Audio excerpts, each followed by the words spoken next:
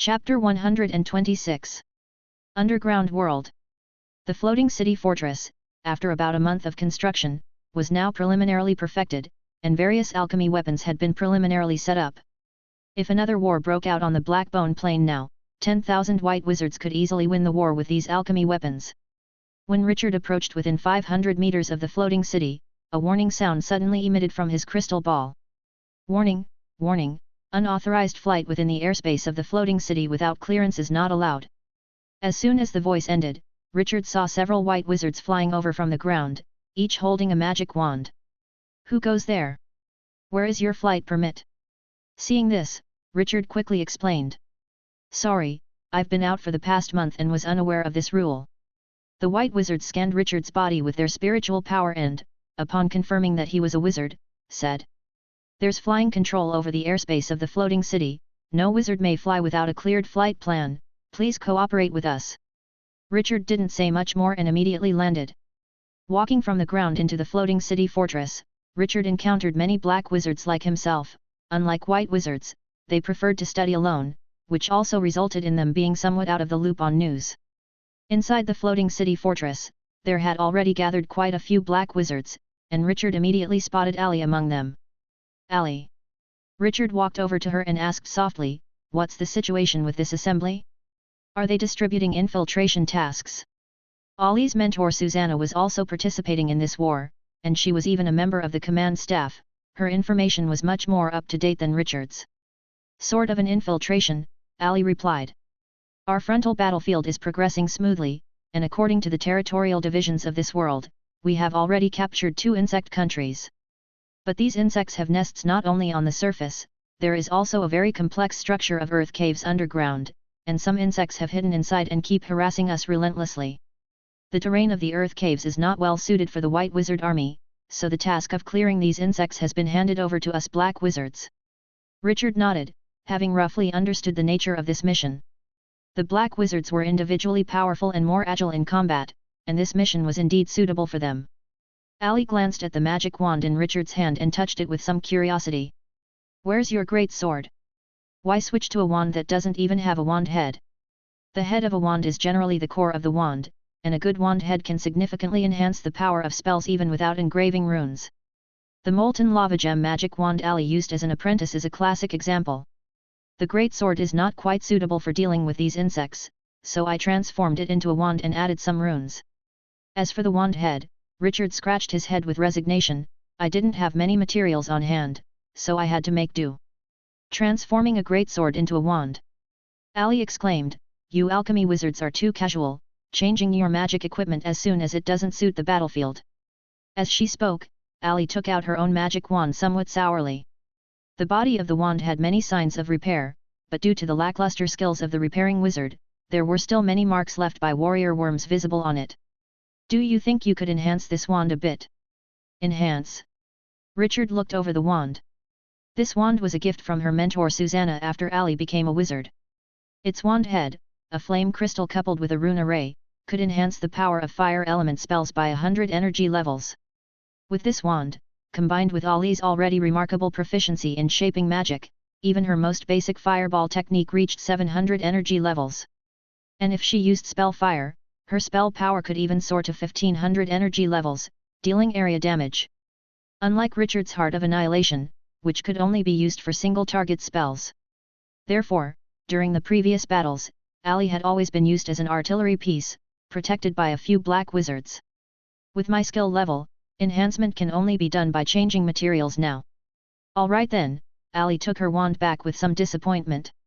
As black wizards from all directions of the Blackbone Plain converged, the command finally issued their orders. From the communication crystal ball, the command's cold voice continuously assigned tasks to the black wizards present. The wizards who received their missions collected various corresponding items from logistical wizards according to the mission's needs. In the past month, the logistical wizards of the floating city had conducted a lot of research on the black crystal insects and designed quite a few items targeting the black crystal worm clan. The purpose of the black wizards' mission this time was not only to eliminate the insects in the underground insect nests but also to test these items. Richard's task was to eradicate the insects in the underground insect nests and explore the terrain of the nests as thoroughly as possible. Ollie's mission was the same as his, and the location was also insect nest number 1. Following the instructions of the mission, they received a set of alchemy items from the logistical wizards, including a concealing potion that would mask their own scent, an imaging crystal ball that could emit reconnaissance sound waves, a reusable slave seal, and a magic pocket for holding slaves. According to the command's information, there were many non-combatant insects in the underground insect nests, which the Black Tower Great Wizard was temporarily buying in unlimited quantities. Depending on the type, the price ranged from 1 magic stone to 100 magic stones each. While collecting the items, Richard and Allie unexpectedly ran into a familiar wizard. "Lawrence, which insect nest are you cleaning up?" Richard greeted familiarly.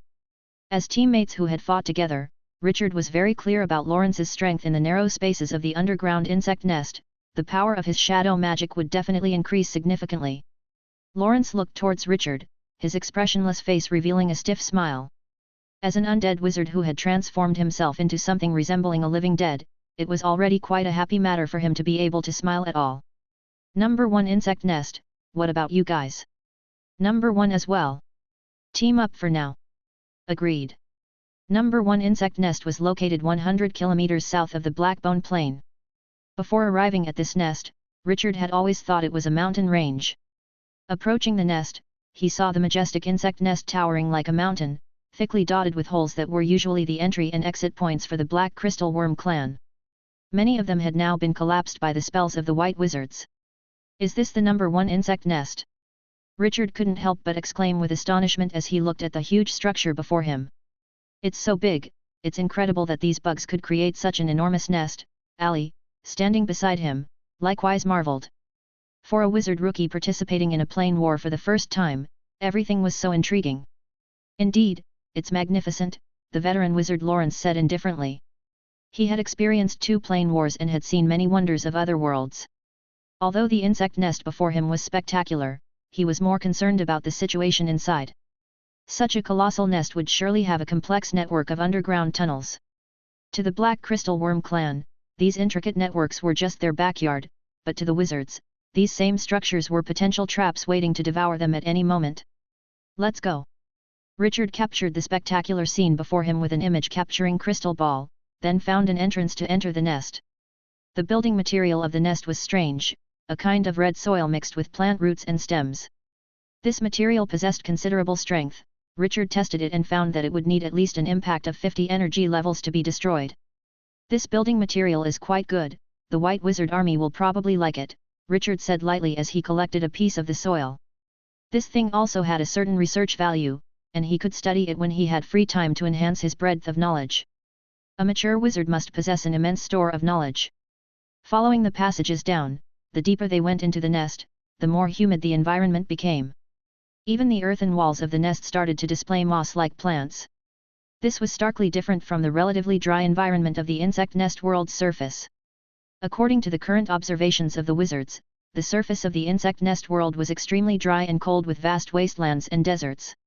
Only around a few major rivers were there relatively dense vegetation. But if they were to estimate based on the insects that appeared during this war, this world should have nearly 1 billion low-level insects as its base. If it only relied on the plant density on the surface, the world could not possibly sustain such a vast Black Crystal Worm clan. Therefore, the command center believed that the majority of the Black Crystal Worm clan's food source was located in the underground insect nests, or to say, the underground insect nests were actually the main part of this world. If their operation to exterminate the insects went smoothly, the Black Wizards would be the next to be sent to the unoccupied parts of the nests for a sabotage mission behind enemy lines. The layout of the tunnels inside the nest was very complicated. The various pathways that looked identical were confusing, and it was easy to start going in circles if one wasn't careful. Moreover, due to the particular structure of the nest, Richard and his group dared not clear their way with magic too hastily, fearing it might trigger a chain reaction and entomb them as well. Fortunately, the command center had issued them with imaging crystal balls that used microwave detection. This crystal ball could use a kind of ultrasonic wave, inaudible to human ears, to detect the surrounding terrain and was crucial in the complicated system of the underground insect nest. Otherwise, without special means, the wizards could only wait to get lost in the caves. As they entered the underground insect nest, the scene before them immediately stunned them. They were now in a relatively spacious underground cavern. The walls of the cavern were covered in pale blue glowing moss. Among this moss, Even brighter glowing mushrooms were densely scattered, like a sky full of stars. Richard took a deep breath. The temperature in the cavern was noticeably higher than on the surface, and the air contained a slight moist sweetness, as though they were walking in a forest after the rain. The concentration of spores in the air is significantly higher than on the surface. Prepare for poison prevention, Richard warned. The concentration of water element in the space is higher, there should be underground water veins nearby, Ali added. The elemental creature bloodline she had fused with was fire element. In this environment where the water element was denser, she felt very uncomfortable. Lawrence took out the imaging crystal ball distributed by the logistics wizards, activated it, and a sound wave inaudible to human ears emanated from the crystal ball. After a moment, the crystal ball projected an image showing the nearby network of tunnels. Ali, you were wrong, there's no underground water vein around here. Lawrence looked at the projected image. If there were an underground water vein nearby, this image would be affected. This concentration of water element is probably due to the special rules of this world. We definitely need to be wary of this. These special rules of other worlds often lead to many phenomena that do not conform to the common sense of our wizard world. Having said that, he pointed to a larger hollow space in the image with a small dot inside it. There's a cavern here, I suspect there should be an insect inside it. Chapter 127. Slimo was a planting insect from the Eisenworm nest. From the moment he was born, he had always lived in this dark, damp cave system. He grew up eating moss, sang among giant mushrooms, ran through tunnels, and swam in underground pools, living an incredibly free life. Occasionally, he would fantasize about the world outside the nest, but according to the priest insects, beyond the nest was an endless expanse of yellow sand, yet there also lay a dazzling starry sky. Slimo had always wanted to see what the real starry sky looked like. Perhaps it was even more beautiful than the star mushrooms that dotted the glowing moss. More than a month ago, a priest insect he knew had left the underground insect nest. The priest insect said, the mother worm god had decreed an oracle, instructing all insects of the insect country to go to the surface to confront the extraterrestrial enemies. Slimo had seen the abilities of the priest insect's flames, thunder, and brilliant starlight that could easily kill the most terrifying demon spiders underground. Before such mighty powers, Slimo believed it would definitely be a one-sided war. In the near future, he would hear the priest insect tell of the enemies he saw on the surface, boast of his great deeds, and the dazzling starry sky. But a month ago, Slimo suddenly felt a wave of sadness. That sadness nearly overwhelmed his cognitive organs, rendering him immobile for several days, unable to even budge toward his favorite mushrooms. Slimo didn't know what the sadness meant, but after it faded, he resumed his daily work. Every insect of the Black Crystal Worm clan had their responsibilities, and as a planting insect, Slimo's task was to cultivate. Billions of insects consumed vast amounts of food daily, most of which were fungi cultivated by the planting insects. Slimo never felt his role was lowly. The notion of lowliness didn't exist in the entire Black Crystal Worm clan. They all came from the same mother worm, whatever they did was merely a distribution by the mother worm. Today, Slimo was cultivating fungi in the cave as usual. The black soil of the earth cave contained moisture and minute fungi, which Slimo killed by spitting his slightly acidic saliva into the soil. Then, he took out some white fungal spores from his carapace and threw them into the clean soil. This was his favorite type of fungus, called the warrior fungus, generally reserved for warrior worms, but as a planting insect, he occasionally got to taste it too. The taste of the fungus was quite good. Each time he ate it, he felt much stronger. 1 spore, 2 spores, 3 spores. Soon, he had planted the entire cave. But just when he was about to move to the next cave to continue his work, a faint sound traveled through his limbs into his auditory organs. Something was approaching. The footsteps were very heavy, utterly different from those of black crystal worms. Moreover, the owner of these footsteps was rapidly nearing the cave he was in. Could it be the surface enemies have burrowed down here? A flicker of panic crossed Slimo's mind. As a planting insect, his body wasn't designed for combat. In times of danger, they always hid behind priest insects and warrior worms. Hide. Slimo made a swift decision. He quickly ran to the edge of the cave, furiously dug a hole with his forelimbs, burying most of his body, leaving only parts on the surface, which he covered with handfuls of mossy mud. Blending with his natural camouflage, Slimo was nearly one with the environment. Bang! 3 strange creatures entered the cave. These creatures were short, wearing silk garments only priest insects would wear, and to Slimo's astonishment, these creatures had no carapace, their tender flesh was exposed directly to the outside. Aren't they afraid of being attacked? Slimu thought. Soon, Slimu got a good look at the faces of the three creatures. What terrifying faces they had! Their heads were large, but their eyes were pitifully small. What could such tiny eyes see? In the insect nest, creatures either had no eyes or very large ones. Moreover, they had no antennae on their heads, only something resembling fluffy stuff. Were those degenerated tentacles? What could such tiny tentacles do? It seemed rather foolish to use such tiny tentacles to hear sounds. After watching for a while, Slimu thought these creatures were truly ugly. Even the ugliest insect in the nest looked 100 times better. Their voices traveled through the ground to his limbs, and then into Slimu's auditory organs. It seemed they were discussing something. Then, the group of creatures began digging up the fungal spores he had just planted, and one even tasted it by throwing it into what seemed like a mouth. Good heavens, these creatures seemed to eat anything. Slimu quietly watched from a corner. Although he had a very low opinion of these few creatures, their strength made him dare not make a single move. These creatures emanated an aura only seen in battles involving priest insects. Slimu watched as one of the creatures dug up the fungus he had just planted. Each time one was dug up, his heart ached. What a great variety of fungus! If it continues to grow, there will definitely be a bumper harvest. But before Slay could grieve any longer, Richard arrived in front of him, having dug out all the fungus, and pulled it out of the ground in one go. The group had discovered it immediately upon entering, using their spiritual power. What is this type of insect called again? A planting insect.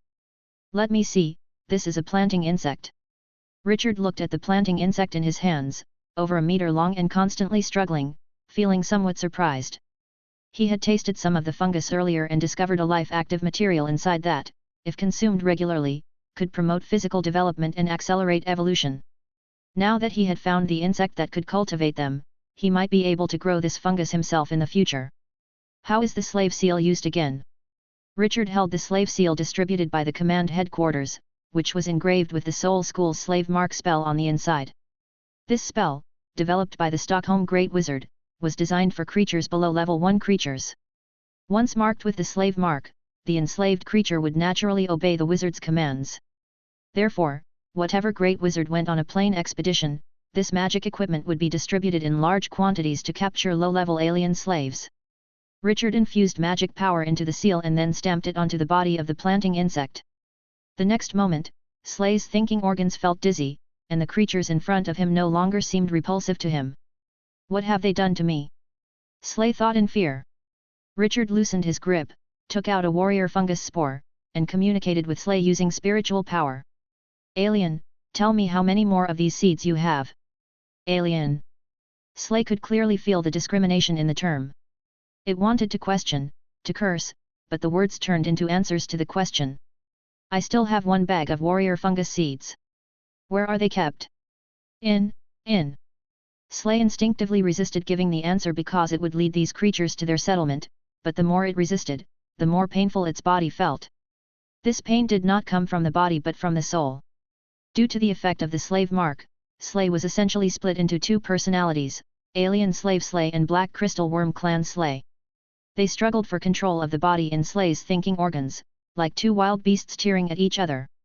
Finally, alien slave Slay won, or rather, the alien slave won.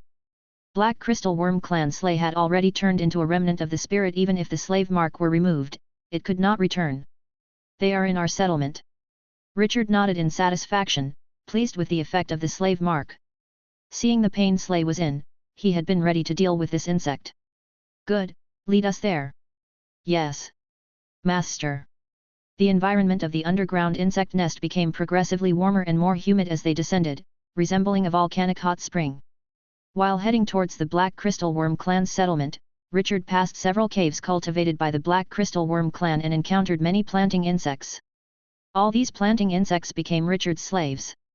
Due to the vast number of planting insects, their value in the Black Tower Great Wizard's market was merely a magic stone each. Neither Ali nor Lawrence cared much for such a small amount of magic stones. In these caves, Richard encountered many peculiar creatures and collected many biological specimens. As a wizard, being curious about the world is an essential quality. Among these, a fungus called sacrificial fungus, cultivated by the planting insects, surprised the 3 wizards greatly. As the exclusive food for sacrificial insects, this fungus had the effects of stimulating spiritual power growth and healing soul injuries. Although these effects were very weak, they were still enough to surprise the wizards, especially Richard. Ulysses' soul injuries required a large amount of soul crystals for recovery, and since soul crystals were quite expensive, using this fungus to heal Ulysses' injuries undoubtedly saved Richard a considerable amount of magic stones. Following the tunnel, the three wizards soon reached the black crystal worm settlement that Slay had mentioned. This settlement was located in a large cave. The floor of the cave was covered with huge blue glowing fungi, under which there was a layer of glowing moss resembling velvet. The black crystal worm clan moved among the giant fungi, their limbs brushing against the moss creating subtle frictions, and occasionally, they emitted deep, rumbling calls. The entire cave looked misty and eerie. Lawrence waved his magic wand, and a pitch-black bat emerged from his shadow. This was a shadow creature contracted from the shadow plane by Lawrence, whose ability to hide in shadows was well suited for ambushes. The shadow bat turned into a shadow and entered the settlement, returning to Lawrence's shadow shortly after. No warrior worms, no sacrificial insects, Lawrence relayed the message brought by the bat. None? Looks like we're in luck, Richard said, somewhat surprised. With the black crystal worm clan's retreat, quite a few insects had entered the insect nest and fought guerrilla warfare against the wizards, but the nest was so vast that definitely there were areas untouched by these defeated troops. Encountering these places was no different from picking up money on the ground. But the shadow bat also brought back a strange message. Lawrence hesitated. It said there are a few odd things among this group of insects. Chapter 128. Strange creatures. Richard asked, puzzled, what kind of strange? According to what the shadow bats saw, there are quite a few insects with spider lower halves in this settlement. These creatures are not weak, each of them possesses the strength of level 1 creatures. Richard turned to look at Slimu. What kind of insect is this? I don't know either. I have been away from the colony for nearly half a month. It's possible other insects have come up from the deeper earth caves. Seeing that Slimu didn't know either, Richard could only put him into the slave pocket to prevent him from getting caught up in the battle. A new type of insect it is, then. We've come here to clear them out. They took out the concealing potion prepared by headquarters from their pockets and sprinkled some on themselves. This potion was said to mask their scent from the black crystal worm clan, but according to Richard's observation, the insect race in the underground insect nest was far more sensitive to the vibrations of sound waves than to scents. Concealing their scent was, at best, of marginal benefit. As black wizards, all three had their own stealth techniques. Richard activated his concealer cloak and casually applied a silence technique on himself as he silently entered the settlement from the shadows. Ali produced a necklace that had an invisibility technique inscribed on it. Once activated, Ali's figure instantly vanished in the cave. And as the most experienced of the three, Lawrence had even simpler methods. He waved his magic wand, transforming himself instantly into a shadow that flowed like water along the ground towards the settlement. Employing their divine skills, they quickly infiltrated the settlement. The black crystal insects in the settlement were extremely busy. They continuously moved the previously stored food from their storerooms and packed the large bundles of rod-shaped fungi onto dedicated transport worms, which then transported them to other earth caves. It seemed that the resistance army of the Black Crystal Worm clan had already made contact with this settlement. The three infiltrating wizards, upon seeing this, didn't rush to intervene. Instead, they each used their means to leave their own tracking marks on these transport worms. Shortly after entering the settlement, Richard found the strange insects that Lawrence had mentioned. These insects had bodies completely different from the other black crystal insects. Their upper bodies were covered with a matte black carapace, bearing 4 blade arms, and no wings on their back. Between the seams of the armor were exposed fine black hairs. Their lower bodies were that of a particularly fierce spider, which seemed to have its own mind. Its 8 eyes perpetually rotated, and its mouth dropped sharp fangs dripping with purple venom. These few insect race members were gathered in the very center of the settlement, conversing with the village head. "Village head, you must not stay here," a half-spider black crystal worm began, "the creatures on the surface are beyond what you can imagine. Staying here will only make you slaves." Facing him, an old planting insect tremblingly stood up. He was 50 years old, a venerable age for a planting insect. If he hadn't become the village head, he might have gone to meet the mother worm god long ago. "Spider Knight, sir, I am too old to be of any help to you below. And I have lived in this earth cave for 50 years. I wish to return to the Mother Worm God's embrace here. Village head, don't be stubborn, another spider knight persuaded. Your experience is very helpful for managing the planting insects. The insect nest needs talents like you now. Besides, you want to return to the embrace of the Mother Worm God, but if you stay here, you will never be able to return to her side. Those creatures will enslave you with evil methods and pry out all the information about the insect nest from you. By that time, it's not only a problem for one insect. The spider knight's voice was very stern, and the high-frequency calls even made Richard feel his anger from not far away. Such anger isn't good. Richard picked up his pure gold magic wand. Getting angry is bad for your health. Boom! The three black wizards, as if by telepathy, launched their attacks simultaneously. Richard waved his wand, and three black fireballs flew out instantly. With the enhancement of the wand, the might of these fireballs, merged with annihilation flame, increased by nearly a fifth from an energy level of 400 to close to 500. Ali, like Richard, sent out purple fireballs with terrifying heat that smashed into one of the spider knights instantly. And Lawrence's spell was somewhat eerie. Materializing from the shadows, he waved his wand, and a host of black insects crawled out of the shadows of the two spider knights, frantically devouring their bodies. Enemy attack! Those creatures have invaded the insect nest. One of the spider knights let out a sharp, high-frequency call, instantly alerting all the insects in the settlement. The planting insects and transport worms started moving down to the lower earth caves, while the few remaining spider knights began their counterattack. Monsters! Don't think you can be arrogant just because you won a battle on the surface. A spider knight charged angrily at Richard, its spider half rushing towards him with astonishing speed. Elsewhere, the rest of the spider knights also began their assault. Lawrence had the strongest magic fluctuation among the three, so a full 3 spider knights charged at him, while Ali's powerful spells also attracted 2 spider knights. The spider knights were incredibly fast and reached Richard in the blink of an eye. The returning black crystal insects had told him that these creatures, like themselves, were divided into samurai and priests. Samurai were physically strong but not skilled in harnessing elements, while priests were skilled at harnessing elements but had slightly weaker physique.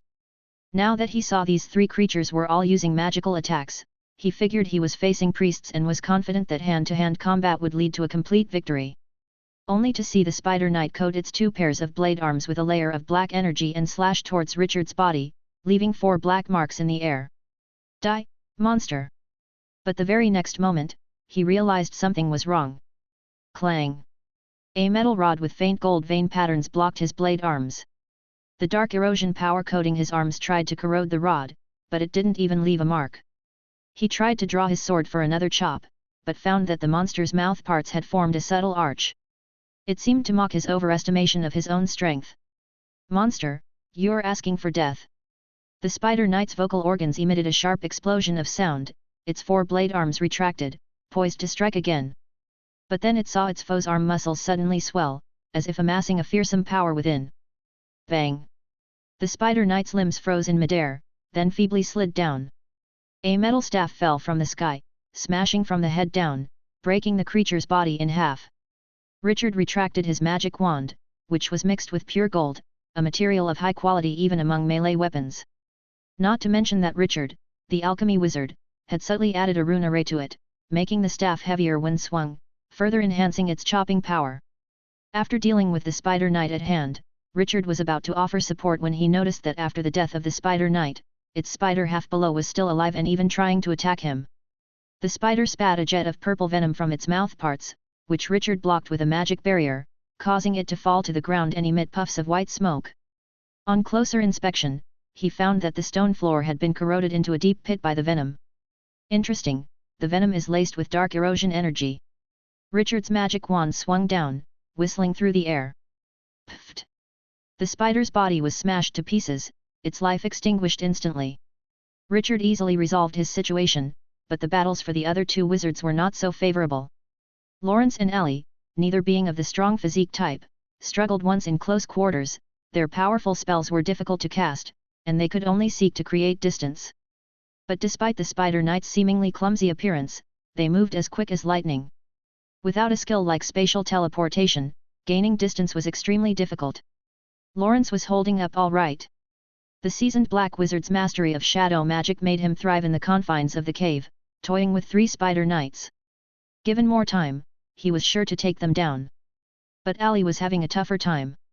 As an artillery mage, her spells were massively powerful, usually causing area damage. If used in close quarters, it was likely that, rather than killing the Spider Knight, she would perish first. 2 Spider Knights, one on each side, lifted waves upon her magic barrier with their 8-blade arms, looking dangerously close to collapse. Both Spider Knights spat 2 jets of venom, each infused with dark erosion power, turning into a purple mist in the air that circled around the defense of the magic barrier and into Ali's inner circle. The magic barrier's defense against physical attacks had a lower speed limit, allowing slower-moving objects to penetrate it. This limit was designed to prevent a wizard from suffocating during a siege, but at this moment it turned into a death knell for Ali. 2 more jets of venom, and dense poison fog instantly enveloped Ali. The 2 Spider Knights followed closely, preventing her from escaping the toxic cloud. Damn it! Ali's face hardened, and her staff began to gather elemental energy. If she hesitated any longer, she'd be poisoned to death. Ali, stop! A deep voice came from within the poison mist. 2 buzzing sounds were heard, and 2 black orbs instantly consumed the upper halves of the 2 Spider Knights. Then a figure waved its magic wand and black flames instantly burned the poisonous fog in the air clean away. Richard! Ali exclaimed with joy. Take care of the spiders, they're not quite dead yet. With that, Richard turned to assist Lawrence. The magic wand, ablaze with black flames, swung with a whistling sound, sending a Spider Knight flying and cracking both pairs of its blade arms. Seizing the opportunity, Lawrence manipulated the shadow on the ground, which struck like flowing water, penetrating the cracks in the Spider Knight's armor in an instant. Shortly after, dark purple blood seeped from the crevices. The remaining 2 Spider Knights, seeing the battle turning against them, turned to run. But Ali, having recovered her strength, would not let them escape. A purple fireball flew past Richard and instantaneously blasted the 2 Spider Knights apart. It's over. Richard dusted off his hands and walked to the body of a Spider Knight. Now, who among us should report to the floating city about the emergence of new insects? Chapter 129. Spider Knights hadn't been mentioned in the intelligence report from the command center, which was undoubtedly a new piece of information for them. If this intelligence could be reported, the command center would reward the reporter. However, the issue at hand was that this reward would only go to the wizard who discovered it first. Therefore, the trio had to find a wizard with enough speed to go and report. I'll go. Ali came to Richard's side and stuffed the corpse of a Spider Knight into a magic pocket. I have a 2-way communication crystal ball with my mentor, and although its range is not large, it's still faster than you flying to the floating city to report. Richard and Lawrence exchanged glances, sharing their opinions. Okay, how shall we split the reward? Lawrence spoke up. He was a free wizard and placed a lot of importance on benefits.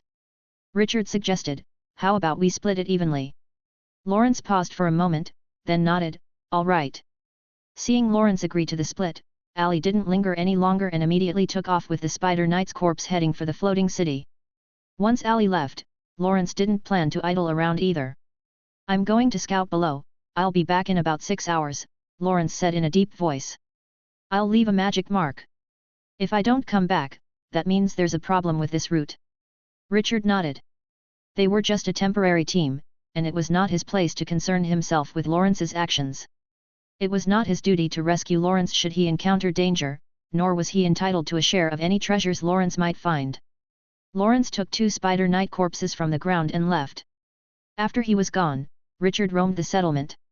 The settlement had no buildings other than a warehouse, and at first Richard thought the insects were exposed to the elements, but upon scanning with spiritual power, he found that the black crystal insects actually lived inside these gigantic fungi.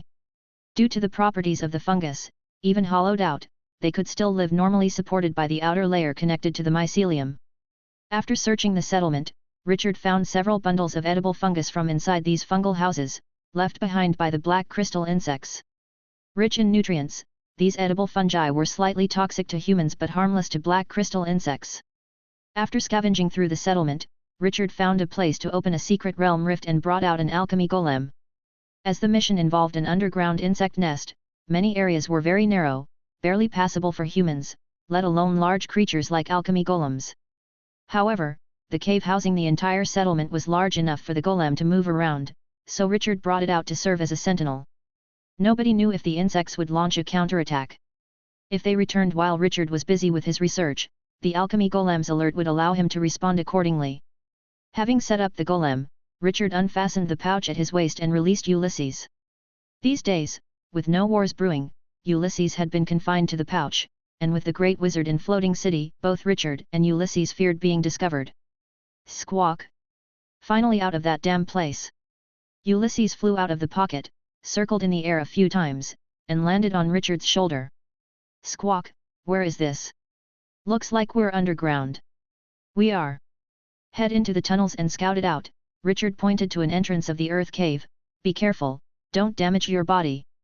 Although Ulysses' essence was that of a world master, his body was still at level 1. If he encountered level 2 creatures, Ulysses wouldn't have many options. Squawk! Don't worry. Ulysses flew towards the entrance but paused halfway. Squawk! You're sending me out on these minor tasks again.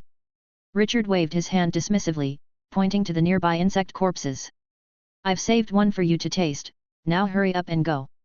Richard found a fungal room and dragged a corpse of a spider knight into it. As a student of Yalad, he had some understanding of synthetic beasts, and the construction of these spider knights felt very strange to him, almost as if two creatures had been forcibly stitched together. Laying the spider knight's body on the ground, Richard took a rune scalpel out of his magic pocket. This scalpel was the one he had found in the wizard's laboratory.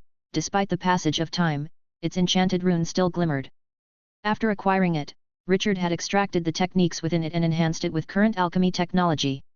Although the secrecy with knowledge among wizards made the civilization appear to progress slowly, after many years, the average level of wizard technology during the pioneering period was far higher than that at the end of the Enlightenment period.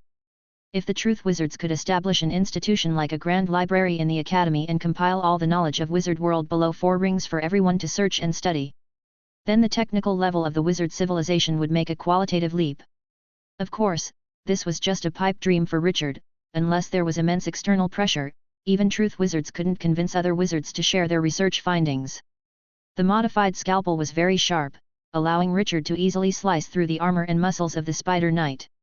The ease was partly due to the spider knight's death, which had caused its internal energy cycle to dissipate and its cells to die, but the sharpness of the scalpel also played a significant role.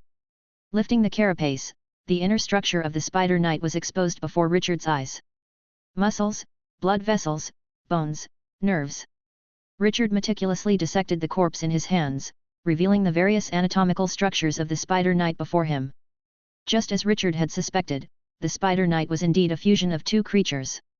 The upper half of the black crystal insect and the lower half of the spider completely differed in species. The spider's lower half contained a complete digestive system, energy cycle system, and cognitive organs.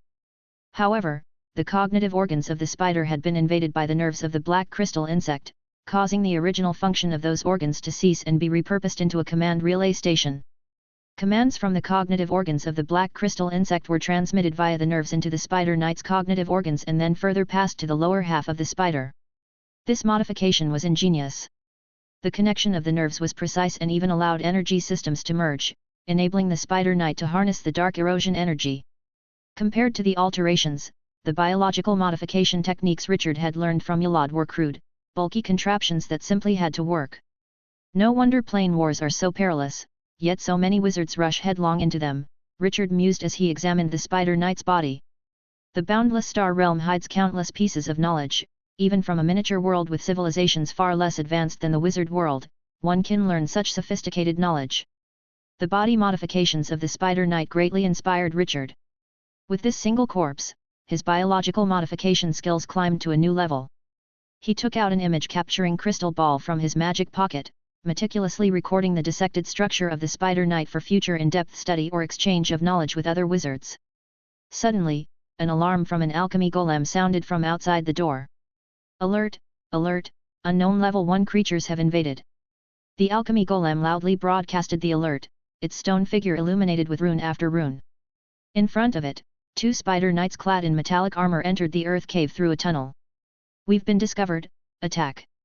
The 2 spider knights locked eyes and immediately charged the alchemy golem, sounding the alarm. Bang! With runes blazing on its hands, the alchemy golem's molten iron fists, radiating terrifying heat, punched one spider knight back several meters. The lower half-speed legs plowed deep furrows in the ground, and its metal armor glowed red from the heat, releasing a burning stench into the air. While the alchemy golem was attacking, the other spider knight swiftly approached it. Its four-blade arms shrouded in dark erosion energy, it fiercely slashed at the alchemy golem. A crisp sound was heard as it carved a diamond-shaped hole into the side of the alchemy golem, revealing the power supply magic stone within it. Stone. The spider knight was startled. It had heard that these creatures from the surface had some unique abilities, but surely these should at least be creatures of flesh and blood, or at worst elemental beings. What was this? A stone giant? Before the spider knight could comprehend the situation, a command came from behind the alchemy golem. Return.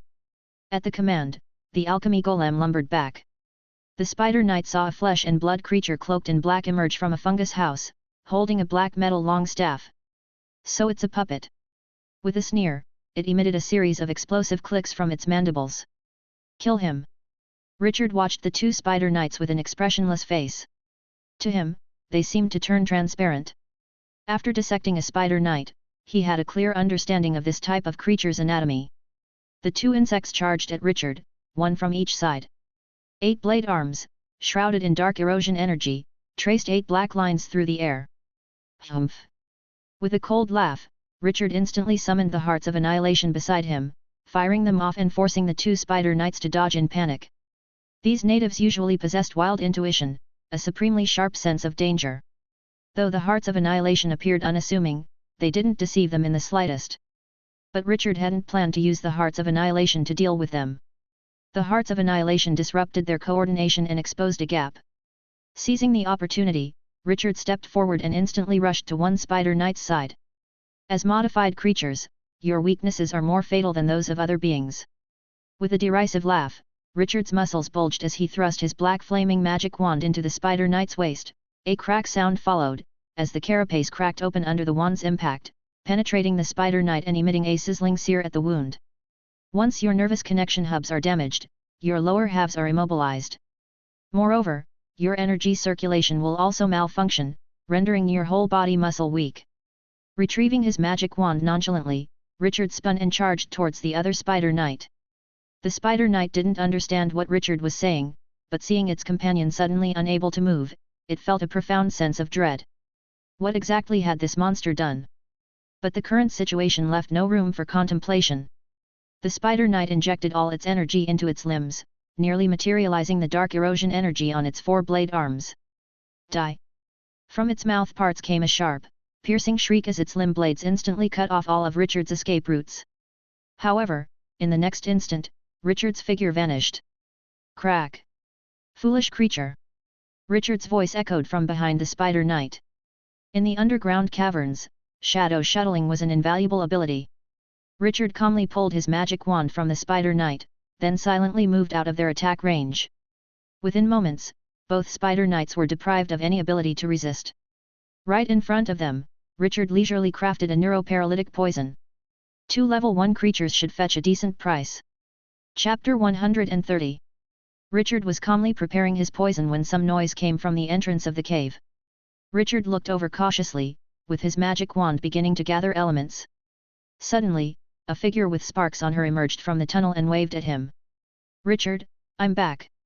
As he recognized the newcomer, Richard breathed a sigh of relief. It was Allie, who had gone back to report the intelligence. "How did it go? Did you get the reward?" Richard stopped what he was doing and looked eagerly at Allie. "Hehe, we were the first to encounter this type of insect, so Command gave us a reward of 500 magic essences." Allie smirked proudly and took a bag of magic essence out of her pocket to hand to Richard. This time, it was fortunate that she had gone back to report. On the way, she had used the communication crystal ball to directly send the intelligence to Command. If she had been even a bit slower, other wizards would have taken the reward for this intelligence. Richard accepted the magic essence and casually put it into his magic pocket, then resumed concocting the alchemy poison.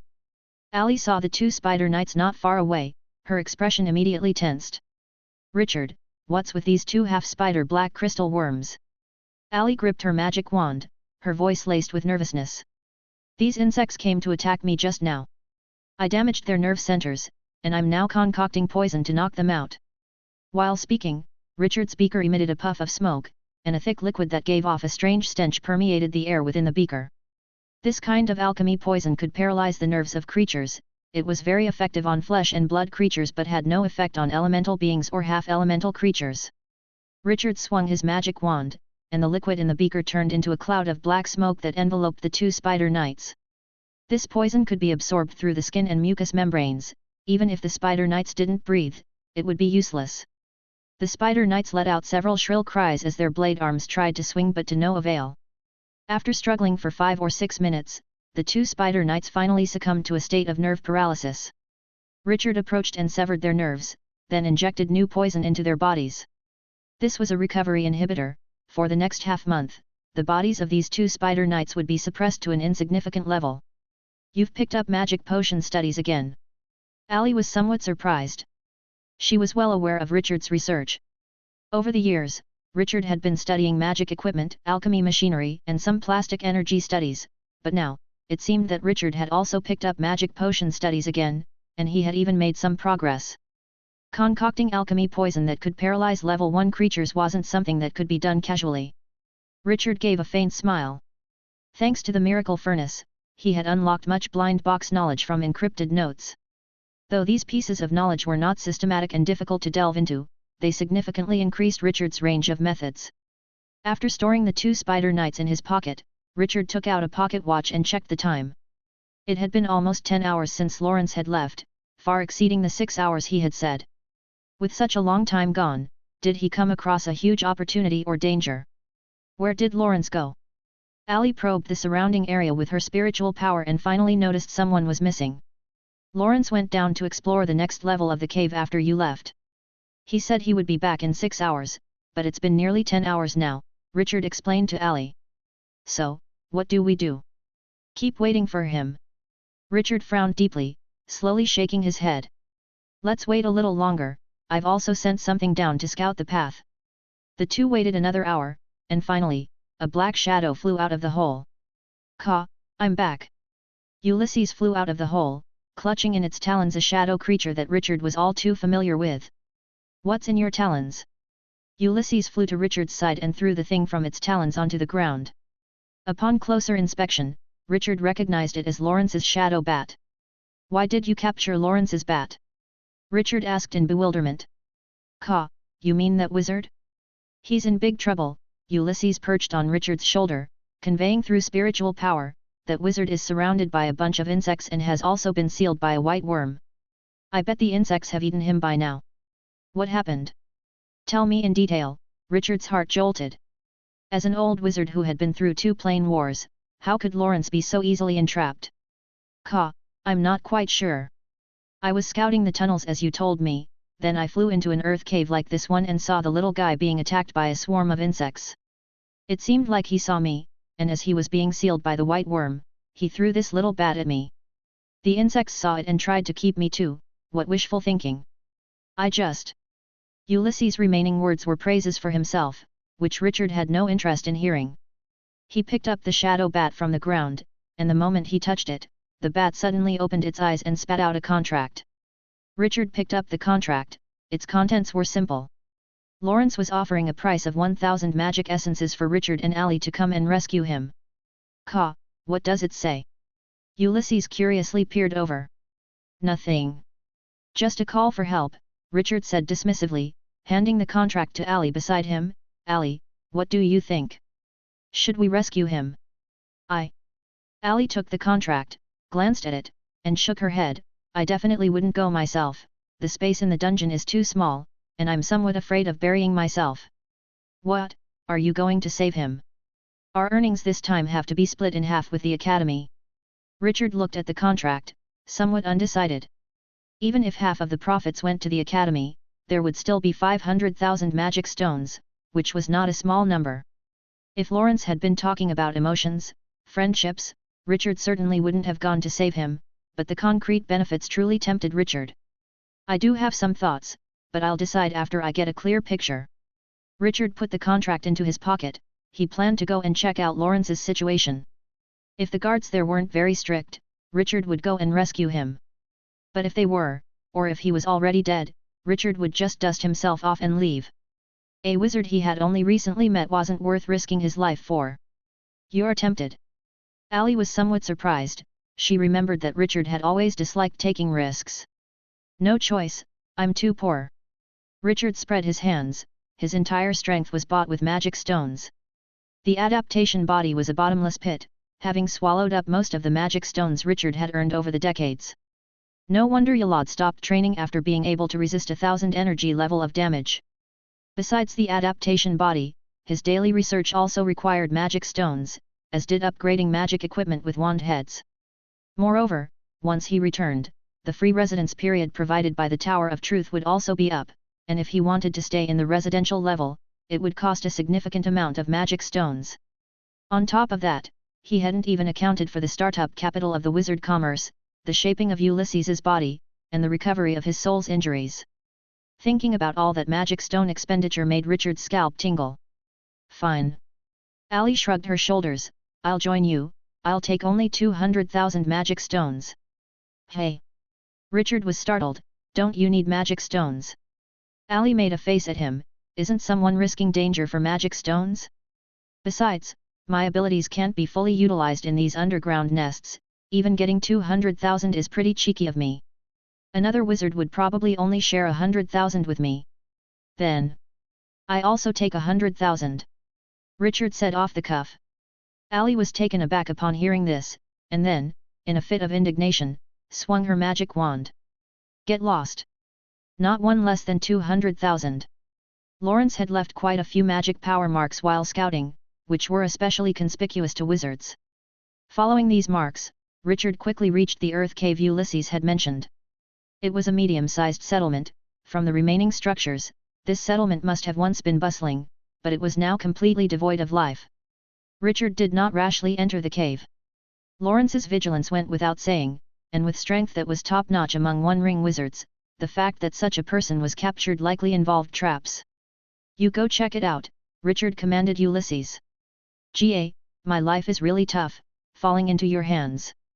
My injuries have barely healed, and every day I have to check traps for you. Despite his complaints, Ulysses still spread his wings and entered the cave. The cave was silent, with giant luminescent fungi emitting a soft blue glow. Ulysses flew around the cave, confirming that there were no traps or alarms left behind. Richard and Ali entered, and from the signs of struggle on the ground, it seemed Lawrence was sealed by sacrificial insects with the starlight seal after hardly any resistance. Could it not be a trap? Richard speculated in his mind. Due to pre-war beliefs that none of the insect countries would be defeated, many treasures were left in the upper layers of the insect nests. And because of the advancing front lines, as well as the complex structure of the nests, wizards had not completely scavenged the nests, with many things likely still remaining in the surface nests.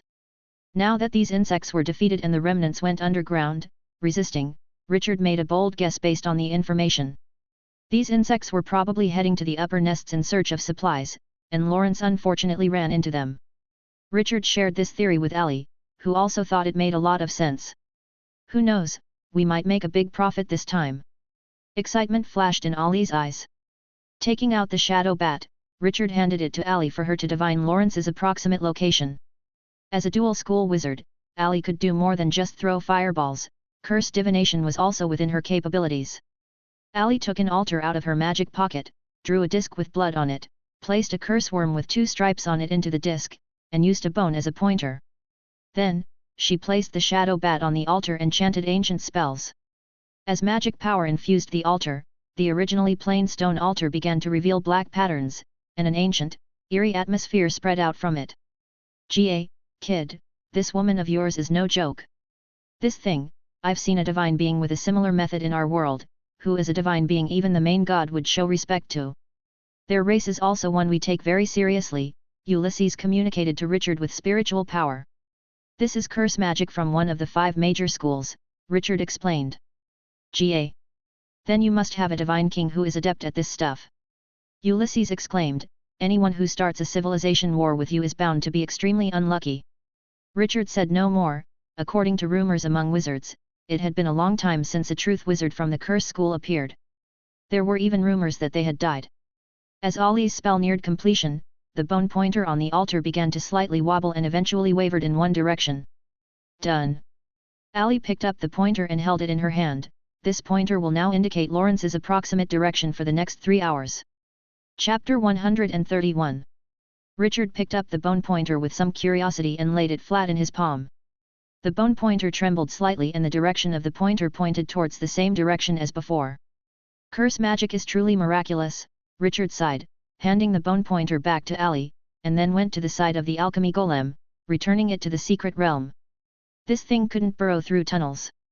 Following the direction of the bone pointer, Richard and his companion continued down the tunnel. During the journey, Richard kept encountering traces of the black crystal insect's movements. This reassured Richard that the direction of the bone pointer was accurate. As they descended deeper into the underground insect nest, the environment became warmer and more humid. The surrounding fungi grew denser, covering many of the advancing tunnels which they could only find by using spiritual power. This greatly slowed their pursuit speed. But fortunately, the environment also made the traces left by the insects more apparent, allowing Richard to continue tracking based on the residual signs even after the spells failed. A month later. Bang! With a muffled sound, a small-sized purple fireball blasted open the fungi blocking the tunnel. At this moment, Richard and his companion had reached the middle layer of the insect nest, where not only was the environment warmer and more humid, but the magic power in the air had also significantly increased. Along with the magic power, Richard felt a surging life energy. This life energy made the fungi's life energy even more formidable, with even a single fungal hypha being extremely tough, forcing Richard and his companion to use spells to clear a path. Moreover, this life energy excited Richard's cells, with the urge to fight continuously assaulting his senses. Richard could determine that creatures living in this layer of the nest would become very aggressive. At least level 1 creatures would be. The rules of this world are strange, the deeper we go, the higher the temperature becomes, yet the concentration of the water element keeps rising. Ali kept a faint layer of flames burning on her body to keep herself dry. Her fused fire element creature bloodline made her very uncomfortable in the presence of the continuously rising concentration of water element around them. Upon entering the tunnel, Richard noticed that the fungi they had blasted open were growing back at a visible rate despite being small. Soon, these fungi would block the tunnel again. We need to move fast. Paired with the surrounding environment, these fungi's life energy is terrifyingly strong. At the end of the tunnel, there was a cavern, and a few black crystal insects were resting inside, some of which were injured. Richard observed the cave through the gaps in the fungi. It seems these bugs are in a bit of a predicament, these few injured ones have fallen behind. The insects' condition was dire, and their wounds dribbled green viscous fluid that corroded the luminescent moss on the ground, creating holes. The acidic bodily fluid of these insects could effectively corrode the fungi, and Richard had mainly tracked them through these corrosion traces. Should we take action? Ali was eager to try. The irksome environment, coupled with the long pursuit, made her desperate to vent. Let's wait. Richard suppressed the combat urge inside him and used spiritual power to command Ulysses to scout ahead. "Ga, scouting again." Ulysses flapped his wings and transformed into a bolt of black lightning, charging straight towards the injured insects. "What is that?" One of the injured insects emitted a sharp shriek from its mouthparts. Several of the insects were warrior worms, they had seen the wizard's methods. This black creature before them was definitely not a native of the insect nest, which meant only one thing. There's a monster. Regardless of their injuries, several warrior worms stood up from the ground with their blade arms gleaming menacingly. These insects had been renowned fighters in the nest, with either significant strength or luck to have survived from the Blackbone Plain. But in the face of these skilled warrior worms, a cold smile appeared on Richard's lips. As the most common combat insects of the nest, the warrior worms could be described in one word: balanced. The physique, energy, and body structure of the warrior worms were very even-keeled, giving them means to deal with various situations. But balance came with a nearly synonymous derogatory term: mediocrity. The mediocrity of the warrior worms meant they could only make a significant impact on the battlefield. In smaller-scale combats or one-on-one fights, mediocrity meant being easily defeated. Richard's figure flashed, and he instantly appeared in front of one of the warrior worms. The combat urge caused by the environment these days was uncomfortable, and facing such an opportunity, he naturally wanted to vent. "Monster! Die!" Two warrior worms swung their blade arms towards Richard. The shiny blades brought a sharp wind, heading straight for Richard's torso. If struck, Richard would at least have a layer of skin broken. Although Richard's training with the adaptation body focused on elemental damage, he also trained in adapting to physical harm. Cutting damages below an energy level of 150 couldn't even scratch his skin. Each of the warrior worms before me was seriously injured, and their blade arms could just barely reach an energy level of 300, while Richard's physique was not weak. His body could resist a certain level of attack, and to boot, he was covered with a layer of black scale armor. For multiple reasons, the cutting strikes of these warrior worms were like a joke to Richard. Bracing himself against the slash of the warrior worm, Richard snarled and raised his magic wand, then brought it down with a whoosh. Crack! One warrior worm's body was crushed by the blow, with its shell and muscles bursting open together, and green mucus splattered everywhere. At this moment, Ali, too, waved her magic wand, and a purple fireball gathered at the tip of the wand, the dreadful temperature even causing the entire cave's temperature to rise. With a casual wave, the fireball crashed down like a meteor, and 3 warrior worms which couldn't dodge in time were blasted into charred remains. The remaining warrior worms, seeing this, panicked and ran toward the tunnel, choosing paths haphazardly. Being already defeated soldiers, fear for the wizards had long taken root in their hearts. Now witnessing their comrades being slaughtered like melons and vegetables, any courage they had dissipated on the spot. But why would Richard let them escape? Richard, holding the magic wand, smashed each of these worms one by one like playing whack-a-mole, and green mucus stained the entire cave. Finally, Richard slowly approached the last remaining worm. He pulled out a soul scroll and slowly said, "Submit or die." The surviving warrior worm took the contract, its dual blade arms trembling, and a name appeared on the soul contract. The fear of death crushed its last bit of dignity. After the contract was signed, Ali approached Richard curiously and asked, "Why take it as a slave? This worm is crippled, not worth wasting a soul contract on." Richard took out a life potion and sprinkled it on the warrior worm's wounds to prevent the fellow from dying too quickly. "Can you understand these worms' speech?" Ali paused, then realized Richard's intention. "You want to interrogate it?" "Not interrogate," Richard said, squatting in front of the warrior worm. "Inquire. I am its master, I do not need to interrogate it." Having said that, he asked the warrior worm, "Worm, tell me, what is your purpose in heading to the upper insect nest this time?" We, the warrior worm seemed to still want to struggle, but Richard's gradually indifferent gaze ultimately made it give up that thought. "We go to the upper insect nest to retrieve the divine gifted armor for the priest as well as a treasure left by the mother worm god." "A treasure left by the mother worm god?" Richard was shocked and immediately asked, "What is this treasure left by the mother worm god?" The mother worm god being a world master meant that anything related to her would be no trivial matter. The warrior worm slowly spoke, "The treasure left by the mother worm god is a gift she bestowed upon 36 mother worms in ancient times, most of which were already put to use during wars. Only the insect god's blood remains hidden in the upper insect nest. The priest leading us serendipitously learned of this message, so he led us to risk infiltrating the upper insect nest to retrieve it." "Serendipitously?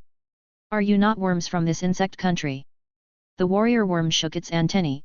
"Yes, we are worms from the prosperous insect country." "What is the strength of your group of worms?" "Most are 1-star warrior worms, the priest is 2 stars, but it was severely injured by you guys in the upper insect nest." Richard nodded, understanding the situation. "What's this about sealing that wizard?" "Wizard?" The warrior worm was somewhat puzzled by this appellation, but quickly realized they were talking about Lawrence. "On the way back to the prosperous insect country, we must pass through Mushroom Land. That wizard is our offering to Mushroom Land." In a cave a few dozen kilometers away from Richard, a group of black crystal insects was resting. A month of travel had wearied these black crystal insects. They unloaded fungi from the body of the transport worm, each taking a few stalks and then placing them in their mouth parts to start chewing. Although they could sustain daily activities by absorbing magic power, the life-active material in the warrior fungus could quickly relieve their exhaustion. In the midst of this group of warrior worms, a priest worm dressed in woven silk silently sat, with the black crystal on its forehead flickering with faint starlight. All the worms present could feel the disharmony within the priest worm. An alien energy was continuously damaging its body, while the priest worm's starlight power was constantly struggling against this energy. Before long, the priest worm extended its antennae, and its large eyes opened, revealing a weary gaze. The alien energy, after all, was like water without a source, and the priest worm's starlight power managed to suppress it for a short time. "Priest, shall we continue?" asked a warrior worm commander clad in black metal armor. In the warrior worms, black metal armor indicates it is an outstanding 1-star warrior worm, on the cusp of stepping into the realm of 2 stars. Continue, said the priest worm, standing up. For every extra minute we stay here, the treasure left by the mother worm god is in more danger. Those 2 bands of monsters are still chasing us, we must move quickly. Having spoken, it opened its mouth and amidst a wad of starlight, Lawrence was encased like amber. I hope the spirit of nature in Mushroom Land will fancy this creature from another world. Chapter 132. Mushroom Land occupied an important position in the culture of the Black Crystal Worm clan. Legend has it that before the mother worm god descended upon this world, the entire world was occupied by mushrooms. After the mother worm god descended upon the world and fed on the mushrooms, her descendants, the mother worm and the Black Crystal Worm clan, also fed on the mushrooms. Such behavior angered the mother of all mushrooms, the primordial mushroom, who waged a great battle with the mother worm god and ultimately ended in defeat. Fragments of the primordial mushroom fell to the ground and transformed into patches of mushroom land. These mushroom lands, carrying the resentment of the primordial mushroom, required any flesh and blood creature that wished to pass to appease the spirit of nature of the mushroom land with flesh and blood. After the warrior worm finished recounting the Black Crystal Worm clan's mythology, Richard stroked his chin, lost in thought. Myths hold significant meaning to a race's culture, they are a form of historical record. From the warrior worm's account, it seemed that in ancient times, the mother worm god of the Black Crystal Worm clan was not yet the world master. It became the world master only after battling a massive fungal life form. For a miniature world, that was a momentous significance. Wizards classify planes into 4 types, the largest being worlds like the wizard world, which wizards have not yet explored. But according to Ulysses, such worlds are the seeds of civilization, and as soon as a level 7 creature leaps into the star realm, another civilization will appear within it. Then there are medium-sized worlds, which often have multiple world masters and house a level 6 creature. Such worlds are beyond the scope of conquest for a single wizard academy, hence once discovered, an operation led by a Tower of Truth and involving several wizard academies is launched to conquer it. These plane expeditions are usually very brutal, but the rewards are also very rich. Many great wizards rise to prominence after surviving such wars. Then there are small worlds, which may have multiple world masters, with the power of the world masters potentially reaching level 5 creatures. For safety reasons, such worlds are often conquered jointly by 2 wizard academies. Finally, there are miniature worlds like the insect nest world, where there will only be 1 world master, and the strength of the world master is at level 4. Such worlds are most common in the star realm, and a single wizard academy can conquer them. But if we go by the Black Crystal Worm clan's legend, the moniker of the insect nest world being a miniature world might need some revising. Worlds can grow, too. A world can devour drifting world fragments, secret realm fragments, creatures of the star realm, or some star realm dust to grow.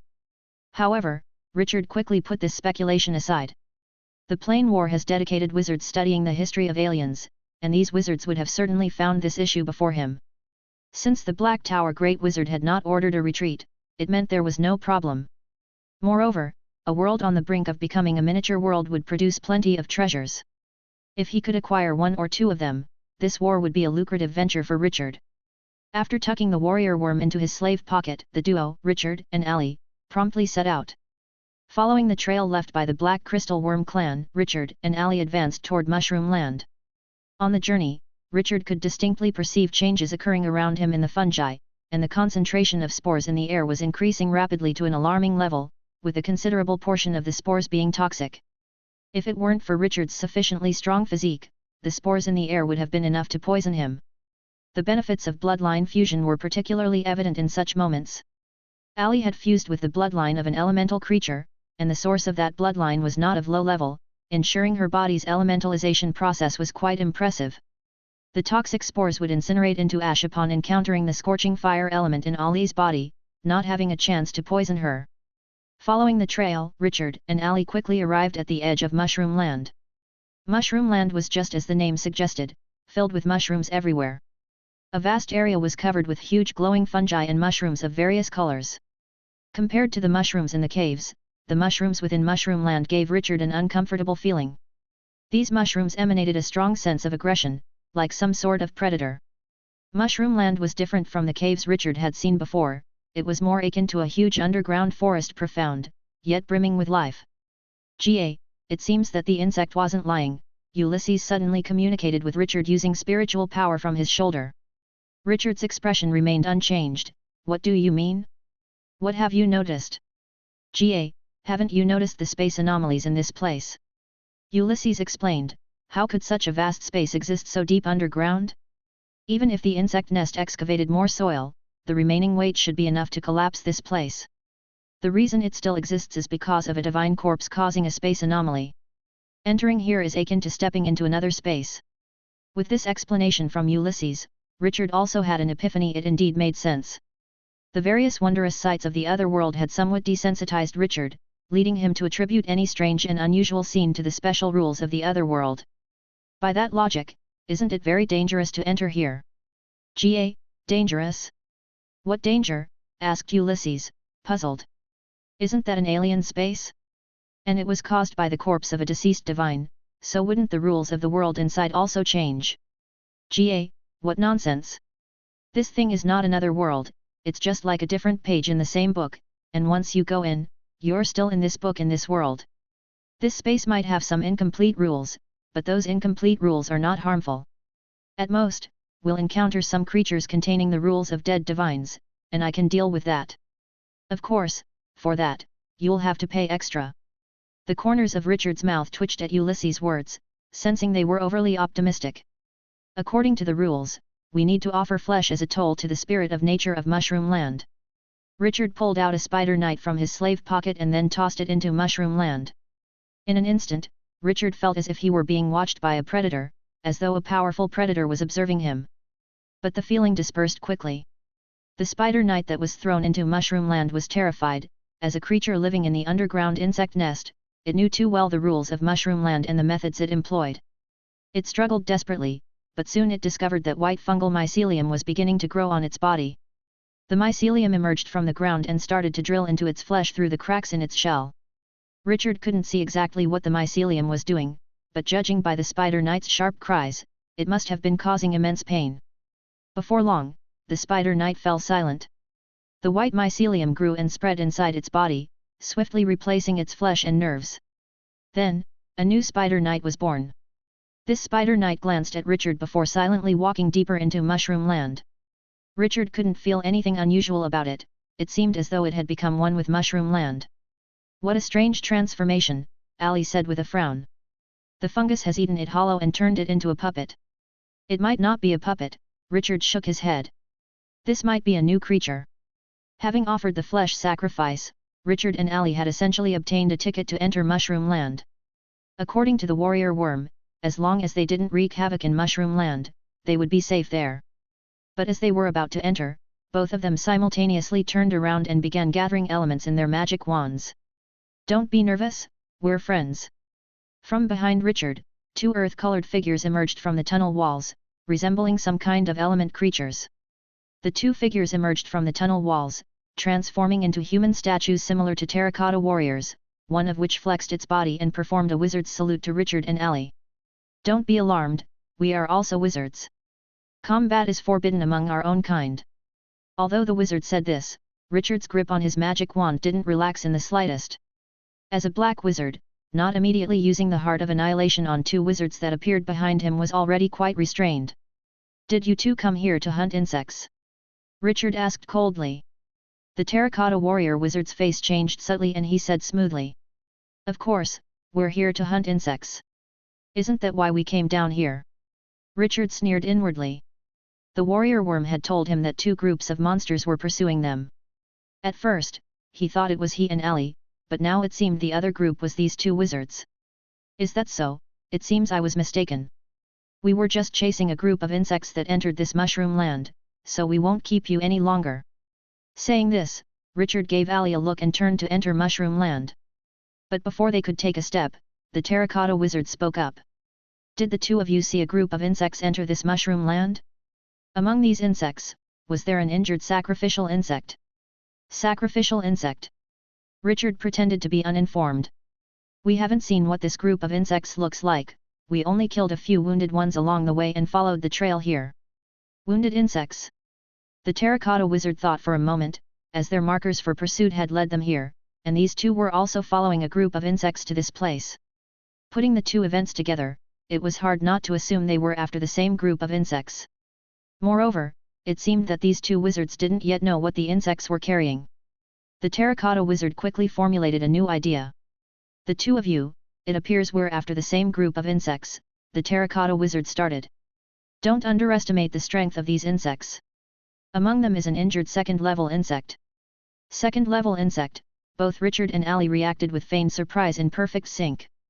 Their acting was so natural that it didn't raise any suspicion in the terracotta wizard. Yes, among them is an injured second-level insect, the terracotta wizard continued. This insect escaped down here after killing a second ring wizard in the upper insect nest. Its strength is not to be underestimated. That's impressive. Despite that, you dare to pursue it? Richard asked, feigning confusion. The insect is gravely injured, and we are confident enough in our ability to escape, thus, we followed it here, the terracotta wizard replied with a smile, then his tone shifted. But from what we see now, if the four of us wizards join forces to hunt these insects, catching them would be as easy as reaching out our hands. Chapter 133. Cooperation. Richard sneered inwardly. The treasure from the mother worm god possessed by that group of insects was so valuable, he did not believe these two wizards were willing to share with him. Now, bringing up cooperation, they were likely using them as cannon fodder. Black wizards, each one of them had climbed up stepping over the bodies of their peers, absolutely unburdened by any guilt when it came to betraying their teammates. But Richard was also a black wizard, and he likewise harbored thoughts of using these two as cannon fodder. Therefore, Richard pretended to ponder, and after a long contemplation, he said, "Cooperation is indeed possible, but I have one condition." "What condition?" Richard smiled slightly. "Since we're cooperating, naturally we need to share intelligence. These insects came from above, their numbers, what kind of insects they are, and what they carry. I believe the two of you should be clearer than I am, who only tracks their traces." Although Richard was very familiar with that group of insects, to make this deal more realistic, he decided to set some conditions. The human puppet wizard and the wizard behind exchanged glances, sending spiritual messages through psychic waves. "How about sharing the message about the faith equipment?" "Possible, but we cannot give it away too easily. These two wizards surely know something, we have to extract something from them." Richard, noticing the two were communicating, was in no rush, he knew they would agree to his terms. The combat power of that group of insects was not weak, especially the severely wounded second-level insect, which Richard was particularly wary of. If not for having Ulysses as support, he would never so recklessly pursue them. The teachings from the Jialong Club's black wizard still echoed in his ears. As a black wizard, one must restrain their own greed. These two wizards had only second-ring power, and even if they had some tricks, they would not be stronger than him and Ali. To securely handle those insects, allying with them was necessary. "We can share intelligence," the human puppet wizard stated, "but you also must share intelligence." "No problem with that," Richard agreed readily, "I have information about this mushroom land." With the deal reached, both sides began exchanging intelligence. According to the human puppet wizard, they were tracking this group of insects for a piece of faith armor they carried, which was extremely precious among the black crystal insects and significant for the wizard's research. Besides, this group consisted of about 20 insects intermingled with various types, among which there was a third kind, less common than warrior worms and sacrificial insects, known as spider knights. The human puppet wizard highly praised the spider knights. In his words, these insects had swift movements and powerful attacks, holding a significant advantage in the narrow terrains of the insect nest. In an upper layer of the insect nest, a wizard experiencing his first plane war had been instantly slashed into pieces by two spider knights. Richard neither agreed nor disagreed. The spider knights indeed possessed strong initial killing capabilities. After the human puppet wizard finished sharing the intelligence, Richard also shared his information on the mushroom land. Richard's information was quite conservative, aside from needing to sacrifice flesh to enter the mushroom land and not causing massive destruction within it, he did not reveal anything else. But just these two pieces were enough to satisfy the human puppet wizard. They knew nothing about the mushroom land. Without Richard's information, entering would be akin to walking into a trap. "Had no idea this place had such intricacies. Without the two of you, we might have been in serious trouble," the human puppet wizard expressed his relief. "No big issue, we're all on the same side."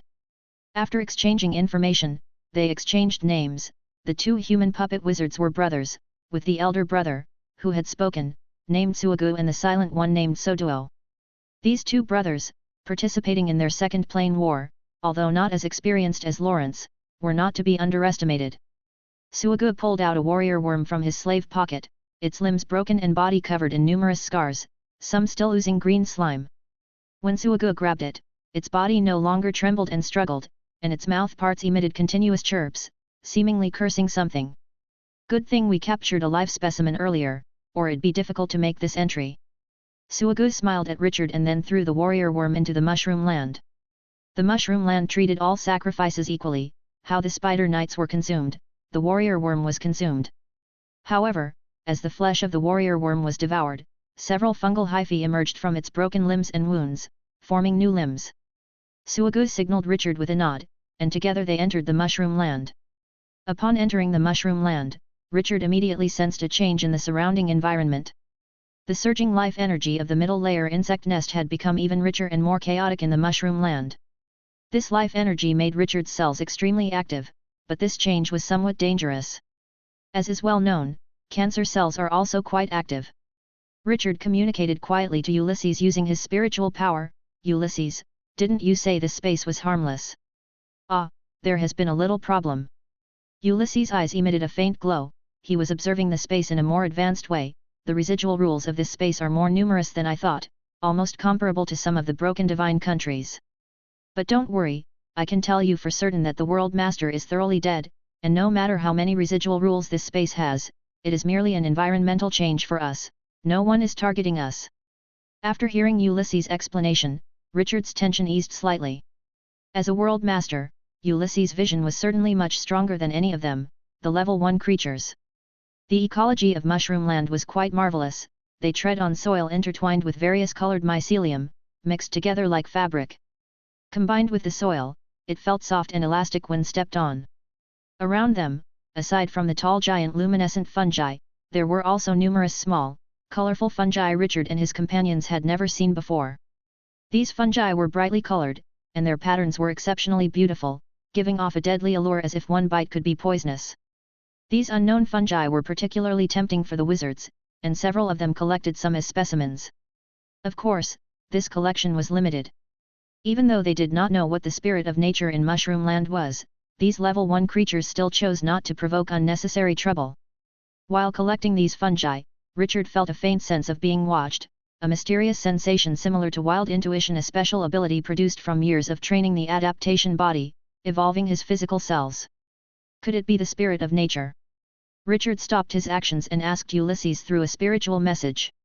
Ulysses, do you feel something spying on us? Ah, spying? No. Ulysses shook his feathers. In this mushroom land, besides these mushrooms, there's not even a living creature, nothing is spying on you. Hearing this from Ulysses, Richard felt doubtful. Was he just being paranoid? Before he could ponder it further, Suagu gestured to him. Richard walked over and saw a group of insects regrouping in the distant mushroom forest. Among them was a priest worm draped in silk fabric, its body continuously emitting intense energy fluctuations. That priest worm was hit by a counterattack from a dying second ring master. It's probably suffering from internal backlash now, Suagu whispered. Do we attack now? Richard asked. A cold light flashed in Suagu's eyes. The priest worm is currently suppressing its injuries, now is the best opportunity. Richard nodded and signaled Ali on the side. The 4 wizards pulled out their magic wands, preparing to ambush the group of insects. But just as they were about to make their move, the priest worm, which was suppressing its injuries, suddenly opened its eyes as if it sensed something. This caused the 4 wizards to immediately halt their actions. There was a chasm between level 1 creatures and second level creatures. Even though this second level insect was severely injured, they still had to be cautious. The priest worm plucked a mushroom from the ground and casually threw it down. The mushroom cap spun a couple of times on the ground, pointing directly in the direction of the 4 wizards. Then the priest worm touched a black armored warrior insect with its tentacles, speaking very calmly. There's a monster approaching, right in the direction of the mushroom cap. Don't look, don't get nervous, follow my lead. The black armored warrior insect's tentacles vibrated slightly, and it spoke in a low voice, My lord, what shall we do? As a warrior insect, it did not question the decisions of the priest worm. The group of monsters doesn't understand what we're saying, so don't get nervous, the priest worm said calmly, I'm injured and don't have much strength. You guys adjust your positions, let the spider knights charge first, then follow up. Focus as much as possible on one monster. These creatures in black robes are different from those in white robes, they have many methods and are cold-hearted towards their companions, but they value their own lives. If you quickly take down one, you should be able to scare them off. The warrior insect nodded, I understand, my lord. But we are now in Mushroom Land, what if recklessly fighting angers the spirit of nature? Hehe, don't worry about that, the priest worm shook its tentacles, its words imbued with profound mystery, this is our world, and the world spirit is on our side. Under the attention of the world spirit, even the spirit of nature has to give way. The warrior insect stood up and commanded several insects around to adjust their positions. This move seemed somewhat inexplicable to the several wizards, but soon, Richard, who excelled in close combat, noticed something. The robust spider knights had suddenly adjusted to positions closest to them. Richard took a silent step back, positioning Suagu as the foremost wizard. This distance would not hinder their ambush, but it would allow the spider knights to target Suagu first. Richard faintly guessed what that sensation of being watched was. They, the invaders, were probably already targeted by the world Origins Will. Chapter 134. In any world, becoming a level 1 creature required recognition by the world Origin, which served as a mark, signifying that you had passed the world's inspection. Meanwhile, a level 1 creature that hadn't undergone the world Origins examination was considered an illegal entity, a pest as far as the world was concerned. The fate of pests need not be mentioned. Richard vaguely recalled a rumor he had heard in the floating city. During the Plane War, black wizards infiltrating the enemy's rear must always avoid the enemy's spiritual evolvers. Such creatures were able to see through a black wizard's disguise regardless of their strength. Richard glanced at the moving insects and gave Ali a meaningful look. If his guess was right, they had been discovered. Upon seeing Richard's signal, Ali's heart tightened, and she immediately began preparing defense magic. The Suagu brothers did not notice the change in Richard and Ali. They continued to wait silently for the chance to launch a sneak attack. Upon seeing the insects positioned correctly, the priest sent out a command with its spiritual power. Attack! In an instant, 2 spider knights lunged toward where the 4 were hiding, their speed as fast as lightning. Behind them, more than a dozen warrior worms followed, with dozens of blade arms gleaming with a bright, sharp edge. Not good. Suagu's face changed, and he tried to retreat, but he saw the priest's third eye black crystal shoot out a white light that hit him squarely. A binding force instantly locked Suagu in place, leaving him unable to move and only able to watch helplessly as the spider knights approached. And all this happened in a mere moment. Seeing this, Richard knew his guess was correct and was about to make his escape, but after seeing the priest take action, he stopped in his tracks. As a second-level creature, the priest could have killed all 4 of them with its physique alone, had it not been injured. However, the priest did not move now, and its abilities seemed to be of a supportive nature, which led to a thought flashing through Richard's mind. This thing probably didn't have much strength left. With that thought, Richard swiftly waved his magic wand and shot out several black fireballs to support Suagu. While casting his spell, he communicated with Ulysses through spiritual power. Ulysses, go test that insect's strength. GA, understood. Ulysses flapped its wings and instantly transformed into a streak of black lightning, cutting through the swarm of insects and heading straight for the priest. The priest saw something flying towards it and immediately felt a bad omen. Due to suppressing its injuries, its available strength was nearly depleted. Having used the starlight binding, it had already exhausted a significant amount of power, and to act now would likely consume its last bit of strength. Go! With a low shout from the priest, a starlight net burst forth from the black crystal on its brow, sealing off all space around Ulysses, preparing to seal it. It could only hope that its thunderous strike would deter these monsters. Normally, a standard level 1 creature faced with this starlight net would not escape being sealed, but the priest encountered today was no ordinary level 1 creature, it faced a world master disguised as one. Ulysses spewed out a black flame from its mouth, quickly burning a gap through the starlight net. Taking advantage of the gap, Ulysses narrowly avoided the ceiling and traced a beautiful arc in the air, flying back to Richard. GA, this bug doesn't have much power left. Hearing Ulysses's response, a smile spread across Richard's face. Without the interference of that second-level worm, the dozen or so level 1 worms were merely a matter of spending more time to deal with. On Richard's side, there was good news, but the situation was dire for the Suagu brothers. The priest's starlight binding had prevented Suagu from retreating in time, and the two spider knights, in coordination with more than a dozen warrior worms, swiftly reduced him to a pile of rubble. However, Richard saw a streak of light enter the void, which likely meant that Suagu had created a life box and his soul had escaped. The remaining, Sotuo, seeing his brother perish in an instant, naturally did not dare to stay. His body flashed with a yellow light, and he was about to burrow into the ground as he had when he first appeared.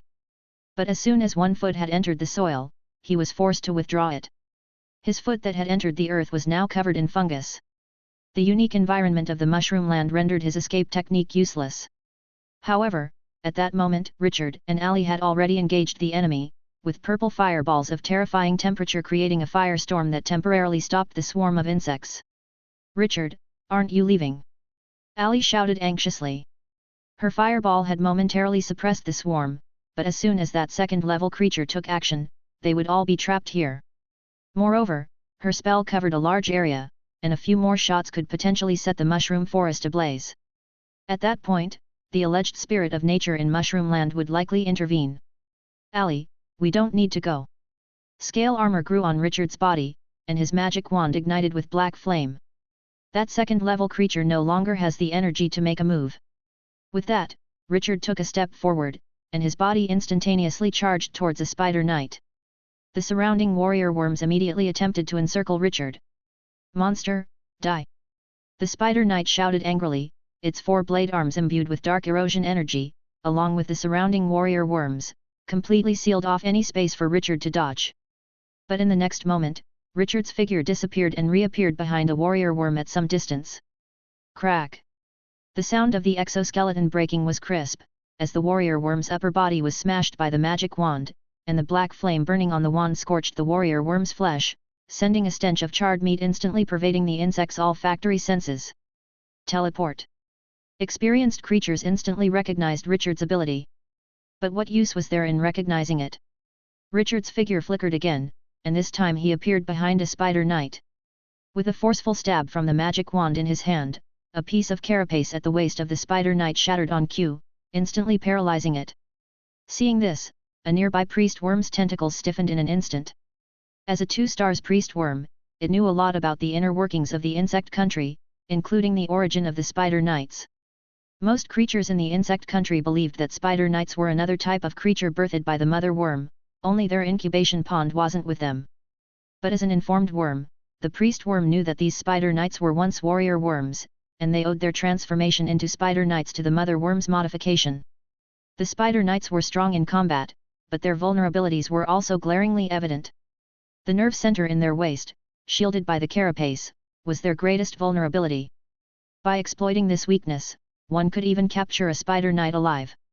But how did this monster know about it? That vulnerability was known only to the priest worms.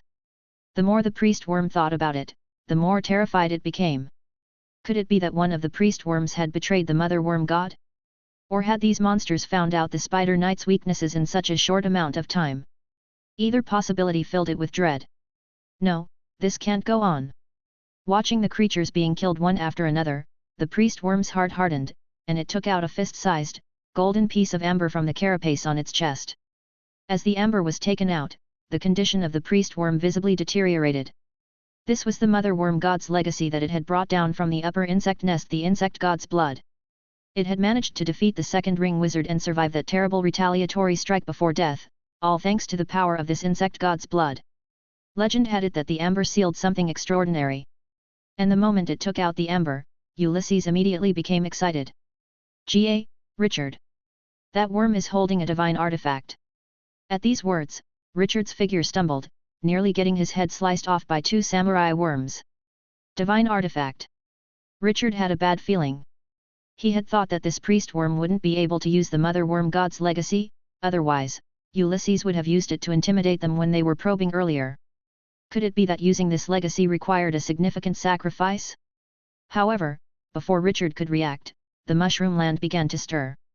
The moment the amber was taken out, the whole mushroom land seemed to tremble, and countless fungal creatures roaming in the depths of the mushroom land looked towards one place at once. That was the location of the golden amber. "Ga, what's happening?" Ulysses, flying in the sky, watched with gaping mouth as a horde of fungal creatures rushed over from a distance. It could see that this cluster of fungal creatures was charging right towards them. With a shudder, Ulysses' body instantly grew several times larger, an annihilation flame erupted all over its body. "Ga, kid, open your secret realm. Quick!" The approaching fungal creatures were up to no good, and among them were level 2 and level 3 creatures.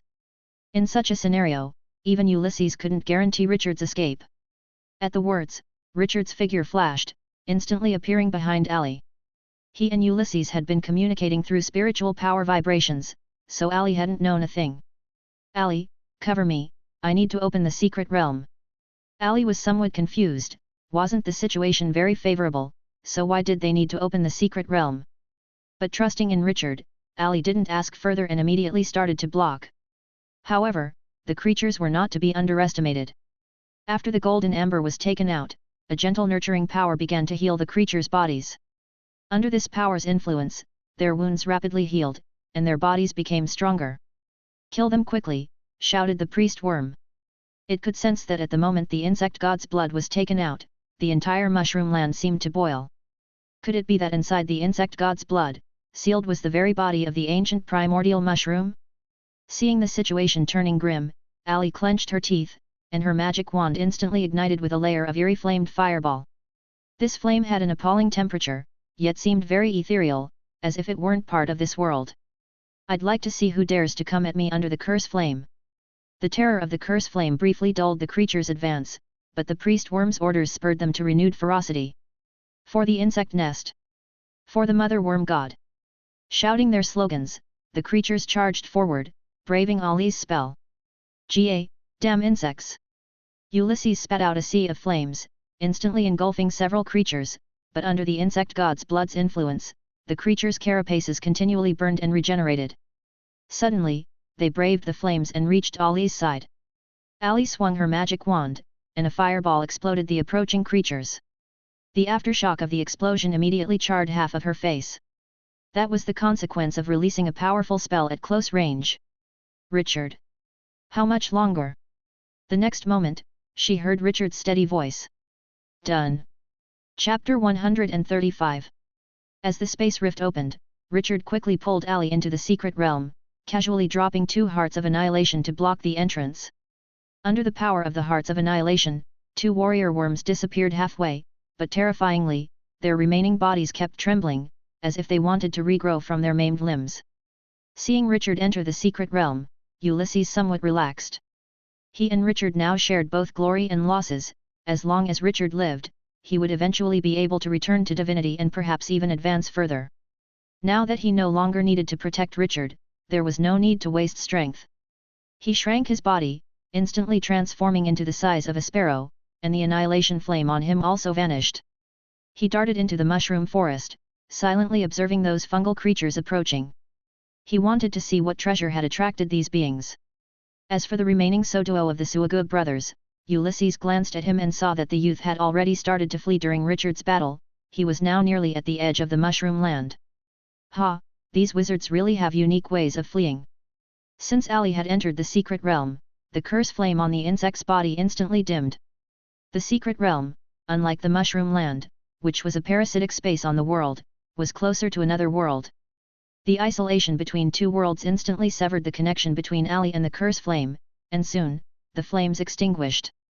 With the help of the blood of the insect god, the group of insects quickly recovered to their original state, and even their shells became thicker and their muscles stronger. They felt the changes in their bodies with surprise, continuously emitting joyful chirps, but the priest insect was not as happy. The priest insect stuffed the blood of the insect god back into its body, hoping to calm the mushroom land, but it did not notice a nearly imperceptible mycelium had already attached to the blood of the insect god. Thud, thud, thud. Dull footsteps came from deep within the mushroom land. A terrifying fungal spider, at least 5 meters tall, cleared a wide path through the mushroom forest like a bulldozer, followed by countless fungal creatures festooned with mycelium spreading like a tide. This. The priest insect watched in horror. Having already reabsorbed the blood of the insect god into its body, why were these fungal creatures still charging at them? Could it have enraged the spirit of nature? But whatever the reason, they were now powerless to resist. Stro, take the divine gifted armor and other insects and leave, the priest insect decided quickly, pulling out a small shield and handing it to the black armored warrior insect. My lord, what about you? Asked the black armored warrior insect. Me. The priest insect shook its tentacles and knelt towards the direction of the insect nest. The moment it took out the blood of the insect god, the injuries inside its body had already erupted. Although it had been temporarily clinging to life with the blood of the insect god, given the current situation, it surely couldn't take the blood with it. I am doomed. The warrior worm seemed to want to say more, but the priest worm had already removed the black crystal from between its brows.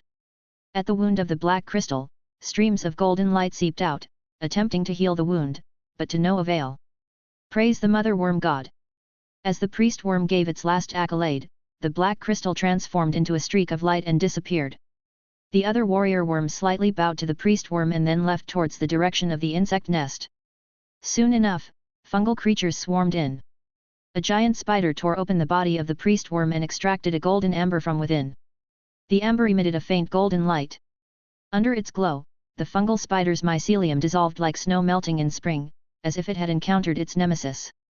The fungal spider emitted a soundless cry, with mycelium spreading out a tentacle from its body, grabbing a nearby first-level fungal creature and hurling it at the amber.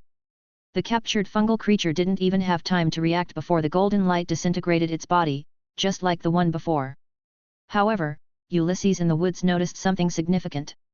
Ha, are they trying to wear down the seal bit by bit with numbers?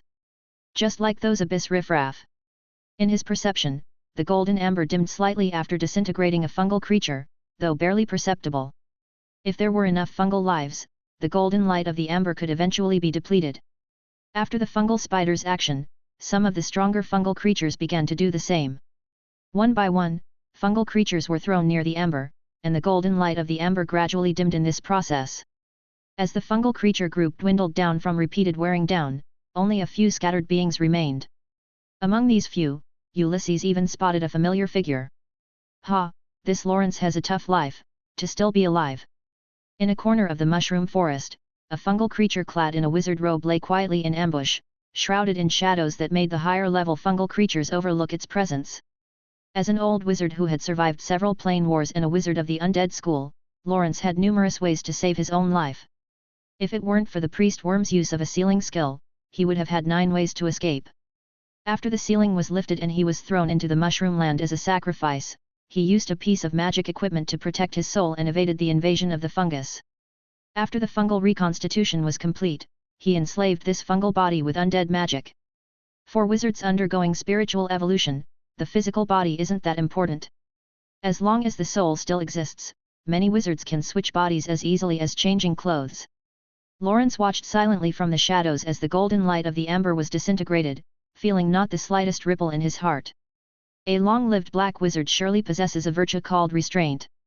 No matter how powerful or precious that amber might be, it wasn't something he could obtain now. His reason for coming here was simple: the blood of the insect god awakened the instincts of his fungal body, making him lose control and involuntarily come here. However, this had brought him an unexpected surprise. The traces of Richard and others fighting the insects hadn't faded yet, and Lawrence easily discerned Ollie's traces from them. This fungal body couldn't step out of the mushroom land, and traveling by soul was far too dangerous. If he encountered any intense energy fluctuations, he wouldn't even be able to return to his life box and would be utterly finished.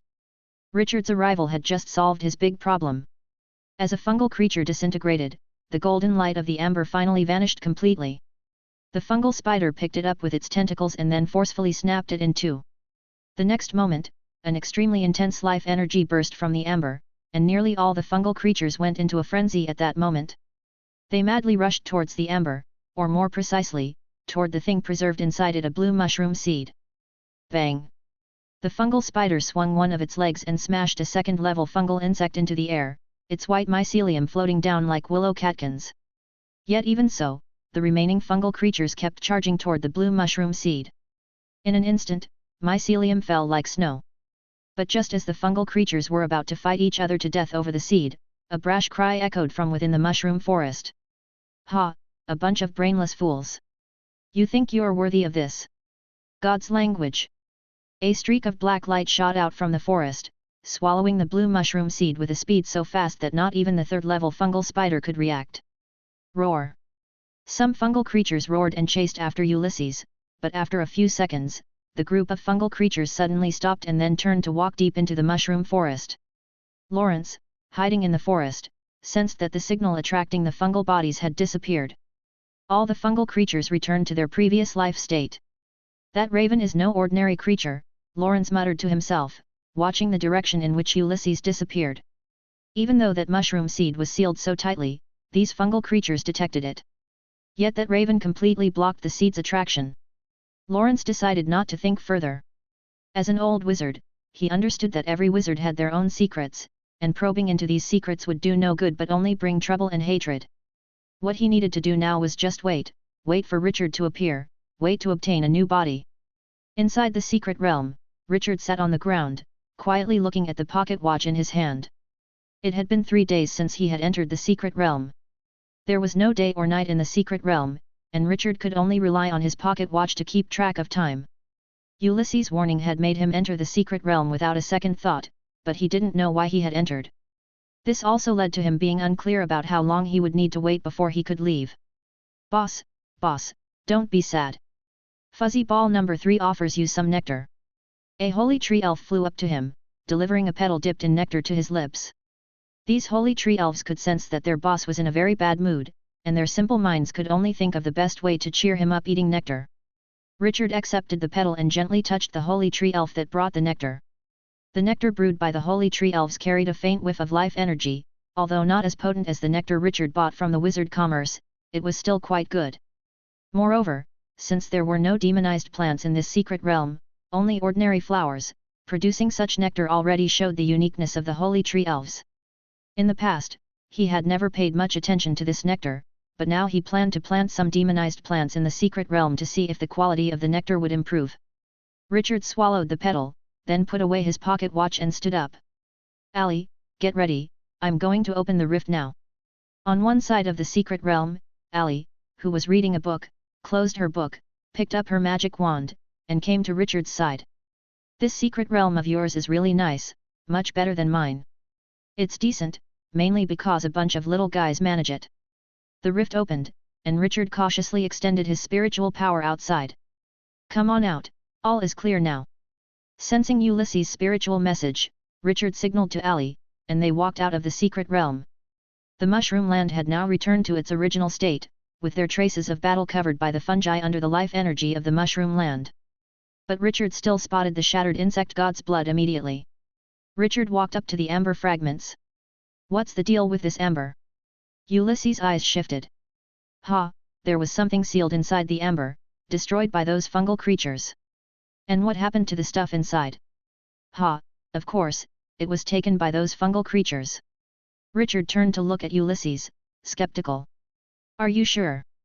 "Ha, I'm sure." But just as Ulysses finished speaking, a figure emerged from the mushroom forest. "Richard, I have a deal you might want to hear." Chapter 136. Lawrence. As Richard saw the figure emerging from the mushroom forest, a shock ran through him. At this moment, Lawrence's entire body was composed of white mycelium, which rhythmically bent and stretched as he moved, appearing incredibly natural.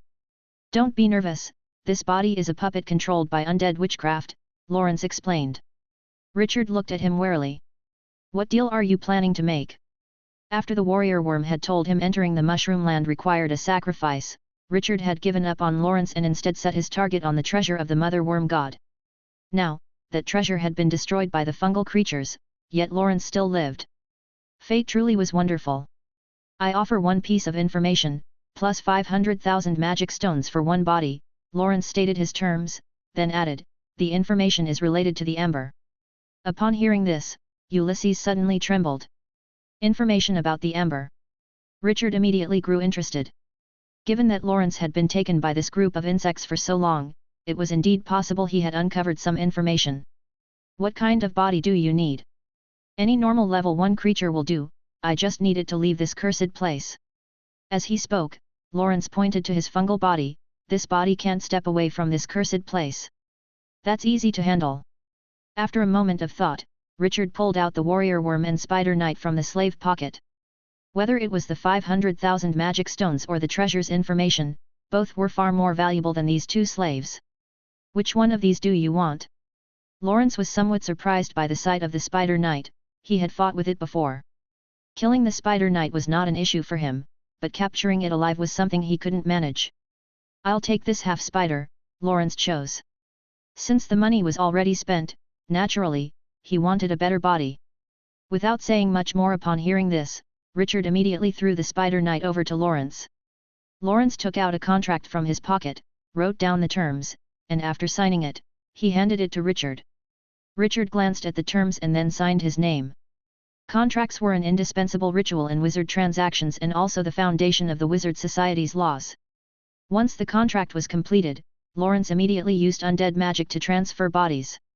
Although the Spider Knight's nerves were still severed, the undead magic controlling the body didn't need nerves and resembled more of a puppet on strings.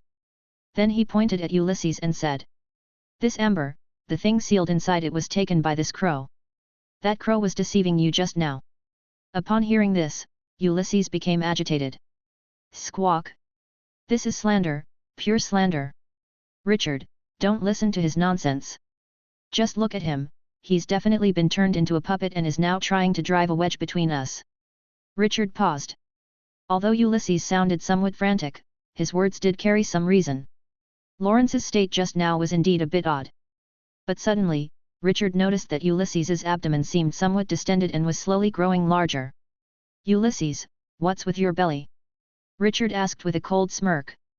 "Squawk! My belly? What's wrong with it?" Ulysses said nervously. But before it could make any more excuses, a strand of blue mycelium stretched out of its mouth. The mushroom land trembled again. "Ulysses, every time I think you're one of us, you always stir up trouble." Richard glanced at him and then reopened the rift into the secret realm. "Lawrence, go in and take shelter." Richard called out to Lawrence and grabbed Ulysses, whose stomach had swelled up like a balloon, and entered the secret realm. Although he didn't know what those blue mycelium were, judging from the reaction of the mushroom land, they definitely weren't ordinary. Lawrence looked at the space rift with a hint of surprise on his face. Secret realm fragments were quite expensive. It was Richard's first time participating in the plane war. How could he afford such things? But when he entered the secret realm fragment, the surprise on his face instantly turned to shock. This, where did you get this secret realm fragment?" Lawrence exclaimed incoherently, "This concentration of magic power, this environment, this harmony of rules, how could a one-ring wizard possess such a thing? Aren't you participating in the plane war for the first time?" Faced with Lawrence's astonishment, Richard shrugged. "Our dean is quite generous, this is a reward he gave to us." "A reward?" Lawrence felt his worldview being shaken. "Are you his student?" "No." "Then why would he reward you?" "This thing is a reward for an exam, it doesn't matter whether I'm his student or not." "If you're talking about a student," Richard gestured towards Ali, "this wizard is our dean's grand pupil." Lawrence turned his head to look at Ali, his eyes wide as if they were bells. "You're the grand pupil of the Black Tower Great Wizard?" Ali nodded indifferently and said, "The dean is indeed my mentor, but usually, I can't even see my own teacher, so this connection isn't very useful." Upon hearing this, Lawrence said with a stern face, No, this connection is very important. With this connection, this war will be much easier for us." Lawrence had never imagined that the rookie wizard he was fighting alongside had such a formidable connection. If you had told me about this connection earlier, with it, he could have obtained many more resources from the logistic wizards, and even gotten first-hand information. This would be a huge advantage in the war. Even if this war bonded friendships, he might even be able to mix into the Black Tower Wizard Academy as a logistic wizard in the future. Thinking of this, Lawrence's mindset underwent some changes.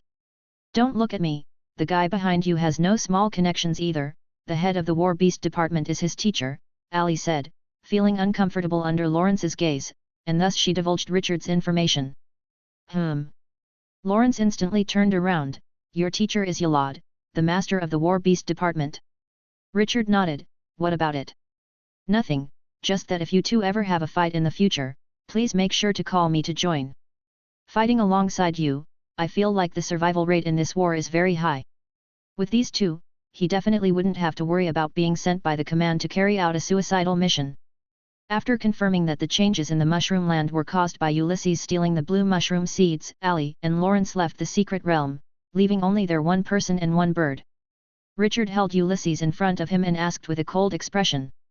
Ulysses, do you have anything to say? At this moment, Ulysses' body continued to sprout blue mycelium, swelling up like a ball. If it were a normal creature, it would have died long ago. Only Ulysses, the world master, could still barely survive. Gah, my master! I was wrong, I was wrong! Ulysses wailed.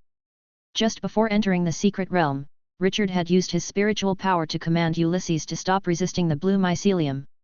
Ulysses, knowing how to keep pace, realizing his behavior was inappropriate, naturally gave up resisting since the mycelium was harmless to his soul, and he couldn't die anyway. Wrong! Richard sneered coldly, my lord Ulysses, if it weren't for someone saying so, I might have really let it pass. Could digesting this thing have restored quite a bit of your strength? Gah, no. Absolutely not. This thing is of no benefit to the soul at all, my mind was really clouded. Ulysses screamed miserably. This mushroom seed, when it first appeared, burst with amazing life energy, but when Ulysses swallowed it, it immediately showed its true nature. It continuously absorbed Ulysses' energy for nourishment, starting just a little at first but increasingly more later on, growing larger and larger until Ulysses eventually slipped up, by which time it had almost drained all of Ulysses' energy. Not at all. Richard still sneered coldly, not believing a word Ulysses said. Gah, my master, if you don't act now, this body of mine will be destroyed, and then it'll be your loss. Ulysses continued to wail miserably, knowing full well that Richard was not a sentimental person. Compared to tormenting him, the potential losses were probably more significant. But this time, Ulysses miscalculated. Richard used the levitation skill to suspend Ulysses in the air. It's okay, I have plenty of active flesh on hand, building you another body is no problem. Gah, no. Master. Richard. Faced with Ulysses' participation, Richard unflinchingly levitated him into the sky of the secret realm, then added a soundproof magic shield. Ulysses had been too greedy this time, he had to be punished. An hour later, Ulysses' body suddenly exploded, turning into a fungal sphere. A divine light flew out from the sphere, entering the crow body Richard had prepared. Ulysses, what on earth is this thing? Regaining a body, Ulysses landed on Richard's shoulder and cooed obsequiously. Gah, I guess this thing is the mushroom seed killed by the golden insect long ago, but it seems like it just awoke its soul. Master, you can communicate with it directly. No sooner had Ulysses finished speaking than the fungal sphere from the sky fell down. Mortal, I wish to make a deal with you. Mortal. Richard raised an eyebrow, this mushroom didn't seem to understand its standing. Ulysses, can you kill it? If you kill it, this matter is settled, and I'll prepare you a better body when we return. Gah, no problem. If it weren't for you wanting to discipline me just now, I would have already killed it. As he spoke, Ulysses' eyes gleamed with a hint of light. Though only a wounded world master, the mushroom seed on the other side was merely an embryo. Wasn't it easy for a severely injured adult to defeat an embryo? At this moment, the mushroom ball still hadn't realized something was amiss and continued. Mortal, if you serve me, I will grant you power, strength, glory. The mushroom ball hadn't finished speaking when Ulysses' soul invaded it. Gah, power? Strength? Does a mushroom like you deserve my master's service? The mushroom ball's spirit space lacked a miracle furnace, and in it, Ulysses was overwhelmingly dominant, convincing the mushroom ball of reality in a matter of seconds. Master! I surrender! I will serve you! I will serve you! Seeing the mushroom ball was so sensible, Ulysses withdrew from its spirit space and returned to his body to coo obsequiously at Richard. Gah, my dear master, this mushroom wants to serve you. Serve me! Richard smirked slightly, what are you, that you should serve me? Master, I am the world mushroom. Chapter 137. World Mushroom.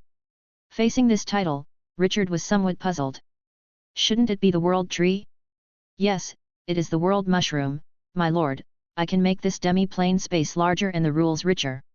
If there is enough time, this demi-plane might even become a real world. The world mushroom desperately tried to paint a rosy picture for Richard, hoping to survive. Ulysses's terror was somewhat beyond its expectation, and even the pest that had been beaten into a seed and sealed for so long was not one-third as terrifying as Ulysses. It could feel that Ulysses had suffered severe injuries. If these injuries were to heal, it suspected that even it combined with that insect would merely serve as a lavish feast of meat and vegetables for Ulysses. How could such a terrifying creature refer to an ant as its master? Ulysses, do you think what it says is credible? Richard asked. I have only heard of the world tree and never of a world mushroom. Ulysses ruffled his feathers. Caw, my dear master, the term world tree is a general term. Although it calls itself the world mushroom, it is actually what we refer to as the world tree. If you, my master, had visited a plane where the earth element is unbalanced, the world trees there are enormous mountains. And in some worlds where the water element is predominant, the world tree is a gigantic seaweed or a giant jet that reaches through the heavens and the earth. As a member of the gods' civilization, Ulysses's status was almost equivalent to that of the great wizard. He had seen many landscapes of various other worlds. To him, something like the world mushroom was nothing extraordinary. So that's how it is. Richard nodded. That could indeed be useful. Draw up a destiny contract for it and make the terms strict. Caw, Ulysses hesitated, then reluctantly scraped off a bit of debris from his soul. Although his injuries had somewhat healed during this period, this small amount of debris took him back a step. Don't be so aggrieved, Richard said indifferently. You will benefit from this mushroom growing as well. I found in the insect nest a type of mushroom that can restore soul injuries. If we could plant it in the secret realm, your loss would quickly be recovered. Caw, really? Richard didn't say more and pulled out a sacrificial fungus from his pocket. After tasting it, Ulysses immediately produced the destiny contract. Caw, for the sake of your interests, my lord, this loss of mine means nothing. The destiny contract prepared by Ulysses was very strict, but the world mushroom had even fewer choices than Ulysses had back then. Back then, Ulysses could still struggle, but in front of Ulysses, the world mushroom didn't even have the right to struggle and had to sign the contract obediently. Having been sealed for so long, the world mushroom had no intention of just coming back to life only to die again. Once the contract was signed, the world mushroom rooted itself in the secret realm. As soon as it took root, the magic power in the entire secret realm began to flow instantly. The magic power, like rivers flowing into the sea, was absorbed by the world mushroom and transformed into fungal threads spreading out. The holy tree elves sensed this change and hid behind Richard. Before long, the fungal threads of the world mushroom had spread through half of the space of the secret realm, and its height had reached about 10 meters. The holy tree elves were curious about this suddenly enlarged object. A group of little creatures came out from behind Richard and kept circling around the world mushroom. Boss, what is this? A spiritual message came from the world tree. My lord, I will connect with the rules of this secret realm. There will be some changes here soon, and these little ones might not be able to adapt. Not be able to adapt. Richard frowned. The holy tree elves were of significant use to him, relating to long-term benefits. Can you resolve this? The world mushroom was silent for a long time, making Richard feel like some bosses he had encountered in his past life, who always demanded the moon. Go take out Tang Seng and his disciples. JPG. After the silence, the world mushroom sent a spiritual message. I'm not sure, but I can try. The world mushroom extended several thin fungal threads to connect to the holy tree elves. After a long time, the world mushroom conveyed some good news. My lord, these little ones are quite good, and I can transform them. If you allow, they can become my kinfolk. Kinfolk? Richard paused for a moment. After consulting Ulysses, he learned the meaning of kinfolk. Kinfolk are essentially a dependent race of a strong creature, similar to a symbiotic relationship in nature. The kinfolk depend on the strong for survival, while the strong benefit from the services provided by the kinfolk. After hearing this explanation, Richard decided, all right, but I need to ensure absolute control over them. The world mushroom sent a message. Your will.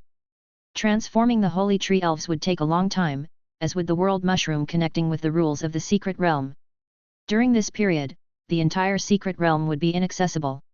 Richard still had tasks to take care of, and if he disappeared for too long or remained inactive, the command center would deem him as slacking off and would inquire. Without a valid explanation, punishment would be inevitable.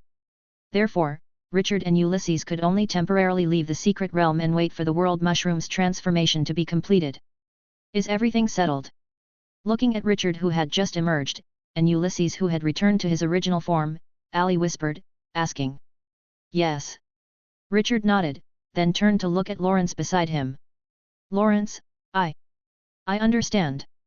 Before Richard could finish, Lawrence interrupted him, pulling out a contract from his pocket.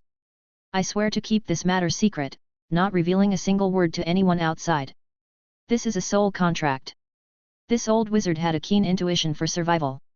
Whether it was Ulysses or the blue fungal species, he had no intention of delving any further, especially after understanding Richard and Ali's backgrounds. Plain war was not child's play. It certainly entailed some extremely dangerous, even fatal missions. Such mission intelligence was often disguised and then assigned to wizards deemed suitable by the headquarters. Lawrence felt that if he wasn't tactful, given the relationship of the other two, those fatal missions would undoubtedly fall on him. It's settled. Richard awkwardly accepted the contract, having initially thought about enticing him, but didn't expect Lawrence to be so accommodating. After the signing of the contract, all three of them relaxed significantly, and their relationship became closer.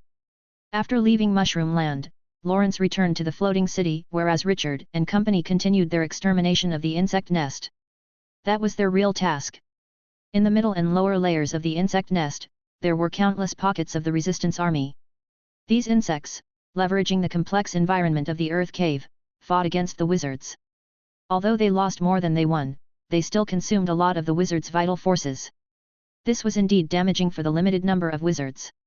Now, the war had gradually turned into a quagmire of attrition, a fight to see who had more stamina.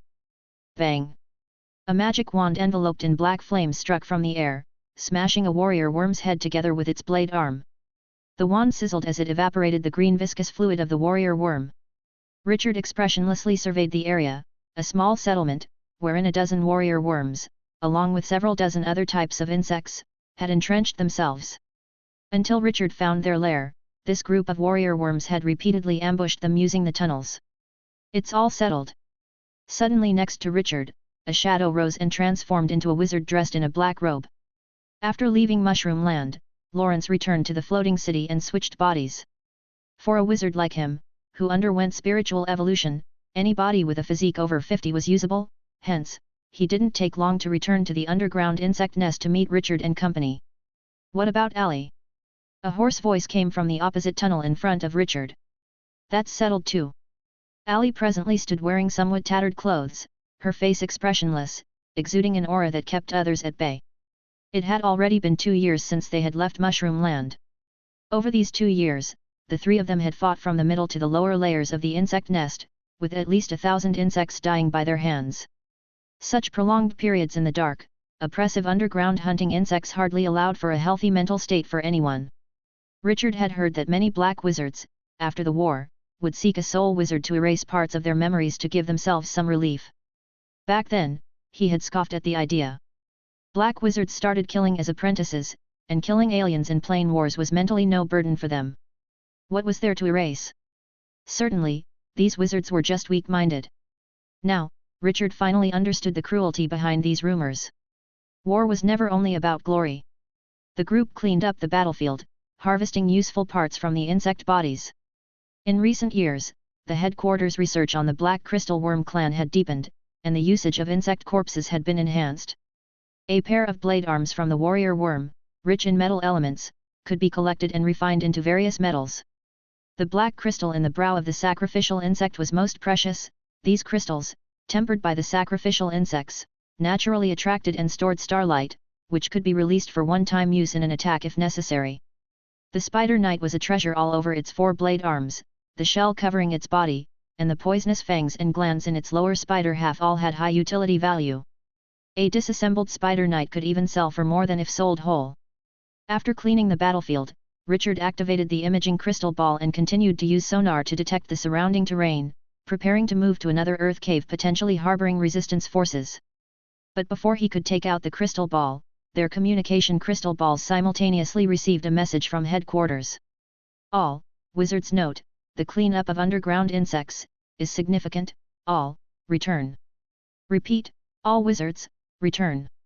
Due to their deep position, the signal from the communication crystal balls was somewhat intermittent, but even so, the 3 of them discerned the command from headquarters. Holding the communication crystal ball, Richard paused for a moment, his face unable to suppress a smile. Damn, finally we can leave this god-forsaken place.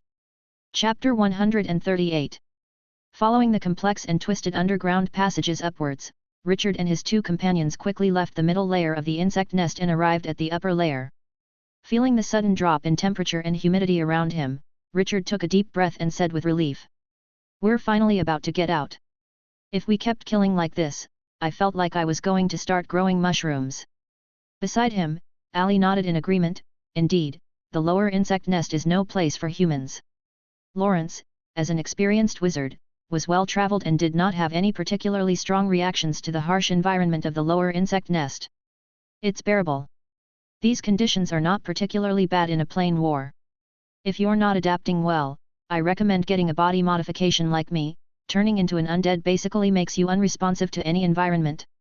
I think I'll pass on that.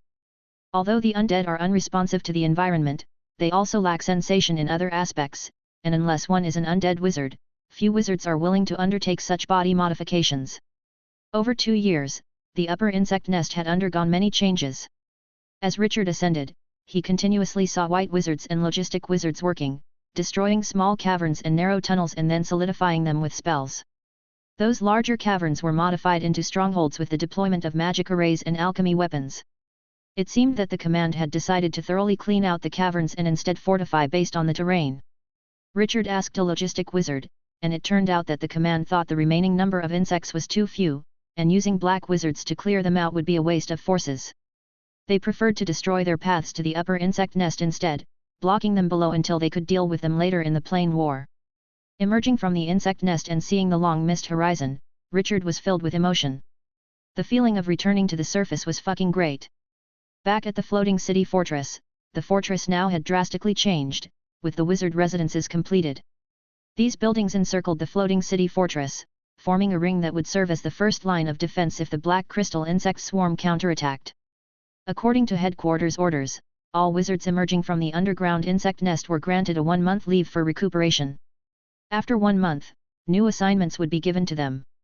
After receiving the keys to his house from a logistic wizard, Richard found his home in the residential ring.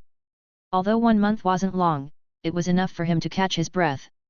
His mission of hunting insects this time had been very profitable, catching many spider knights and warrior worms, besides the world mushrooms. The initial planting insects he had discarded entirely. Not that it mattered, Richard believed that with the world mushrooms, growing some fungi would be a piece of cake. Having sorted through his gains, Richard went to the wizard commerce at the fortress to sell them. Yes, a commercial hub accompanies every plane expedition. Each plane expedition would be accompanied by several wizard commerce associated with the academy, each carrying a large amount of magic stone magic essence. Although they would depress the prices during the trading process, for wizards needing to clear their inventory, this slight depreciation was no big deal.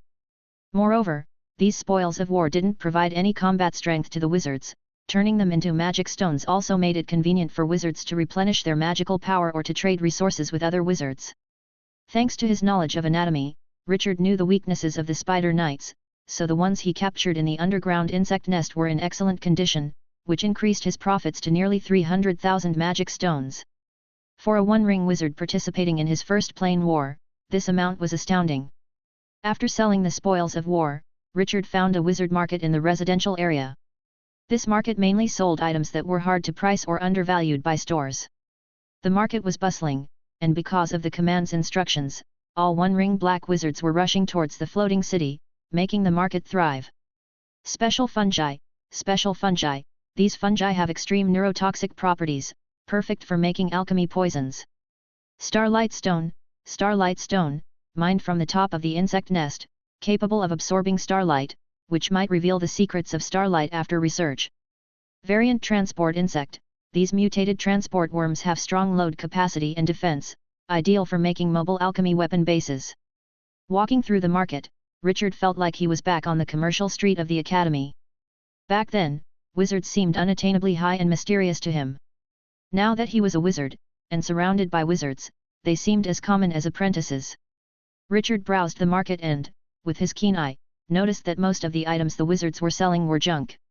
For instance, the special fungi he first heard being touted for their strong neurotoxic properties, the seller didn't mention one important detail: This neurotoxicity was almost ineffective against black crystal insects. Feeding this mushroom to any level 1 creature among the black crystal insects would more likely cause them to burst than die from the poison. As for the starlight stone, although it could attract starlight, its effectiveness was very weak, and it was used merely as an aid by the black crystal insects. Although the wizard claimed it could be used to unlock the mysteries of starlight, studying it with sacrificial insects would obviously be better. Moreover, these were not the major issues. Although the wizards selectively highlighted some features of these items, there indeed were some points worth studying or using if priced correctly. Richard wouldn't mind buying some. But these wizards had set their prices sky high, hoping some enamored wizard would spend foolish money on their wares. Just like the apprentices Richard had encountered during his apprenticeship. Looking around at the shouting wizards, Richard shook his head helplessly. The system at the Wizard Academy apparently did no better at weeding out fools, at least not in the business sense. However, just as Richard was about to leave, something on the street caught his attention.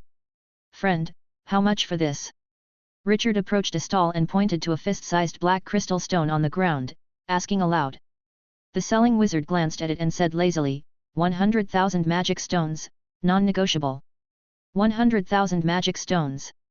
Richard's heart skipped a beat, not because the wizard's price was too high, but because it was too low. If he wasn't mistaken, this black crystal stone should be a Nomi crystal stone. This item had been harvested by wizards during the Enlightenment period, and he had only seen it mentioned in encrypted notes. He hadn't expected to encounter one at the wizard market today. No bargaining, the selling wizard repeated his terms. "Deal, I'll take it." With that, Richard pulled out a bag of magic essence from his pocket, counted out the amount, and threw it to the vendor. After receiving it, the vendor scanned it with his spiritual power and then produced a contract. Once the contract was signed, the transaction was complete. Richard casually asked, "Friend, where did you get this from?" The wizard looked up at Richard and uttered a phrase. No comment. Having hit a wall, Richard could only leave in frustration. Although the wizard hadn't said anything, Richard guessed that some unfortunate wizard had probably died, and this one had picked up the leftovers. After the Nomi crystal stones had been completely mined in the wizard world, wizards had explored many conquered worlds but failed to find these crystals. This insect nest world was unlikely to be the lucky exception. Back from the market, Richard immediately started crafting his magic wand's headpiece. Although Richard's magic wand had performed exceptionally well in the underground insect nest, effective in both melee and spell casting, a magic wand ultimately needed a headpiece. Moreover, the Nomi crystal stone was tremendously beneficial to Richard's combat capabilities. Although the Nomi crystal stone only slightly amplified the spells, it had a powerful feature: it allowed for magic casting without magic flares. This feature did not mean that the wizard didn't need magic power, but that a wizard's casting would not emit magic fluctuations. The Nomi crystal stone could significantly shield the magic fluctuations during a wizard's casting, its effect almost akin to a silencer, film and TV version. For Richard, a black wizard, this was nothing short of a divine weapon. Even the most cautious spell casting by a wizard released some magic fluctuations, which could become quite noticeable to the sensory-keen alien natives, thereby revealing the wizard's location. But with the Nomi crystal stone, Richard no longer had to worry about that. Installing a headpiece was not a difficult task, and Richard finished it in less than an afternoon. After completing the crafting, he found an empty spot to test the spells, using the Heart of Annihilation, known for its prominent magic fluctuations. Buzz! Richard was pleasantly surprised by his magic wand, as the magic fluctuations from the Heart of Annihilation spell were almost indistinguishable from trickery. If he had used a spell with even less magic fluctuation, those would be virtually negligible. Holding the magic wand, Richard returned to his room in a cheerful mood, but the moment he entered, a lovely figure pulled him into the bedroom. "Whoa, Ali, calm down, I just made a magic wand, and it's incredibly effective." Before Richard could finish, a pair of red lips sealed his. Soon after, the room filled with the sound of fabrics tearing and some decidedly adult moans. A wizard's physical condition was stronger than an apprentice's, their spiritual power stronger, but this also made their desires more intense and their endurance greater. Desire suppressed for too long was like a volcano on the verge of eruption, needing only the slightest trigger to explode. "Listen to me, Ali, that magic wand of mine is really powerful." Chapter 139. The next morning, after nearly 10 hours of lingering, Richard dragged himself out of bed after a brief rest. To a wizard's physique, yesterday's vigorous activities were hardly a major strain. Ulysses was peeking around the doorway and, upon seeing Richard get up, spoke with a hint of exclamation in his voice. "Gah, your mating session is finally over. I must say your race is very strange, shouldn't mating be over as quickly as possible? But you guys always take so long." Richard glared at him. "Don't try to apply bird logic to humans." After donning his wizard robe and leaving the bedroom, Richard felt a long-lost sense of peace in his heart now that he had no tasks. He pulled out a crystal ball from his pocket, injected a bit of magic power, and a three-dimensional image projected out of the crystal ball. The content of the image was the anatomical atlas of the spider knight. In the underground insect nest, Richard had only managed to identify the weak points of the spider knight and had not conducted an in-depth study of its other parts. Now that he had the time, he naturally needed to conduct a thorough investigation. The spider knight's transformation was exquisitely intricate. Every time Richard looked at the modification of the spider knight, he couldn't help but marvel at the miracle of technology. Combining two different species was not a difficult task, and even a wizard apprentice would be able to achieve this with wizard's synthetic beast technology. But being combined is one thing, existing stably is another. For the flesh-spliced synthetic beasts, their life entered a countdown from the moment of completion, with their survival time typically measured in days. Most stable synthetic beasts were created from living flesh paired with cultivated demonized organs. At least the synthetic beast technology of the Black Tower Wizard Academy had not reached a higher level. But the spider knights created by these insects were different. The upper half of the spider knight was a black crystal insect, while the lower half was a spider creature, a species distinctly different from the black crystal insects.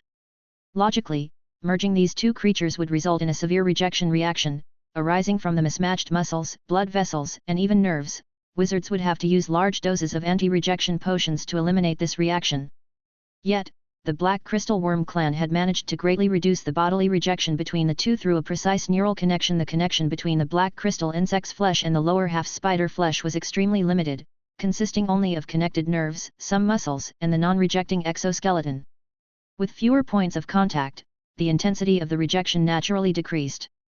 If this precise and remarkable neural connection technology could be fully deciphered, it would represent a major breakthrough for Richard's synthetic beast technology, but that required full decryption.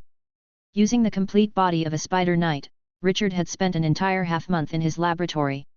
During this time he tried to unravel this technology, but regrettably, his level with synthetic beasts was inadequate, as was his talent in this area, and he did not discover anything in that half-month. This forced Richard to look for other methods. "Teacher, long time no see, how have you been lately?" At the War Beast Department of the Floating City Fortress, Richard looked at Yolad with a beaming smile. Right now, they were in a massive underground factory teeming with cultivation tanks filled with green liquid.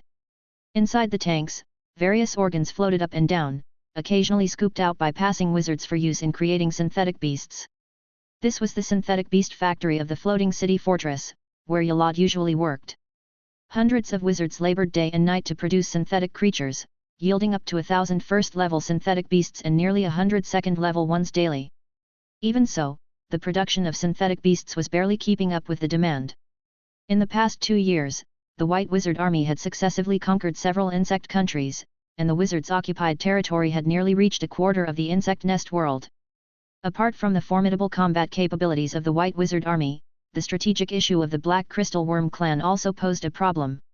During wars, their resistance was weak, retreating again and again, leaving only some insects to undertake guerrilla warfare in the underground insect nests, while the main forces and the mother worm retreated to other insect countries. This enabled the White Wizards to achieve in 2 years what would normally take nearly 20 years of warfare.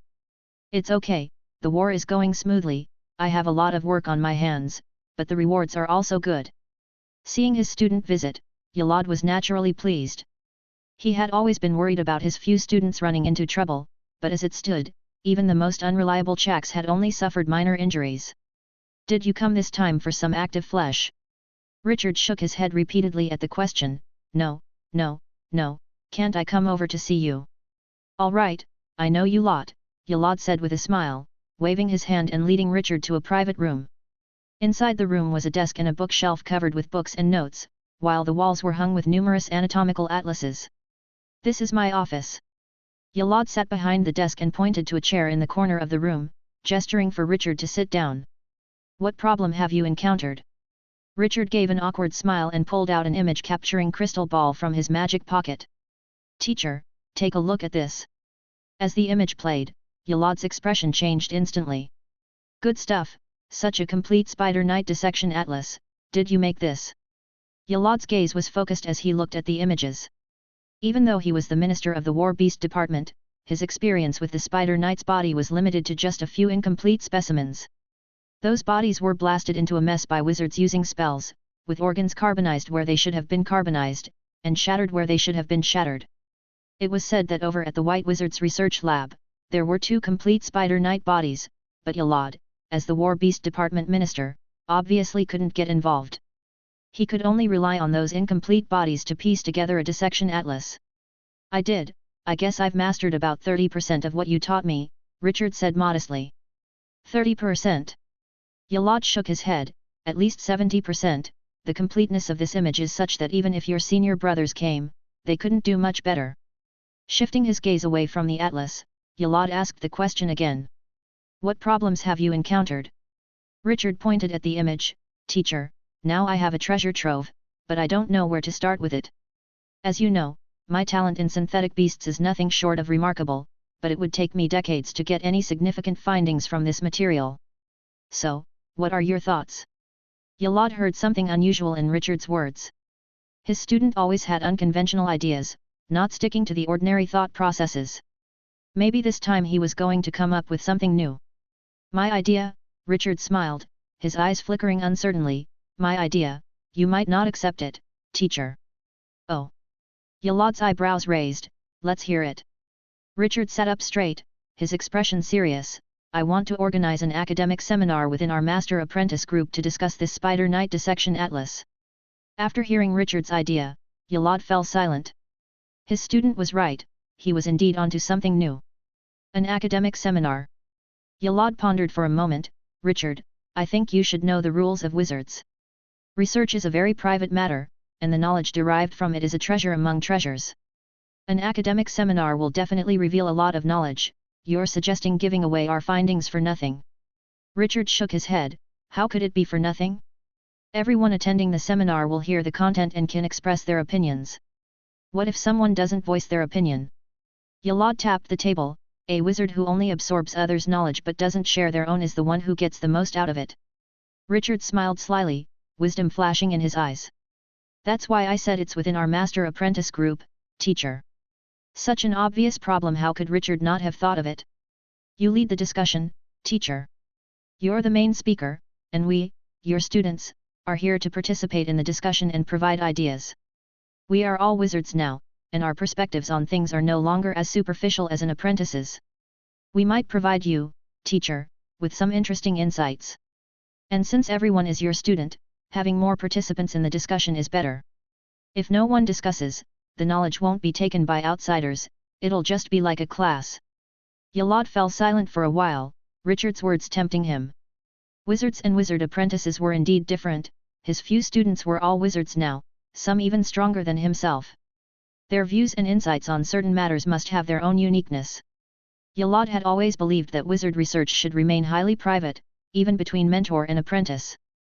But Richard's idea had opened another door. After a long silence, Yolad spoke. "Indeed, it's a good idea, but it's a bit too bold. For this seminar, only you, Anna, and Chax may participate. The few of you get along well, and exchanging ideas won't be too awkward." Richard nodded.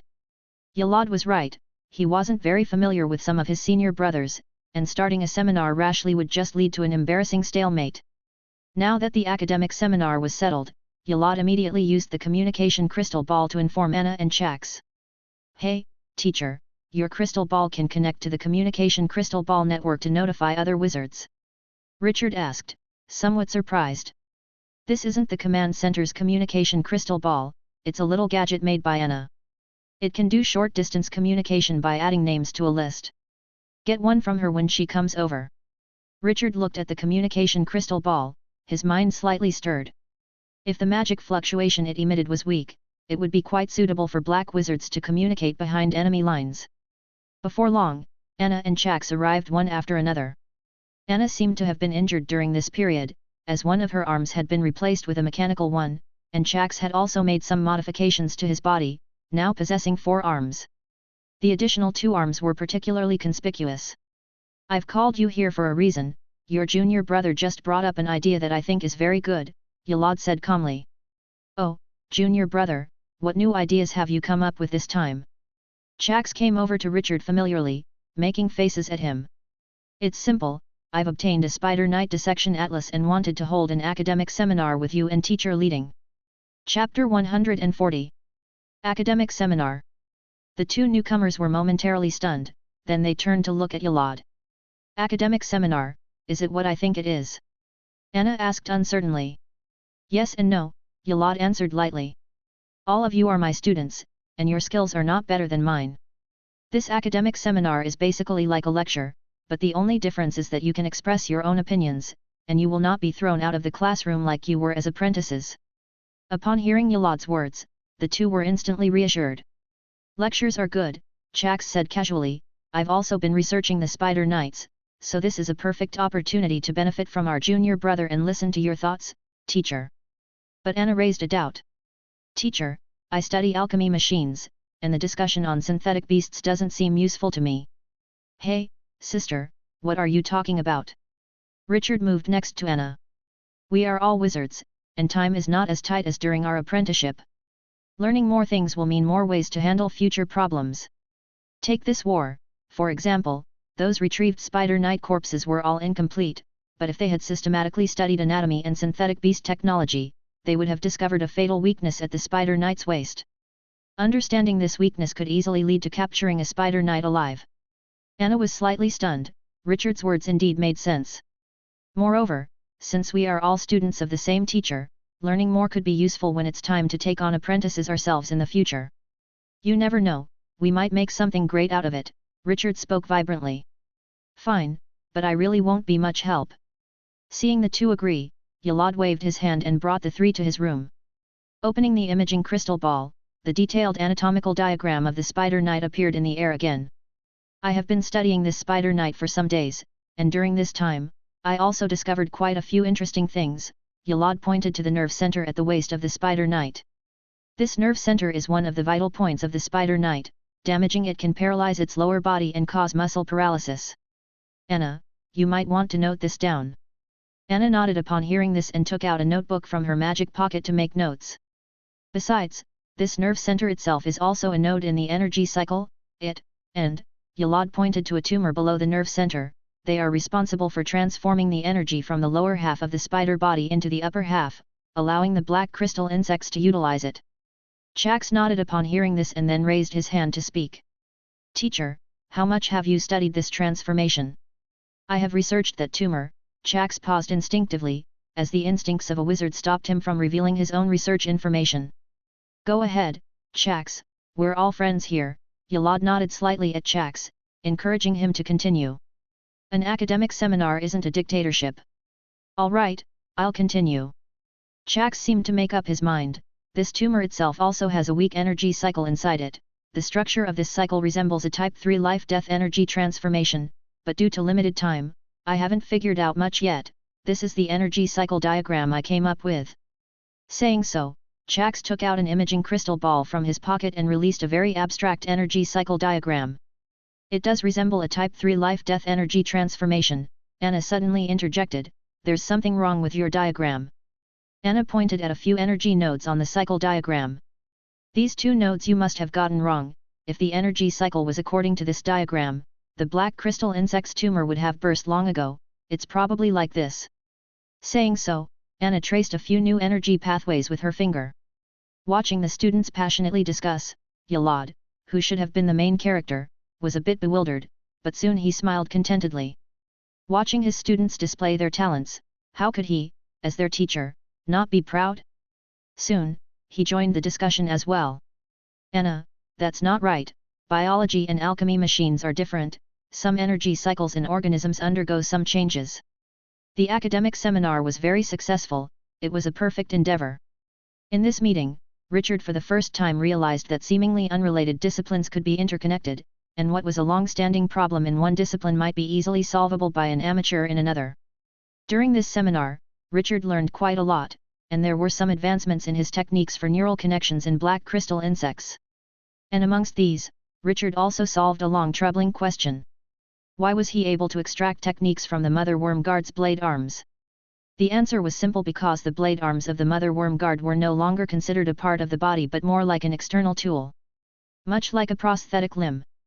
Not a very auspicious comparison, but if Anna's mechanical arm broke, Richard might also be able to extract some skills from it. This answer was disappointing to Richard, but it also fit with his previous findings. Furthermore, on this basis, Richard slightly perceived a hint about the refining standards of the miracle furnace.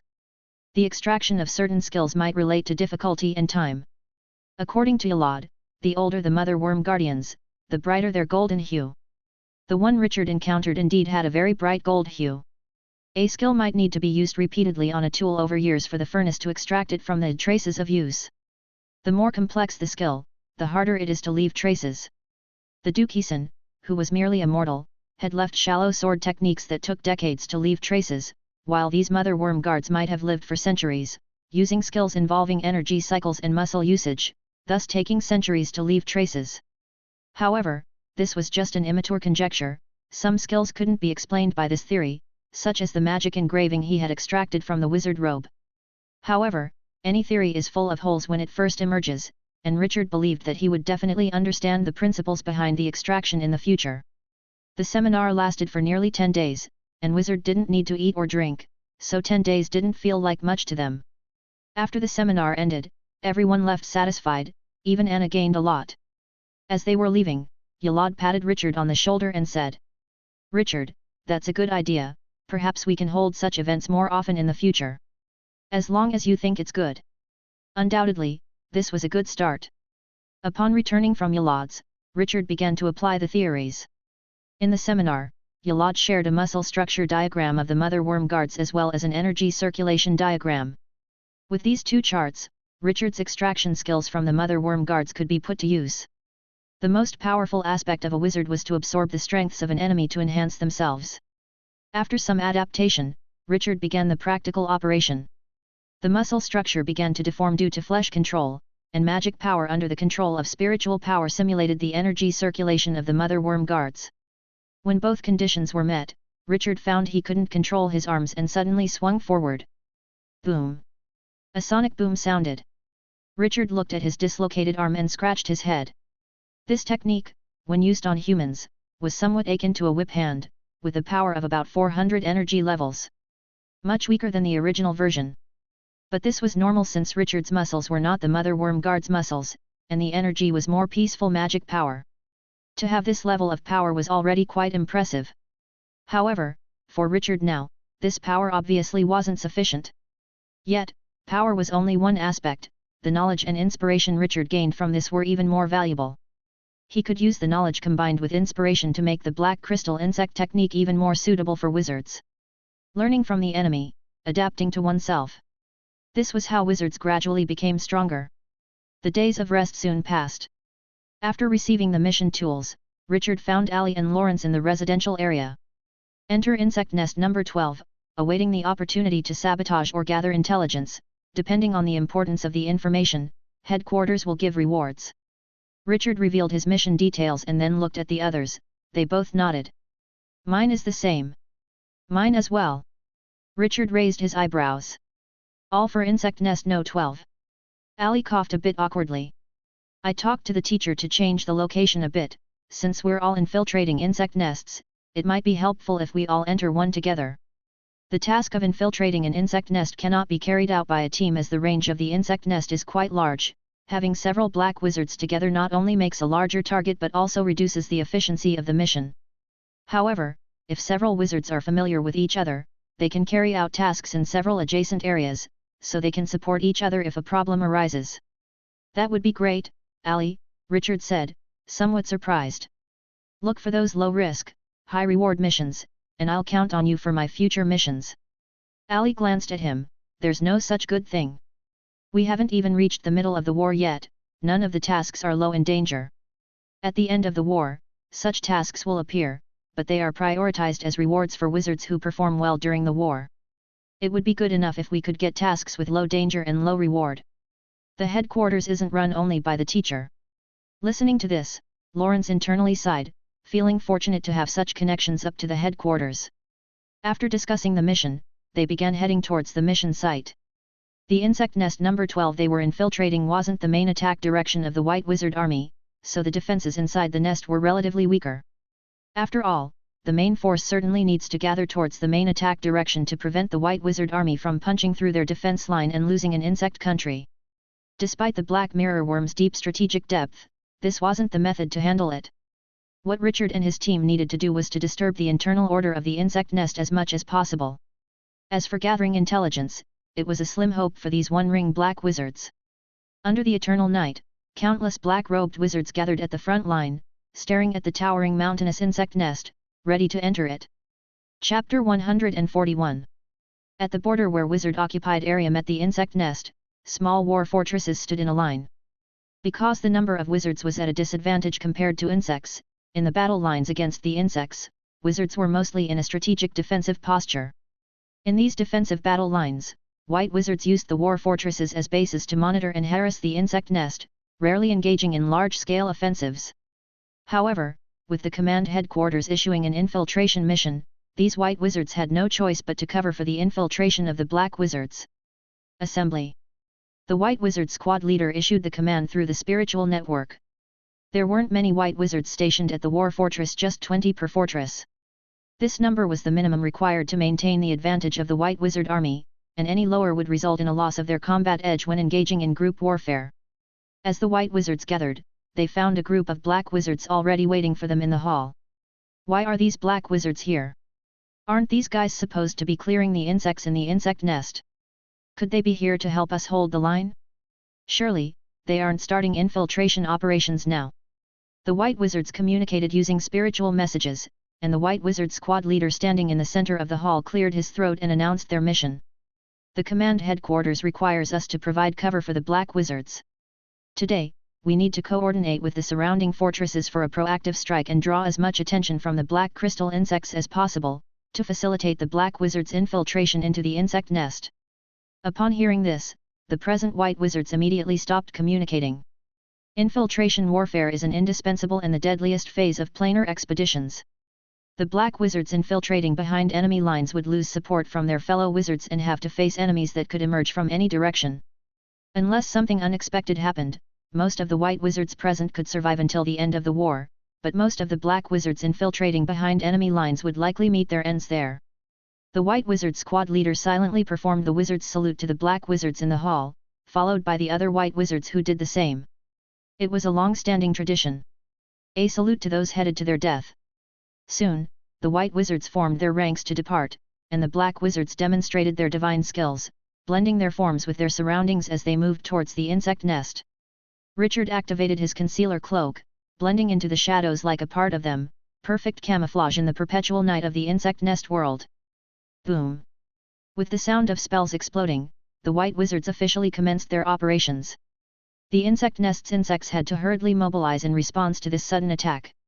Warrior worms dodged and countered under the direction of priest worms, the mother goddess cannon spewing deadly acid liquid balls whose energy arcs lit up half of the sky along with the white wizard's spells. The insects were distracted by the white wizards, leaving the effectiveness of the black wizards' actions up to their own abilities. The Black Crystal Worm clan's insect nest was enormously large, with entry and exit points as numerous as stars. Although the black crystal insects intentionally filled many, several pathways remained unguarded. With the white wizards assaulting, a significant number of guards were redeployed, making Richard's infiltration surprisingly smooth. Like a shadow, Richard utilized shadow shuttling, swiftly entering the insect nest, and upon entry, he didn't rush deeper but took out an imaging crystal ball to start scanning the surrounding terrain. This type of crystal ball, tested by black wizards and improved by logistics wizards, had enhanced concealment and performance. Now, as long as it wasn't used within 5 meters of level 1 creatures, 50 meters of second level creatures, or 100 meters of third level creatures, there was no chance of being detected. As the microwave scanned, a 3-dimensional map of the insect nest unfolded before Richard. Looking at the terrain displayed in the crystal ball, Richard fell into thought. Their infiltration as black wizards had a purpose. As a ring within the black wizards, their only task was to disrupt enemy lines. Thus, he should try to enter the underground insect nest, the rear of the Black Crystal Worm clan, rather than operate in the ground-level nest. But according to the map, if he wanted to go underground, he would need to traverse a corridor where numerous insects were lurking. If he wasn't fully prepared, entering the underground would undoubtedly lead to detection, a case of dying before achieving anything. But if he chose not to take this corridor, he'd have to activate the crystal ball again to find a new path. This also posed a risk for him. On the ground level of the insect nest, black crystal insects had gathered a considerable number of level 1, 2, and 3 creatures, scattered throughout the nest. Every use of the crystal ball increased the risk. If the insects discovered a wizard had infiltrated near them, a thorough search would be inevitable. And beyond a massive search, there was the problem of endangering other wizards. It was a dilemma. While Richard pondered, a series of soft footsteps accompanied by the low hum of warrior worms suddenly traveled down the corridor, causing Richard's hair to stand on end. Had he been found out? Without a moment to lose, Richard wrapped himself in his wizard robe, blending into the shadows. The shadow infiltration etched in his concealer cloak finally came in handy today. As the footsteps grew nearer, Richard's anxiety heightened. Soon, 2 warrior worms passed by him. What's with these wizard monsters today? Why such a large-scale attack all of a sudden? I don't know, but the priest said that these wizards must have plotted some evil conspiracy, otherwise they would never launch such a rash attack. What is this conspiracy? How should I know? We're warriors, let the priests think about these things. The 2 warrior worms passed by Richard without noticing that a wizard monster was lurking in the shadows beside them. After they left, Richard emerged from the shadows, pondering thoughtfully. The logistic wizard's translation of the Black Crystal Worm language is quite accurate. Over the past 2 years, the logistic wizards had used various means to compile and translate the Black Crystal Worm language, creating an inheritance crystal ball for other wizards to study. Richard had also picked up the language while collecting mission items. As far as he could tell, he had understood about 80% of what the warrior worms had just said, the rest he did not understand was mostly tonal words and colloquial habits. From what the warrior worms had said, the black crystal worms were still unaware of the black wizard's infiltration, giving him more time to react. Once the black crystal worms reacted, a large-scale search would begin immediately. However, judging by the effectiveness of shadow infiltration, moving through the lower levels is entirely feasible. These level 1 warrior worms can't detect me entering the shadows. Without hesitation, Richard immediately began moving towards the deeper levels of the insect nest according to the terrain map. On the way, Richard also got a chance to see the structure of an insect nest inhabited by the worms. Nurtured by the black crystal worms, the upper insect nest was not as dry as Richard had seen before. These worms would coat the walls of the nest with a secretion from their bodies, which maintained the moisture levels in the nest and nourished the fungal threads inside the nest walls. These fungal threads, under the nourishment of the secretions, managed to survive and then support the structure of the entire insect nest, while the worms lived in the nest continuously supplying the fungal threads with secretions. It was a win-win situation. However, this was not so pleasant for an infiltrating wizard. Richard, frowning, carefully navigated through a section of the tunnel that had just been maintained by the worms. The tunnel walls were covered with a fresh, slightly greenish viscous liquid that emitted a strange acidic smell, turning his stomach. After passing through this section, Richard arrived at the most dangerous part of his entry into the lower levels of the insect nest. At least 20 worms were hovering nearby in this stretch of tunnel. If he was discovered, although Richard wouldn't necessarily be doomed, his infiltration mission would be ruined. The White Wizard Army would not stage another raid just for him. If he wanted to infiltrate again, the risk would be significantly higher. Wrapping his cloak tightly around him, Richard silently entered the tunnel. The low hums of the warrior worms intermittently reaching Richard's ears through the tunnel were mostly chatter, containing no valuable intelligence. For the black crystal worms, who hadn't participated in the Battle of the Black Bone Plain, wizards were powerful, but not enough to invoke fear. They are the dominant race that had conquered a world, believing that no other race could threaten their reign in the skies, the land, or underground. Pride and confidence etched in their bloodline made them believe they could keep winning. The current defeat was merely strategic. Richard continued silently along the tunnel, staying close to the shadows to prevent any surprises. But his concerns seemed redundant, as he had not encountered any incidents for most of his journey through the tunnel. The black crystal worms couldn't imagine that a wizard monster was walking through a tunnel just a few dozen meters from them. As Richard passed the last crossroad, he slowly breathed a sigh of relief. From here on, it should be a clear path, there were worms coming. Rapid, urgent footsteps echoed through the tunnel, as if a group of worms was running at high speed. Richard didn't have time to think. He wrapped his cloak around himself, and his whole body instantly merged into the shadows. Barely a second after he had hidden, a group of at least 20 warrior worms rushed past him. The priest commands, "A thorough search. A thorough search. A wizard monster has infiltrated the insect nest during the attack. All worms, begin patrols immediately, report any signs immediately."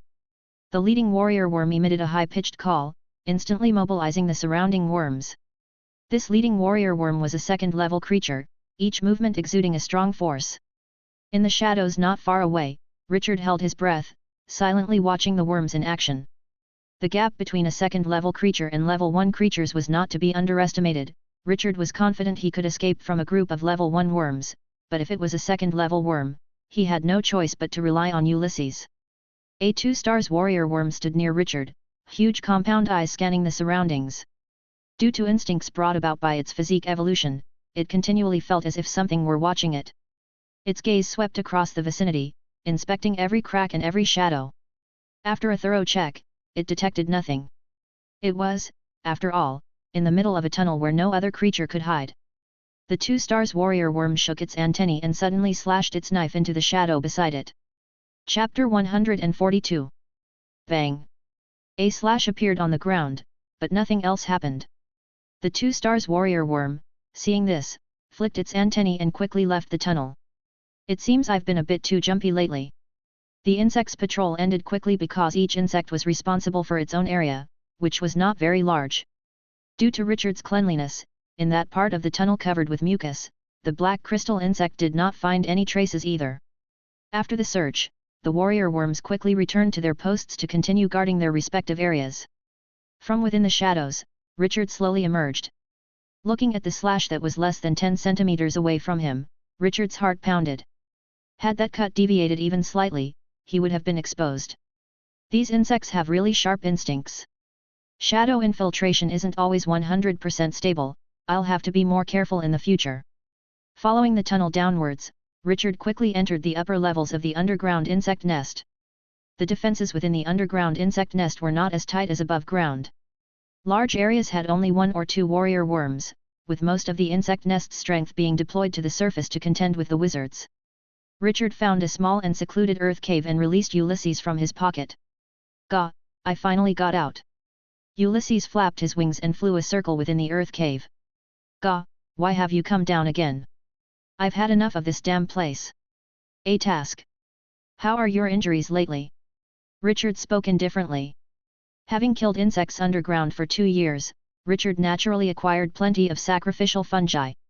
These fungi had some effect on Ulysses' injuries, so naturally, all the sacrificial fungi ended up in Ulysses' mouth. "Gah, not bad. Those fungi are somewhat effective. My injuries have healed a bit. At this rate, these fungi could probably restore me to mid-tier second-level creature standards in my normal state. Right now, my normal state is about at the limit of level 1 creatures." As he spoke, Ulysses ignited black flames, with quite strong energy fluctuations. Richard nodded.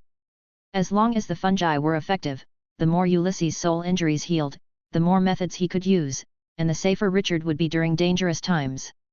The only thing he needed to do was to maintain a balance so that Ulysses' strength would not exceed the range he could control. Taking out the imaging crystal ball, Richard scanned the surrounding terrain to decide on his target. There were 3 targets worth destroying within the insect nest: the food warehouse, the incubation pools, and the weapons depot. There was no need to say much about the food warehouse. Although level 1 creatures could sustain normal activities by absorbing energy from the air through their body cells, combat was another matter. Wizards needed to replenish their magic power with magic stones, while these insects relied on food to replenish their energy and strength. Burning down a food warehouse was equivalent to destroying a wizard's magic stone warehouse. Its impact was significant. Next were the incubation pools. The reproduction of black crystal insects was not sexual like ordinary creatures, but rather the mother worm produced eggs that were then distributed by the sacrificial insects to various incubation pools to hatch. These incubation pools were often situated at earth veins nodes, and the liquid inside was rich in life-active material and magic power. For wizards, incubation pools held high value for both strategic and personal gains. Finally, the weapons depot. According to reports from the Black Wizard who had infiltrated the insect nest earlier, the strategic weapon, the Mother Goddess cannon, was typically stored in these weapons depots, but these were heavily guarded and surrounded by the mother worm guards and sacrificial insects. For an average Black Wizard, destruction was virtually impossible. Soon, the imaging crystal ball projected a map of the nearby terrain. Following the map, Richard began to meticulously survey the environment around him. The structure of the underground insect nest was simple in principle, often centered around a settlement, with caverns around it being fungus farms. Smaller settlements would then be situated around a larger settlement, so finding a small settlement could lead to the discovery of larger settlements and then important targets like the food warehouse and incubation pools. However, as Richard implemented this approach, he realized the difficulties involved. The biggest difficulty lay in the intricate network of tunnels within the insect nest.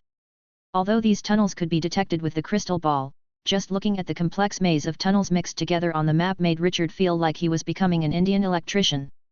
Secondly, these tunnel systems were often patrolled by insects, not necessarily warrior worms, but the threat they posed was not any less. Richard relied on his concealer cloak to capture one for dissection and found that their vocal organs were highly developed. If they made noise, warrior worms within several kilometers could notice. Moreover, these insects naturally produced pheromones that left traces that were very difficult to remove. Once marked, other insects could track him by the pheromone. Lastly, these small settlements often had insects stationed there, sometimes 1 or 2, sometimes more than 10. Although Richard was not afraid of them based on combat strength, he was currently behind enemy lines. If it was possible to leave fewer traces, then the goal was to leave as few as possible. While the insects might be weak compared to wizards of the same level, the context was different. When combining these factors, Richard's infiltration task had become extremely difficult. In the early days of infiltrating the insect nest, he struggled to move forward and would make a slip every few days. But fortunately, the slips were minor, and with Ulysses' help to cover for him, he was able to conduct his investigation with some stability. Half a year later, Richard lay in a narrow tunnel, eyeing the earth cave to which it led with burning desire. The area of the earth cave was vast, filled with gigantic luminescent fungi, among which the planting insects toiled back and forth, and occasionally warrior insects would pass through the tunnel to other settlements. At the deepest part of this earth cave, a small pool made of tough, continually emitting steam, was nestled within. The pool was filled with a blazing red liquid that seethed with vigorous life energy, which spread into the air with the bursting of bubbles. And that was Richard's target, the incubation pool. For this objective, Richard had spent 3 months exploring the surroundings. He surveyed every earth cave within a 20-kilometer radius of the settlement to ascertain how many insects could come to its aid if he caused a disturbance. And now, the time had finally come for him to take action. Wrapped in his concealer cloak, Richard crawled out of the tunnel like a shadow and cautiously entered the earth cave. He had thoroughly scouted the defense force of this earth cave, only 30 warrior insects and 10 spider knights. And within 10 kilometers, there were 50 warrior insects that could come to the earth cave's aid, arriving in waves. If nothing unexpected happened on the way, the first wave of 12 insects would arrive in 2 minutes. So as long as Richard could destroy the incubation pool within 2 minutes, escape from the multitude of insects, and hide his tracks, he would be safe. But obviously, this was impossible for Richard, a one-ring wizard. Therefore, Richard came up with a cunning plan. Hum! An inaudible sound wave entered the cave, making the warrior insects stationed in the settlement shiver. A warrior insect clad in black metal armor burst out from the fungal room, its sharp screech echoing throughout the earth cave.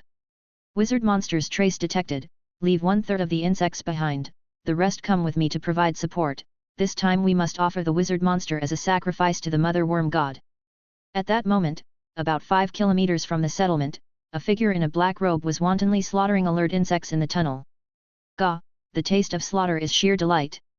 Under the black robe, Ulysses laughed heartily as it spewed annihilation flame, not bothering to constrain its energy fluctuations. With such brazenness, a troop of warrior insects quickly blocked a section of the tunnel, with the leading warrior insect shouting at Ulysses. "Wizard monster! Today I shall take your head to offer to the mother worm god." But no sooner had it finished speaking than it saw the black-robed figure drift past itself, black flames instantly engulfing it and the 3 warrior insects around it in a sea of fire. Looking at the insects struggling in the fire, Ulysses bent its head down and nibbled on a charred but tender insect leg. "Gah, these insects aren't bad when grilled and eaten. Listening to the continuous low murmurs of the insects in the tunnel, Ulysses chewed on the insect leg, its voice slightly muffled. "Gah, I've made enough noise, that boy should be able to succeed, right?" At this moment, the insects of the settlement were ready. At a command from the black-armored warrior insect, the insects behind him fluttered their wings and accelerated into the tunnel. "Half gone, not too bad." In the shadows, Richard muttered to himself as he watched the insects depart. With the help of the concealer cloak's shadow infiltration and his bloodlines shadow shuttling, Richard had already made his way inside the settlement, merely 200 to 300 meters from the incubation pool. Gazing at the scorching incubation pool and the insect eggs bobbing up and down within, a surge of excitement passed through Richard's heart. The liquid in the incubation pool contained an abundance of life-active material, consuming it over time could increase one's physique, and the immature insect eggs were excellent specimen materials. Through the insect eggs, a wizard could understand the black crystal insect race even more deeply. Since 2/3 of the defensive forces had been drawn away, the entire settlement's defenses had become lax. Richard silently made his way behind the incubation pool, a spot normally guarded by 2 spider knights, now temporarily vacant of insects and only to be discovered when other insects came to patrol. Seizing this opportunity, Richard poked a hole above the incubation pool with his magic wand, collected about 10 kilograms of incubation liquid and 2 insect eggs, and left behind 2 timed annihilation bombs. After that, Richard retreated as silently as he had arrived. Shortly after Richard left, 2 patrolling insects came to the back of the incubation pool. "Do you think we'll catch the wizard monster this time?" "Who knows, these wizard monsters are as slippery as reptiles, I think it's unlikely." "Sigh, indeed. Hey, why is there a hole by the pool, let's go check." Boom. Richard quietly watched the annihilation bombs explode from the tunnel, then turned and left. Chapter 143. Underground insect nest upper level. In a narrow and secluded earth cave, a cloaked figure crossed the corridor and entered. After entering the cave, the cloak suddenly softened and piled on the ground, from which a black crow flew out and landed on the fungi on the wall of the cave. Inside the cave, a figure clad in a wizard robe was heating a test tube in his hands.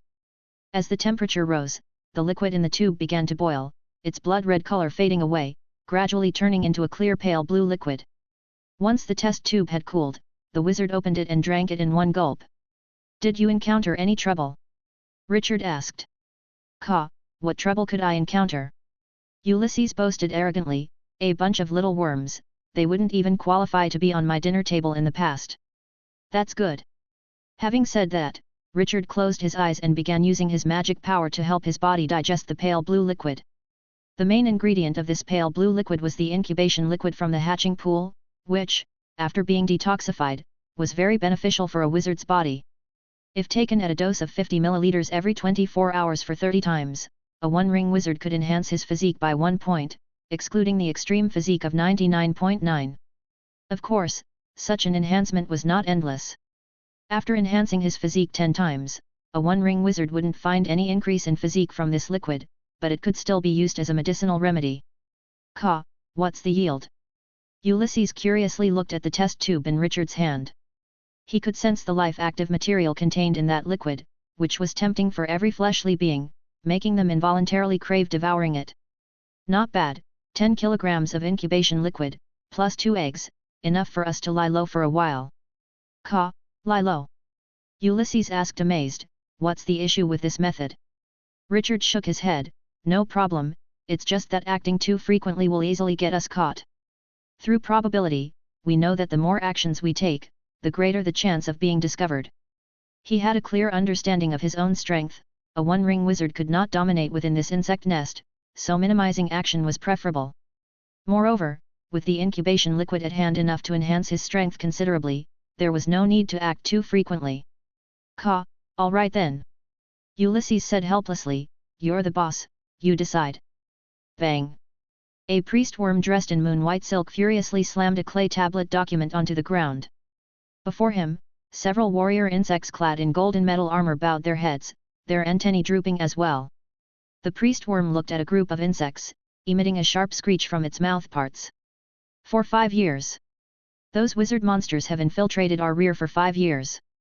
In these 5 years, over 1,000 of our grain stores have been burned, more than 200 small hatching pools destroyed, 30 medium hatching pools, and even the large hatching pool in Ison settlement was attacked a week ago. Now you tell me, searching the entire insect nest, you found just a handful of one-star wizard monsters. Bang! The priest worm stomped fiercely on the shattered clay tablet. Are you really telling me? Those warehouses, those hatching pools, were all the doing of a bunch of one-star wizard monsters? The wizard monsters who escaped from the hands of the high priest were a bunch of one-star wizard monsters. Facing the reprimand of the priest worm, these golden-armored warrior insects remained silent. Outside, they were prestigious 3-star warrior insects, but in this room, they were all subordinates who had mishandled things, criminals of the black mushroom worm country. The large hatching pool attack a week ago, had the high priest not been present at the time, along with several 3-star priests and 3-star warriors, those wizard monsters might have actually succeeded. The entire insect country only had 10 large hatching pools. If this hatching pool were destroyed, the entire population of the insect country would have decreased. Now, at this critical moment in the war, a population decrease meant a decrease in war power. Given this situation, as warrior insects charged to search for wizard monsters, they were greatly at fault. Sigh, forget it. After a moment of silence, the priest worm let out a harsh cry, emitting a psychic wave through the black crystal.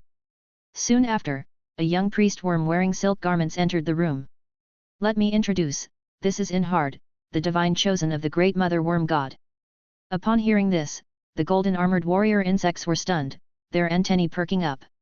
Divine chosen, such beings hadn't appeared in a long while. The last time a divine chosen appeared was during the war with the earth cave demon spiders. Inhard bowed slightly to the several golden-armored warrior insects, showing none of the arrogance typical of a divine chosen. During this period, Inhard and some low-level priests will assist you in searching for the warrior worms. Incidents like the large-scale hatchery assaults cannot happen again in black mushroom worm country. The voice of the priest worm was firm. Should such events occur again, not only would these warrior worms be sent to their doom, but even it, the priest, would be sacrificed to the mother worm god. Although returning to the embrace of the mother worm god was something all priests desired, it did not wish to go back so soon. Several golden-armored warrior insects perked up their antennae. Yes.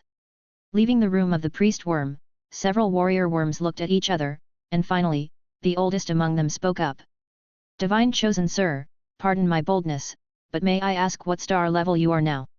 Although divine chosen insects were much stronger than regular insects, if their star level was too low, they would face certain death in the face of absolute data differences. Although hunting wizard monsters was urgent, if the divine chosen insect were to die, they would still be sent to their doom. No need to worry about that, Inhard waved his antennae. I had already advanced to 2 stars some time ago and had also received armaments bestowed by the mother worm god. No matter how powerful those wizard monsters are, I am confident I can escape. Upon hearing this, several golden-armored warrior worms sighed with relief. 2 stars was sufficient, even a 2 stars warrior worm could deal with the majority of wizard monsters, not to mention a divine chosen priest worm. If that's the case, then we will not assign guards to you. Insects are needed everywhere in the insect nest now, so please understand. Inhard smiled, that's all right, I don't need bodyguards. If you are not busy now, I would like to show you the methods of those wizard monsters first, so you can get some understanding of these creatures. A golden-armored warrior worm stepped forward and said. Of course, I'm free, Inhard responded. I have been practicing in the temple for a long time and am indeed curious to see the tactics of those wizard monsters. Within the settlement, a golden-armored warrior worm led Inhard to stand beside a small hatchery that had been destroyed. Unlike a warehouse, hatcheries could not just be built anytime. Each hatchery's location was carefully selected, situated on the earth veins nodes within the insect nest world, and once they were destroyed, it would disrupt the energy of the earth veins node, making it unsuitable for use as a hatchery again. This disruption of energy, though not permanent, would last for at least a decade, and for the black crystal worms at this critical juncture, it was almost as bad as complete destruction. This is a trace left by one of the wizard monsters we have been searching for over the years, the golden-armored warrior worm explained. This wizard monster is very cunning. Over the years, he has struck 4 times, each time destroying a hatchery without anyone noticing. Fortunately, he's very cunning, so he targets only the small hatcheries. Our losses are still within acceptable limits. Inhard bent down, his forehead's black crystal emitting a soft light. Under this light, a breeze suddenly stirred in the entire earth cave. This is, the golden armored warrior worm sensed changes in the surroundings and tensed up, but soon relaxed. The source of the change felt very familiar, like the mother worm. Before long, Inhard stood up. "Forgive my abruptness, I was just trying to communicate with the earth spirit to gather information about that wizard monster." No, you don't need to explain so much to me," the golden armored warrior worm said respectfully. The golden armored warrior worm was also an experienced insect, having only seen such communication with the earth spirit performed by the high priest, and now seeing Inhard employ the same method left him utterly astounded. If nothing went wrong, this Inhard worm would be Black Mushroom Worm Country's next high priest. "Did you communicate anything?" the golden armored warrior worm asked cautiously. A flash crossed Inhard's forehead black crystal, and a myriad of images zipped through his mental organ, too vast and fast, many indistinct and disjointed. This was a common phenomenon in communicating with the earth spirit. Although the earth spirit could record everything that happened on this land, the information was massive, filled with a lot of disordered data. Every insect attempting to gather information from the earth spirit had to learn to filter and forget. From these images, Inhard saw a robed wizard squeezing into the settlement through tunnels, then leaving something behind, after which the hatchery was destroyed. He also saw that after leaving the settlement, the wizard monster went along the tunnels to a secluded earth cave and met another wizard monster. No, that wasn't a wizard monster, that was a bird disguised as a wizard monster. And that earth cave was. Inhard's mental organ felt dizzy, overwhelmed by the voluminous information. He now needed to forget this memory, otherwise his mental organ would burn into mush. In the last second of discarding extraneous memories, Inhard spotted something special in the images: a very rare mushroom. "Divine chosen sir, divine chosen sir." The golden armored warrior worm's call awakened Inhard. Without time to say much, he quickly flashed the outline of a mushroom using starlight. Inhard, with eyes closed, uttered intermittent chirps from his mouth. "Big blue worm mushroom, find the earth cave with this mushroom. That wizard monster is hiding there." Chapter 144. In the earth cave, Richard, who was studying an insect egg specimen, suddenly trembled as he saw the rune on the table light up. The magic array he had set up as a precaution had been triggered. Richard slightly furrowed his brows and said, "Ulysses, did you encounter any troublesome insects while you were out having fun?" "Chirp, no, those insects are still as dumb as ever, I flew around haphazardly and shook them off easily," Ulysses replied blankly. Buzz. Another rune lit up on the table. This meant another magic array had been triggered. Seeing this, Richard didn't hesitate to pack the items in the cave into his magic pocket, preparing to move out of this earth cave. The caves he chose were remote ones abandoned by the black crystal worms, and normally no insects would visit. Now that his magic array had been triggered, it indicated that this place had become unsafe. Seeing Richard hurriedly packing up the cave, Ulysses suddenly realized and said, "Chirp, another insect triggered the alarm, didn't it?" Richard nodded, picked up his magic wand, and prepared to leave the cave through another tunnel. A hiding place naturally shouldn't have only one passage. "Chirp, I say, you're just too nervous. The passages in this cave are so complicated, it's normal for insects to occasionally get lost, there's no need to move every time an alarm is triggered." Ulysses landed on Richard's shoulder and murmured, "And even if they accidentally find us, we can just deal with them, so why bother moving?" Every time they moved, he and Richard would have to search the insect nest for a long time to find a suitable hiding place. To ensure safety, Ulysses had to meticulously explore the structure of the tunnels near their hiding spot, which was troublesome. Listening to Ulysses's rant, Richard calmly replied, "We are inside the insect nest now, and we cannot afford the slightest neglect. If we get caught by those insects, we will be in big trouble." "Chirp, so what if we get caught? Didn't we find a good place to escape from their pursuit the year before last? It's not far from here." Richard shook his head, "Unless it's absolutely necessary, I'm not willing to go to that dreadful place." 2 minutes later, a scout insect cautiously approached the cave and immediately chirped upon seeing the remnants of a wizard's presence. Soon, a group of insects arrived at the cave, led by Inhard himself. "My lord, you are truly prescient. That wizard monster really stayed in this place." Inhard paid no heed to the toadying of his subordinates, silently entering the cave. From this cave, he could see many traits similar to his own observation in the wizard monster: cautious, calm, restrained. This cave had no decorations, only a platform and a stool. Inhard touched the platform with his upper limbs and quickly found a mark. According to the golden armored warrior insects, This mark was called a rune, similar to their script. However, the wizard's runes had magical abilities similar to the priest insects, and many priest insects in the back of the insect nest were already trying to decipher this script. On this mark, Inhard sensed a faint energy residue, revealing that it had just been triggered and that the wizard monster had left not long ago. Pursue, that wizard monster isn't far from us. You each take different paths, cover the tunnels around, and try to minimize the escape range of this wizard monster. Chirp, lad, it seems like the insects have stuck to us. In the tunnel, Ulysses flew from behind and landed on Richard's shoulder. Richard frowned. How could he have been followed despite being so careful? What did you find?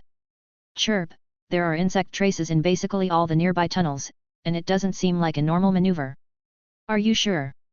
Chirp, don't you trust my judgment? Richard rubbed his temples.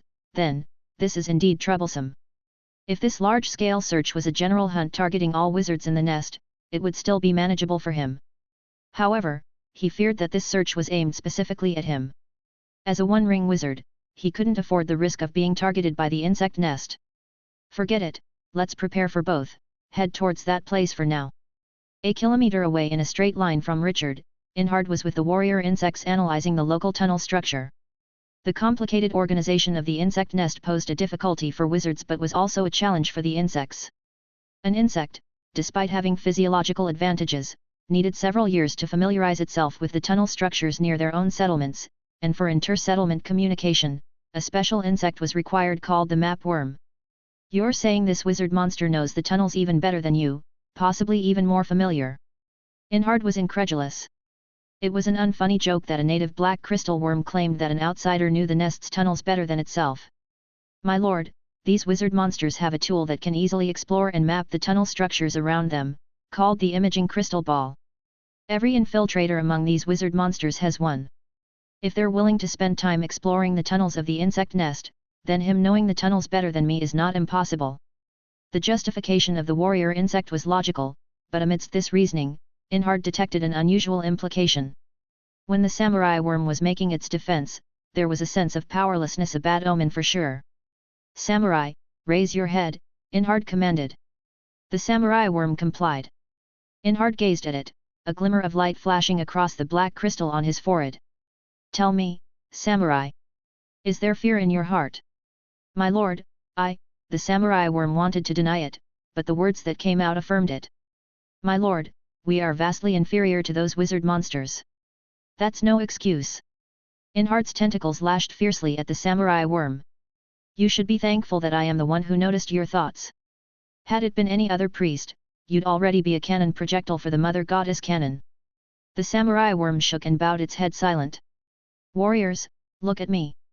Inhard beat his wings, ascending into the air, his body glowing with a holy light. I know many of you harbor fear, but I'm telling you, we will not fail. In the past, we waged war against the sky's giant dragons, we waged war against the earth cave demon spiders from the abyss, and though we've failed countless times in warfare, we ultimately triumphed. No matter how horrifying those wizard monsters may be, under the leadership of the Mother Worm God, our Black Crystal Worm clan will claim victory in this war. Inhard's words resounded powerfully, mirroring the divine descent of the Mother Worm God, accompanied by the holy radiance emanating from his body. Samurai worms knelt en masse, tears of regret dropping from their eyes. With such a proud history of victories against formidable foes, how could they harbor fear in their hearts? They were destined to win. Satisfied with the reaction of his troops, Inhard descended from the sky. Defeatism must not exist in the military, not even a trace. Now, go capture that fugitive wizard monster and sacrifice him to the Mother Worm God. Capture that wizard monster. A samurai worm clad in black armor emitted a piercing screech, and behind him, a swarm of samurai worms flapped their wings, rushing furiously along the tunnel. Watching this scene, Richard's expression was unchanged as his magic wand tossed out a black fireball. Boom! The black flames filled half the tunnel, a magic barrier appearing in front of Richard to block the flames. However, the situation was dire for the insects as the smell of charred flesh and shells quickly filled the air. But Richard had no time to relish the insect's plight. He glanced at the crystal ball in his hand and continued to fly low along the tunnel. Richard's situation was not promising. Within the nearby tunnel system, hundreds of insects were searching for him, including rare ones like spider knights and sacrificial insects. particularly the sacrificial insects. They could roughly ascertain Richard's whereabouts through vague answers provided by the world will, completely cutting off Richard's hope of escaping through shadow infiltration. Fortunately, there were not many sacrificial insects in the chasing party, so Richard could still manage with the intricate tunnel system and maneuver around the insects. Ahead, a shadow darted out, stopping precisely beside Richard. "Ga, there are insects ahead too, they've taken a shortcut to get ahead of us, we can't go through this tunnel." Ulysses's voice was urgent, devoid of its usual calm, sinking Richard's heart. "Have we been surrounded?" Richard examined the three-dimensional map of insect nest tunnels recorded in the crystal ball over the years. From the map, the routes Richard could take were limited, and most led to dead ends. A vast net had tightly ensnared him. "Ga, what should we do? Fight our way out? Or?" Richard eyed a large blank space at the edge of the map and sighed slightly. He would have liked to fight his way out, but he needed the capability, and he was in the heart of the black crystal worm's nest. If he, a one-ring wizard, could dominate here so effortlessly, wizards would have flattened it long ago. "It seems we can only head that way." As insect chatter echoed through the tunnels, Richard put away the crystal ball and turned to fly down the farthest left path. A few seconds later, Inhard arrived at Richard's turning point, faced with three diverging paths without any trace of the wizard monster's movement. Logically, this would be the time to split forces. However, Inhard did not divide his troops. Instead, he plucked a mushroom from the ground and threw it down. The mushroom rolled on the ground a few times, finally pointing in the direction Richard was heading. "Go through this tunnel," Inhard commanded. "This tunnel?" A nearby samurai worm hesitated. "My lord, if that wizard monster is familiar with the tunnels, he wouldn't choose this one." "Why?" Inhard asked. "My lord, although there are several forked roads in the middle of this tunnel, all those forks are dead ends. If he doesn't take any forks, this tunnel only leads to one place." "Which place?" The samurai worm's body trembled, seemingly recalling something terrifying. "My lord, this tunnel leads directly to the Source Sea Abyss." Chapter 145. In the Source Sea Abyss, one of the few places in the insect nest world without any insects, much like Mushroom Land. According to ancient legend, the Source Sea Abyss led directly to the deepest part of this world, inhabited by countless demons and monsters. Those creatures would emerge from the abyss every 100 years to devour all living beings. Though the legends tell that in the end, the great mother worm god suppressed them, killing most, with the remaining demons scurrying back to the Source Sea Abyss, hanging on by a thread. But even so, black crystal insects still dreaded the abyss. Source Sea Abyss, Inhard hesitated upon hearing this name, realizing that if the wizard monster knew the paths well, he should not have taken this route. The terror of the Source Sea Abyss was no place for a one-star strength wizard monster to survive. But then it occurred to him that perhaps the wizard monster had chosen this path precisely because it was so unlikely to throw Inhard off his pursuit. Moreover, the guidance from the Earth Spirit could not possibly be wrong. The wizard monster must have taken this path with such thoughts in mind. Inhard flicked his antennae with a trace of smugness, feeling he had seen through the wizard monster's trick. "No need to overthink it, just follow this path. Unless the wizard monster jumps into the Source Sea Abyss, everything else must be part of the wizard monster's deception." Seeing the surrounding warrior worms hesitating to move forward, Inhard took to the air, where holy light flashed on his body, and his mouth parts emitted a sacred and reverberating call. "You needn't fear, the mother worm god's radiance shines upon us. The monsters of the Source Sea Abyss wouldn't dare defy the mother worm god's majesty." The fine droning of the insects continuously penetrated Richard's ears through the tunnel. From these sounds, Richard could deduce that there were at least 30 insects chasing him. And their speed was fast, the distance between them was closing. If the chase continued at this rate, he would be caught in a matter of seconds. But he was still far from the Source Sea Abyss. With a moment of resolve, Richard stopped in his tracks, his magic wand in hand suddenly ignited with black flames. "Ulysses, time for us to strike back." Hearing this, Ulysses, who was leading the way, paused and his body instantly ignited with black flames. Squawk, about time. Seconds later, the insect's fine droning came closer and closer. Elemental energy gathered in Richard's wand, and a human head-sized black fireball flew instantly toward one end of the tunnel. Boom! The black flames filled the tunnel in an instant, but after the flames dissipated, a starlight barrier appeared before Richard, protecting the dozens of insects behind it, unscathed. Seeing this, Richard's eyes nearly bulged out of his head. Damn it, second-level priest insect. Ulysses, cover the back. With that, Richard turned and fled without hesitation. He might have stood a chance against second-level warrior worms, for these native races' primitive physique evolution and their crude use of strength often meant they could only bring out a fraction of their potential power. But priest insects were a different matter altogether. Though they were far inferior to wizards in terms of elemental magic, their talent abilities should not be underestimated. The priest insect's starlight seal also posed a significant threat to wizards. Watching Richard's retreating figure, Ulysses said helplessly. Squawk, you really have no guts. Just one second-level priest insect, and you run away. Watch how your grandfather, the Lord of the Crows, takes it down. Ulysses didn't finish speaking when he saw a burst of holy light explode from Inhard's body, under which all the insects seemed invigorated with fight, like chickens on blood. And Inhard's aura was soaring, surging, skyrocketing.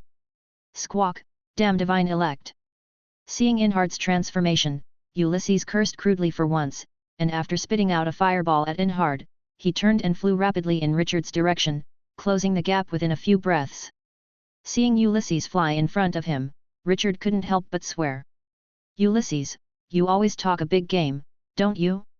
How come you ran away from just a second-level insect? As he flew, Ulysses tried to justify. Squawk, you don't understand a thing. That white insect is a damn divine elect. If we kill him, the old insect's gaze will land on us. What do you think that thing will do when it sees one of its divine chosen critically injured in its own insect nest?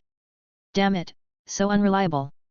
Richard swore angrily and channeled his magic power into his wand, throwing several hearts of annihilation behind him. Several black spheres instantly blocked the tunnel, but Richard's internal magic power also fell to a third, reaching the critical line. Ding ding ding. Several drained magic stones fell from Richard's body. Backup magic power activated. After the hearts of annihilation vanished, a figure shrouded in holy light burst forth from behind. Inhard was clad in holy light armor, and the recent hearts of annihilation seemed not to have inflicted any harm on him.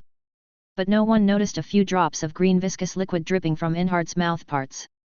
A spell with an energy level of 2000, even with the protection of faith armor and the blessing of divine favor, still caused him internal injuries.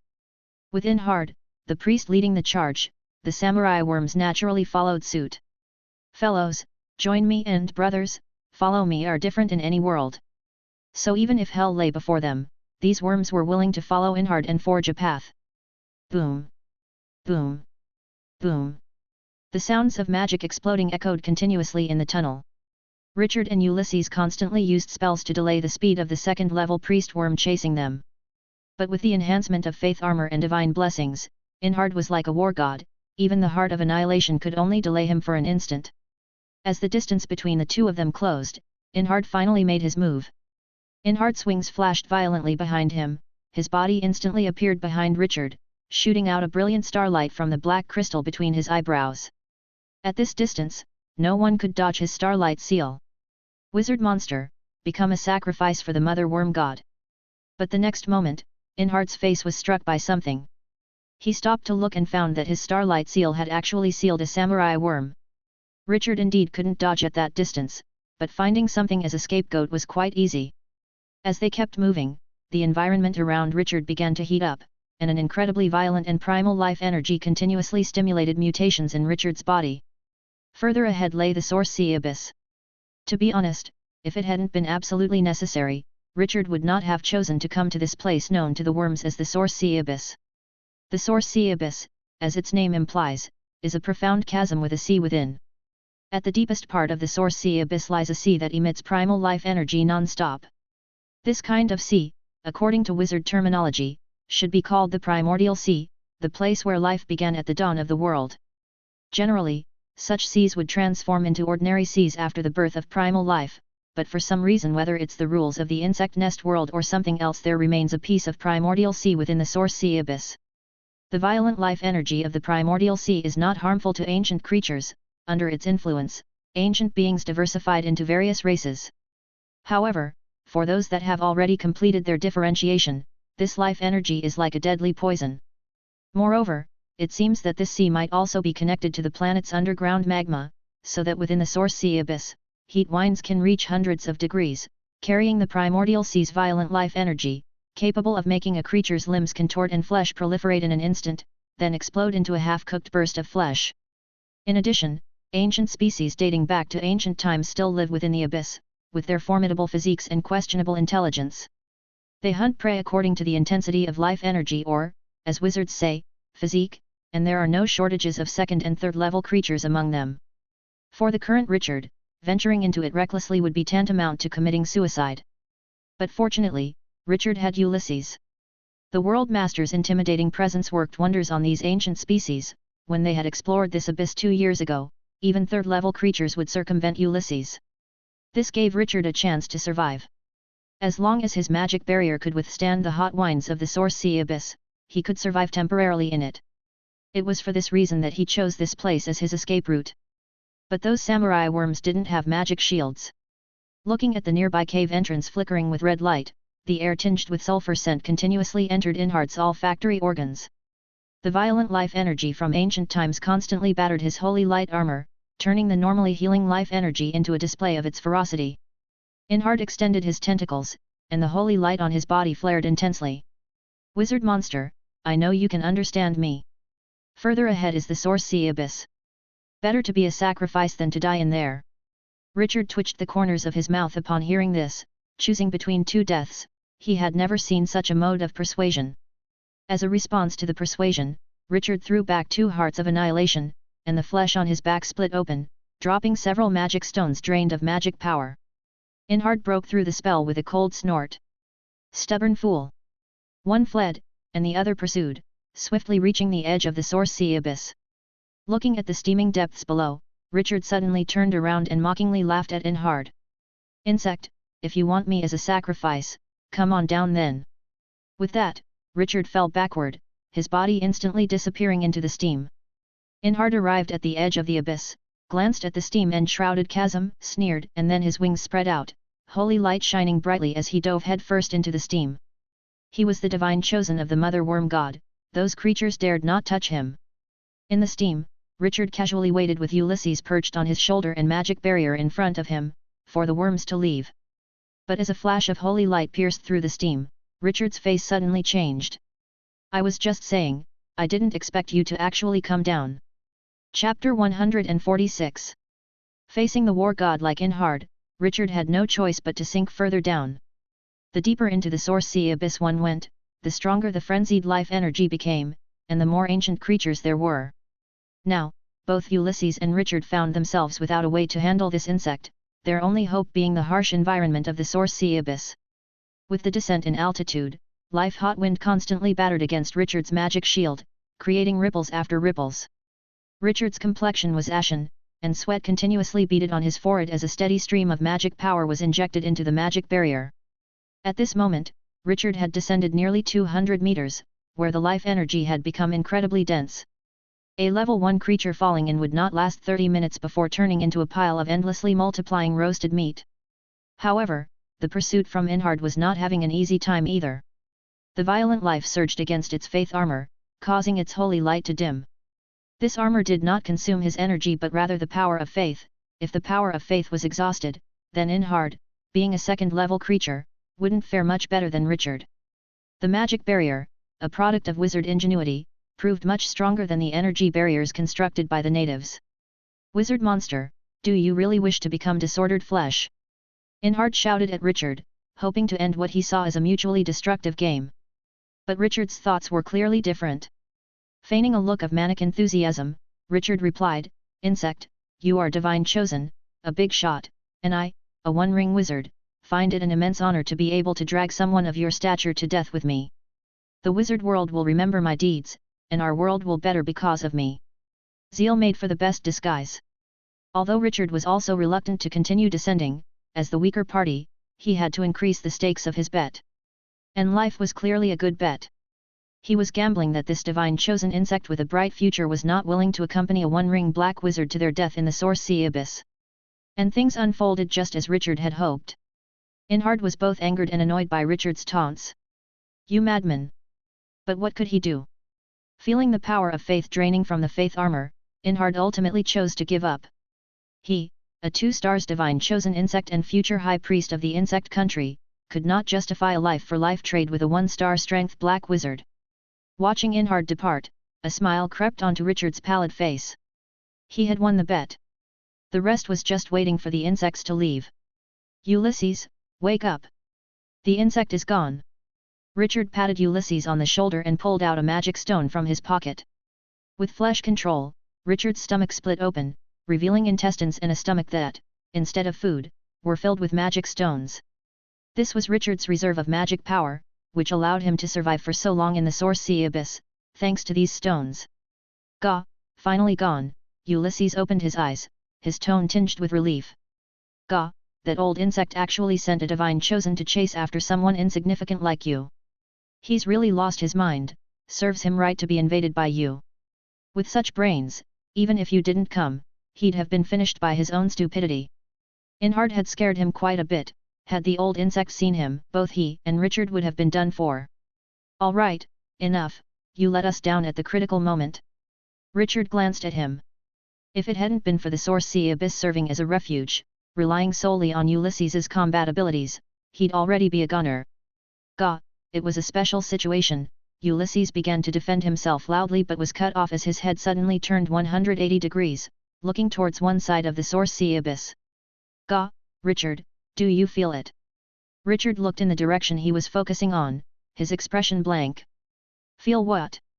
Gah, forget it, you're just a legendary noob, you can't sense such weak spatial fluctuations. Richard. Ulysses flapped his wings, flying ahead of Richard. Gah, follow me, there's a hidden space over here. The Source Sea abyss sky also teemed with flying creatures, a group of flying insects, each the size of Richard's head, buzzed past him, quickly dodging to avoid him at the feel of Ulysses's intimidation. These insects had exoskeletons that were incredibly tough, and mouth parts so hard they could chew stones like cotton. Within the abyss, they were considered dominating, and even third-level creatures would have to think twice before confronting them. But under Ulysses's pressure, the swarm scattered. Richard seized the opportunity to capture one, intending to turn it into a specimen. A wizard would not pass on any chance to increase his knowledge. Following Ulysses further on, Richard kept descending into the deeps of the abyss, soon reaching nearly 500 meters. Although a mere 1/10 of the abyss's depth, this was already Richard's limit. Any deeper and his absorption of magic power would not keep up with the consumption by the life-hot wind. Gah, found it! Ulysses suddenly flew to a cliff face and shouted at Richard. Are we there? There's nothing here. Gah, it seems there isn't anything now. Ulysses scratched the air with his claw, and a space rift instantly appeared. But now there is. Richard was somewhat startled by this move, he hadn't expected Ulysses to be capable of such a feat while injured. Indeed, even an injured world master should not be underestimated. Ulysses took the lead to scout through the rift. Soon after, he flew back out, his words carrying a hint of excitement. Gah, Richard! You're about to strike it rich. What's the situation? Richard entered the rift with a mix of surprise and delight, and the object that appeared before him made him gasp in astonishment. This is Pioneer relics. Beyond the rift, a small space resembling a laboratory appeared before Richard. The room was small and irregularly shaped, much like a child's scribbles, with walls and ceiling made of dark crystals. There wasn't much inside, just a damaged crystal platform covered with cracks, looking like it could shatter at any moment. At the very back of the room was a broken crystal storage that emitted a rich fragrance, involuntarily drawing Richard closer. After the excitement, Richard frowned as he looked around the room. The issue was that the room was far too small for a laboratory and too irregular. Moreover, he could visibly see the laboratory walls trembling constantly, with space quakes appearing like ripples on water. Gah, stop looking and start grabbing things, Ulysses urged. This space is about to be destroyed. If you don't grab things now, they'll be gone. Destroyed? Richard was shocked. Gah, didn't you see how unstable this space structure is? This space has already collapsed several times before, and I reckon it's all going to collapse very soon. But if it weren't about to collapse, I guess I wouldn't have found this place. Without further ado, Richard immediately sprang into action. First was the incubation pod at the end of the room. The lid of the crystal pod had cracked due to the spatial collapse, and the liquid inside had become murky. Touching it with his hand, the miracle furnace immediately responded. Material, unknown liquid. Refinable substance, soul essence. Refining cost, 30 spiritual power. Refinable substance, life essence. Refining cost, 2000 magic power. Reading the information provided by the furnace, Richard's pupils quaked. Life essence was an extremely gentle life-active material that could enhance a creature's physique and heal internal injuries without side effects, including damage to the life core. Except for rule damage inflicted by a great wizard, life essence could heal all wounds. And soul essence was even more extraordinary. Soul essence was one of the rare treasures that could enhance spiritual power without side effects. Besides, using soul essence might even awaken soul talent acquired later in life. Such talents were only seen in wizard apprentices who had the potential to become wizards at birth. Suppressing the ecstatic joy in his heart, Richard chose to refine without hesitation. After the refining was completed, a somewhat ethereal liquid and a blood-red liquid with a rich fragrance appeared in his hands. With fiery eyes, Richard temporarily stored them away and then began to search the entire room. Source material could be used at any time, but the pioneer relic might collapse at any moment. Richard approached the cracked crystal platform, gently caressing it. This pioneer civilization seemed to have a fondness for crystals, crafting everything from them. After a complete sweep with his hand, Richard failed to get what he wanted: the miracle furnace's notification information. Could it be that this object is even more destroyed than the chip I acquired back then? Unwilling to concede, he swung his magic wand and gently tapped the crystal platform. Ding ding ding! Crack! As though it had received its final blow, the densely cracked platform suddenly spread its fissures, and in an instant, it turned into shattered crystals. Now Richard was dumbfounded. These pioneer creations seemed to be not very durable. Ulysses landed on his shoulder. Gah, this thing was probably about to break long ago. Hurry up and tidy up, this space is about to collapse. As if to prove Ulysses's point, as soon as his words ended, the spot holding the crystal storage collapsed. A space of 3 square meters crumbled along with the crystal storage, vanishing in an instant, and even the walls began to exhibit dark space rifts. The walls of this space probably acted like a world barrier, separating the relics from the chaotic space streams. Now that the walls were showing space rifts, it meant that this space was about to collapse. Without the luxury to ponder, Richard used his magic power to sweep up the crystal fragments from the ground, shoving them into his magic pocket. These materials, used by the pioneer civilization, must have some use, even without any residual information. The next moment, the space collapsed, and the small chamber shattered into pieces. Ulysses suddenly increased in size, grasping Richard with his 2 claws, and in the last moment before the complete collapse, they left the ruins. Chapter 147. Phew, that was close, almost couldn't make it out. In the Source Sea abyss, Richard clutched his chest, his heart pounding. If Ulysses had been even a moment slower, the two of them would have been swept into spatial turbulence. Ulysses might have survived, but as a one-ring wizard, he most certainly would have perished. "Ka, don't worry, I was watching," Ulysses landed on Richard's shoulder and said nonchalantly, "even if not for you, in my current state, getting caught in the spatial turbulence would most likely mean death." Calming himself, Richard propped up the magic barrier and started to fly upwards cautiously. Through the steam, Richard saw a sacrificial insect and a second-level warrior worm guarding the tunnel he had come through. It seems this passage is a no-go anymore. Call that insect again, and who knows, I might actually become a sacrifice. There was more than one tunnel leading to the Source Sea abyss. Although the other tunnel entrances were far from Richard's current location, for safety, spending a bit more magic stones was worth it. After flying for a long time in the abyss, Richard consumed nearly 100 magic stones worth of magic power before finding a new tunnel entrance. After re-entering the insect nest through the new entrance, Richard immediately set about finding a place to conceal himself. Half a month later, Richard stood in the new earth cave, carefully taking out the 2 balls of source material. Life essence and soul essence as top-tier magic potion materials, they could be consumed directly without the aid of any other materials for 100% effect. The only thing to keep in mind was that after consuming source material, one would fall into a deep sleep, the exact cause of which wizards had not clearly researched. This sleep varied from 2 to 3 days up to 2 to 3 months, not particularly long. In this period of intensive searching through the insect nest, it was also an excellent time for Richard to dodge the limelight and hide. Richard's current lair was well concealed, even the entrance was blocked tightly with fungi. If it weren't for the imaging crystal ball, Richard wouldn't have found such a hidden cavern.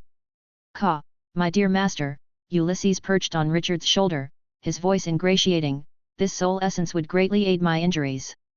Considering I helped you find the relics, how about sharing a bit with me?" Richard glanced at him, weighing the pros and cons in his mind. There wasn't enough soul essence to allow Richard to bypass the promotion ceremony and directly become a second ring wizard. At best, it would only take him to the limit of spiritual power of a one-ring wizard, with any surplus simply being wasted. Moreover, Ulysses had indeed played a major role in this matter. If Richard didn't share some with him, Ulysses might opt not to bother helping in such cases in the future. That would certainly be bad for Richard. "Ulysses, I need to understand something." Richard suspended the soul essence in the air using his magic power. "How much soul essence do you need to reach a second-level normal state?" "Ka, to be normally at the second level," Ulysses flew in front of the soul essence, dividing out a portion with its claw. "This much should be enough." Richard looked at the remaining soul essence. Ulysses had taken nearly a third of it. The remaining amount would definitely not be wasted when he consumed it. "Fine, you deal with that portion of source material." To determine how much the two kinds of source material would enhance him, Richard took out a crystal ball from his pocket and specifically tested his current values. Spiritual power, 59.2, physique, 75, magic power, 5920, rating, 1 ring wizard. After the enhancement from the incubation liquid, Richard's physique had climbed from 64.7 before the war to 75. Having noted his data, Richard lay on the platform and swallowed the soul essence. The next moment, a cool sensation seeped from his mouth into Richard's brain, a feeling incredibly comfortable, like the first sip of an ice cola on a scorching summer's day. As the feeling faded away, Richard suddenly felt extremely drowsy, unable to keep his eyelids open. Struggling, Richard swallowed the ball of life essence. Before he could even reflect on the sensations further, his vision darkened, and he fell asleep. After he had fallen into deep sleep, Ulysses flew in front of Richard and devoured the soul essence. For Ulysses, that bit of soul essence wasn't enough to make him fall into a deep sleep. It didn't hinder him from protecting Richard at all. In his dream, Richard dreamed that he had once again entered the space known as the Soul Darkness. But unlike when he was promoted to wizard, this time the pitch-black space contained a brilliantly luminous tree of souls. The tree of souls sprouted and grew leaves before Richard's eyes, eventually bearing a fruit that shimmered with light. Looking at the fruit, Richard couldn't help but walk forward and pluck it. It seemed as though the fruit had been prepared just for him. The moment after he picked the fruit, a sudden brightness tore through the darkness of the space. Back in reality, Richard abruptly opened his eyes and sat up with a jolt. "How long have I slept?" "Squawk, about a month, to be precise, 32 days. Richard, still thinking about the fruit, looked dazedly at his hand and suddenly realized there seemed to be something extra in his field of vision. He noticed that fine streams of light had appeared in his hand, extending from his palm all the way to his heart. And his heart, at this moment, looked like a glowing light bulb in his field of view. "Is this energy vision?" Richard turned his head to look at Ulysses and saw that similar streams of light were present on Ulysses, extending from every feather inward, constructing an extremely complex energy cycle within his body, a cycle that contained far more energy than Richard's magic rebound. "Squawk, what are you looking at?" Ulysses felt the sensation of being seen through from Richard's gaze and subconsciously went on the defensive. At the same time, Richard noticed that the streams of light on Ulysses had disappeared. "Hidden it, have you?" Richard rubbed his eyes, trying to shut off this vision. As the thought to close his energy vision arose, his field of view instantly returned to normal. "Squawk, have you awakened your soul talent?" Ulysses flew up next to Richard, asking curiously. Energy vision." Richard blinked and tried to activate the energy vision again, his tone filled with excitement. Having used soul essence, there was a chance to awaken a soul talent postnatally, and he hadn't expected to actually encounter it. "Squawk, energy vision? That's a pretty good talent, quite suitable for you wizards." Richard nodded. Energy vision was a great help to wizards, whether in battle or research. After feeling out his talent, Richard took a crystal ball out of his pocket to test his current physical stats. Spiritual power 90, physique 94, magic power 9000, rating, 1 ring wizard. My spiritual power has actually increased by 30 points, source material truly is top tier magic potion materials, saving me more than 100 years of meditation. Richard exclaimed in surprise, and my physique has also increased by nearly 20 points, if I had to passively increase it using adaptation body, who knows how long it would take. He moved his body around and prepared to take inventory of the crystal fragments he had obtained from the Pioneer relics. Those fragments seemed of exceptional material, and they had even come from Pioneer devices. There might even be things like storage chips in there that he hadn't discovered yet. However, before he could take out the fragments, the communication crystal ball in his pocket suddenly lit up. Wizard 7531, you are being urgently summoned. Chapter 148. Emergency Summon. Richard listened to the message coming from the crystal ball, frowning deeply in concentration. An emergency summon was not a power just anyone could wield. Among the black wizards infiltrating the insect nest, only a handful of three-rings wizards had the qualifications to issue an emergency summon. Those with the authority could recruit all the one-ring and second-ring black wizards in their region, effectively holding the command center's power. Of course, such great power wouldn't be permitted to be misused by the command center. After using an emergency summon, the three-rings wizard must submit a report to the command center detailing the reasons and motives. If the reasons and motives were deemed unqualified by the command center, the three-rings wizard would face punishment, which had no upper limit and could range from fines to execution. Therefore, under normal circumstances, very few three-rings wizards would use this power. Its use indicated that the wizard considered the matter extremely important, or the situation had escalated beyond control and required cooperation from multiple black wizards to resolve. However, whatever the reason, emergency summon was not a good omen. After issuing the emergency summon, the communication crystal ball displayed something resembling an arrow. This arrow would continuously point towards the location of the communication crystal ball that issued the emergency summon. Richard took the imaging crystal ball from his magic pocket and displayed the map he and Ulysses had already scouted. Following the direction of the arrow, Richard's finger slid down the map until it stopped at a small settlement.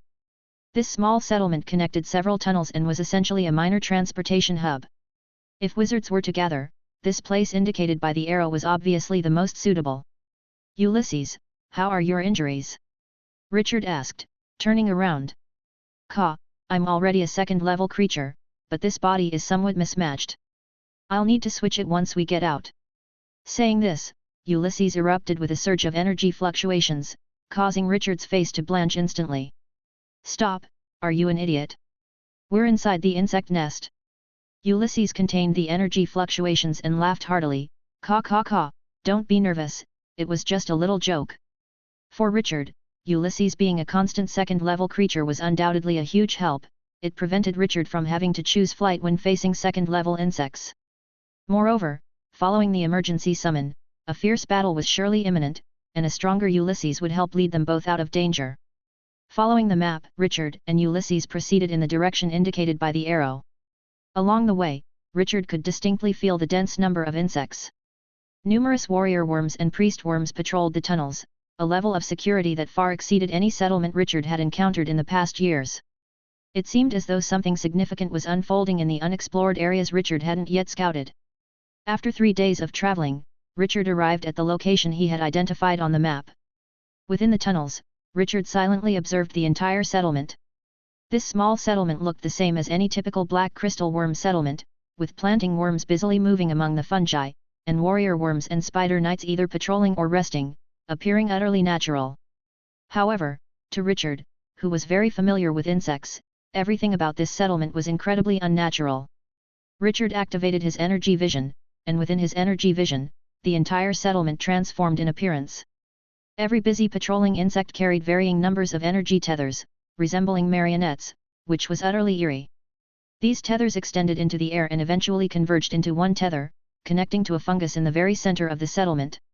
If all went as expected, that fungus was where the three-rings wizard who issued the emergency summon was located. To be able to turn the entire settlement into puppets, and to disguise it so vividly. This master is no simple character. Beside Richard, Ulysses spoke dismissively. It's just controlling a few hundred insects. We have a black spider that can control millions at a time, coordinating the insects so well that it shattered the divine form of a god renowned as a war god. That's truly powerful. Richard glanced at Ulysses, comparing a demigod to divine beings. You do have a way with comparisons. Emerging from the tunnels, Richard walked nonchalantly towards the central fungus room of the settlement. On the way, All insects ignored him as if he were not a wizard but a mere ordinary insect. Upon reaching the fungus room, Richard respectfully knocked on the door. Thud, thud, thud. The door opened, and a black wizard in a robe sat at the very center of the room. The black wizard looked like a puppet, with 8 spider-like limbs behind him. Upon opening the door, the black wizard's head mechanically turned towards Richard, his voice mechanical as he spoke. Interesting, a one-ring wizard was able to see through my puppet witchcraft. Have my skills deteriorated? Richard bowed slightly. Master, I received the emergency summon order and have come to report. Thud, thud, thud. Suddenly, the black wizard's spider legs sprang to life, instantly closing the distance to Richard. Then, the legs bent slightly as the black wizard's body dropped down, his face directly in front of Richard's. How did you see through my witchcraft? Looking at the puppet-like face before him, Richard remained very calm. Master's craft is peerless, ordinary people simply can't tell that those insects are puppets. But the master ultimately missed one thing. What did I miss? When these insects move, their range of motion is nearly identical. It's fine for first-level creatures, but it's suspicious that the ordinary planting insects also did the same. Upon hearing this, the puppet wizard paused for a moment, then nodded. That's indeed a negligence on my part. After speaking, a ripple of magic power emanated from the puppet wizard's body, causing the outer insects to vary slightly in their movements. You are the first to arrive, find a room to settle into first. Richard found a reasonably decent fungal house in the fungus forest to enter and then took out an insect egg to study. In such a crude place, Richard really didn't trust studying Pioneer's crystal fragments. Time quickly passed, and a week later, black wizards from all over the insect nest had arrived at this small settlement. If the insects were to launch an attack now, the entire insect nest would no longer have to worry about the black wizards. In the crowd, Richard found his 2 friends. Richard, it seems you've gained quite a bit in the insect nest. Lawrence greeted Richard with a smile, spotting Richard's improvement in strength at first glance, as an experienced wizard should. Richard's physique and the magic fluctuations emitted casually differed greatly from before. If it weren't for the same face and the crow on his shoulder, Lawrence would have thought he was mistaken. Some opportunities, but it also nearly cost me my life, Richard laughed. Lawrence, still the same as always, being a once-ring wizard near his limit, could only make minimal improvements unless he could obtain treasures like the soul essence, similar to Richard. Compared to Lawrence and Richard, Allie was less fortunate. She lacked Richard's cheats and Lawrence's strength and experience. In this insect nest, she survived only based on her experience gained from hunting insects in the nest years ago. When she arrived at the settlement, her wizard robe was tattered, and she was missing an arm. Hey, Richard! Allie managed a forced smile. This was the first time she had smiled since her arm was chopped off by a warrior worm. Seeing her like this, Richard frowned and took out some active flesh from his pocket. Under his flesh control, this piece of active flesh instantly turned into a tentacle. Allie, come here. Allie walked over to Richard, curiously looking at the flesh tentacle. Richard lifted Allie's wizard robe and then took out a scalpel from his magic pocket. This is going to hurt a bit, I didn't bring any anesthetic, just bear with it. After saying that, Richard made an incision at the broken end of Allie's arm, and scalding blood immediately spurted out. Richard connected the flesh tentacle to it, and the active flesh instantly stopped the bleeding. Arg! Allie gritted her teeth in pain. Control this tentacle with your magic. I don't have enough materials on hand to make a bone, use the tentacle for now. Allie smiled at Richard, it's okay, I'm almost getting used to living with one arm. The muscle structure of this tentacle was replicated by Richard from the flesh tentacles, an excellent structure in terms of both explosive power and endurance, worthy of the blood-flesh law it once bore. After getting accustomed, Allie skillfully used the tentacle to wrap around her magic wand, as if she had gotten a new toy. Richard, this tentacle is even better than a real hand. As more wizards arrived at the settlement, the summoned wizards finally assembled. In the midst of the settlement, the puppet wizard walked out of his room and announced the purpose of this emergency summon to the crowded settlement. Ladies and gentlemen, during this period, due to the tactical change of the black crystal insects, nearly 500 of our brethren hiding in the insect nest were captured. I've gathered intelligence that these people were not executed right away, instead, they were secretly taken deep inside the insect nest to the Mother Goddess Temple. These insects are planning to hold a grand sacrificial ceremony to boost their morale, and our wizard brethren are those sacrifices. Thus, I need you all to follow me to the Mother Goddess Temple to rescue those wizards." The puppet wizard's speech was straightforward, and his reasons were justifiable. Nearly 1,000 black wizards, almost 1/10 of those infiltrating the Black Mushroom Worm country, gathered there.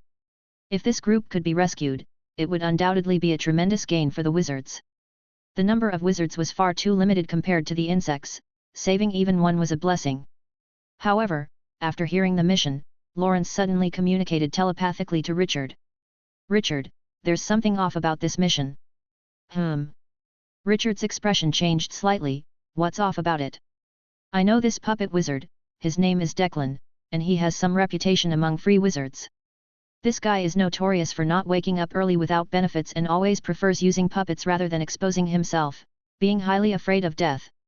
I somewhat doubt his willingness to use an emergency summon order just to rescue people." Chapter 149. After listening to Lawrence's words, Richard also had some hesitations in his heart. If this puppet wizard was truly as Lawrence described, then this operation was likely nothing more than a smokescreen, definitely serving as a cover for the puppet wizard's real intentions. But then again, issuing an emergency summon order was not without significant cost, and if it led to major losses, the puppet wizard would face severe punishment. Judging by the standards of the wizards in the settlement, if anything went wrong with this emergency summon, the puppet wizard would surely meet his death. "Just be a bit more cautious, you know the cost of an emergency summon order," Richard replied. "Even if this is just a cover for him, we definitely won't be cannon fodder. Otherwise, he wouldn't get past command." Lawrence sighed upon hearing this, knowing the logic was sound, but still feeling somewhat uneasy about being summoned by such a wizard. After announcing the mission, the puppet wizard began to distribute intelligence to the other wizards. It was an extremely detailed three-dimensional tunnel map, with a large settlement at its center. On the map, the puppet wizard marked 4 passages with magic power, and the wizards present were to enter the large settlement through these 4 passages. In addition, the puppet wizard also shared the patrol routes of the bugs, their patrol schedules, the number of bugs in the settlement, and their defensive arrangements. The intelligence was so thorough it was as if the puppet wizard had been present when the bugs were planning these specifics. With such intelligence, any wizard present, if not a fool, could infiltrate the settlement. Looking at the intelligence received, doubts began to surface in Richard's mind. The intelligence was too detailed, so much so that it seemed unreal.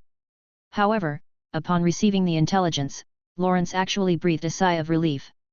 "Our mission this time is surely to provide cover for Declan, but that doesn't matter, with this intelligence, we can accomplish our task." Richard looked at Lawrence with surprise. What did he mean by that? Had his heart finally given out? "Don't look at me like that," Lawrence laughed. "I know this intelligence is too detailed, but I've seen Declan's puppet witchcraft firsthand. He can easily control those physique-evolved natives, so detailed intelligence like this suggests his puppets may have infiltrated the bug's decision-making layer." Richard's doubts lessened upon hearing this, but a thread of unease still lingered. He quietly sent a spiritual message to Ali. "Ali, be careful on this mission. Stay back if you can, and escape quickly if something doesn't seem right."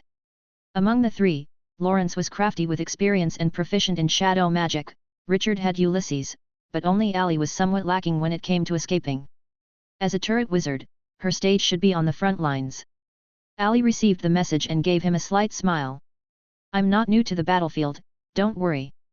After the sharing of intelligence was complete, specific action plans were laid out. The puppet wizard selected the second ring wizards among them and formed a small team to lead the rescue effort. The remaining 1 ring wizards, under his arrangement, were mainly responsible for providing support, harassing the enemy, and confusing the enemy's line of sight.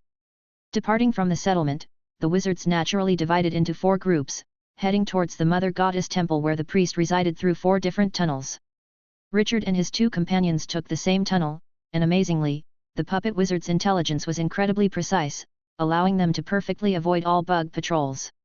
These patrol teams, on a fixed schedule within the insect nest, would be immediately noticed by the bug command center if they vanished in battle, which could lead them to infer the infiltrating wizards.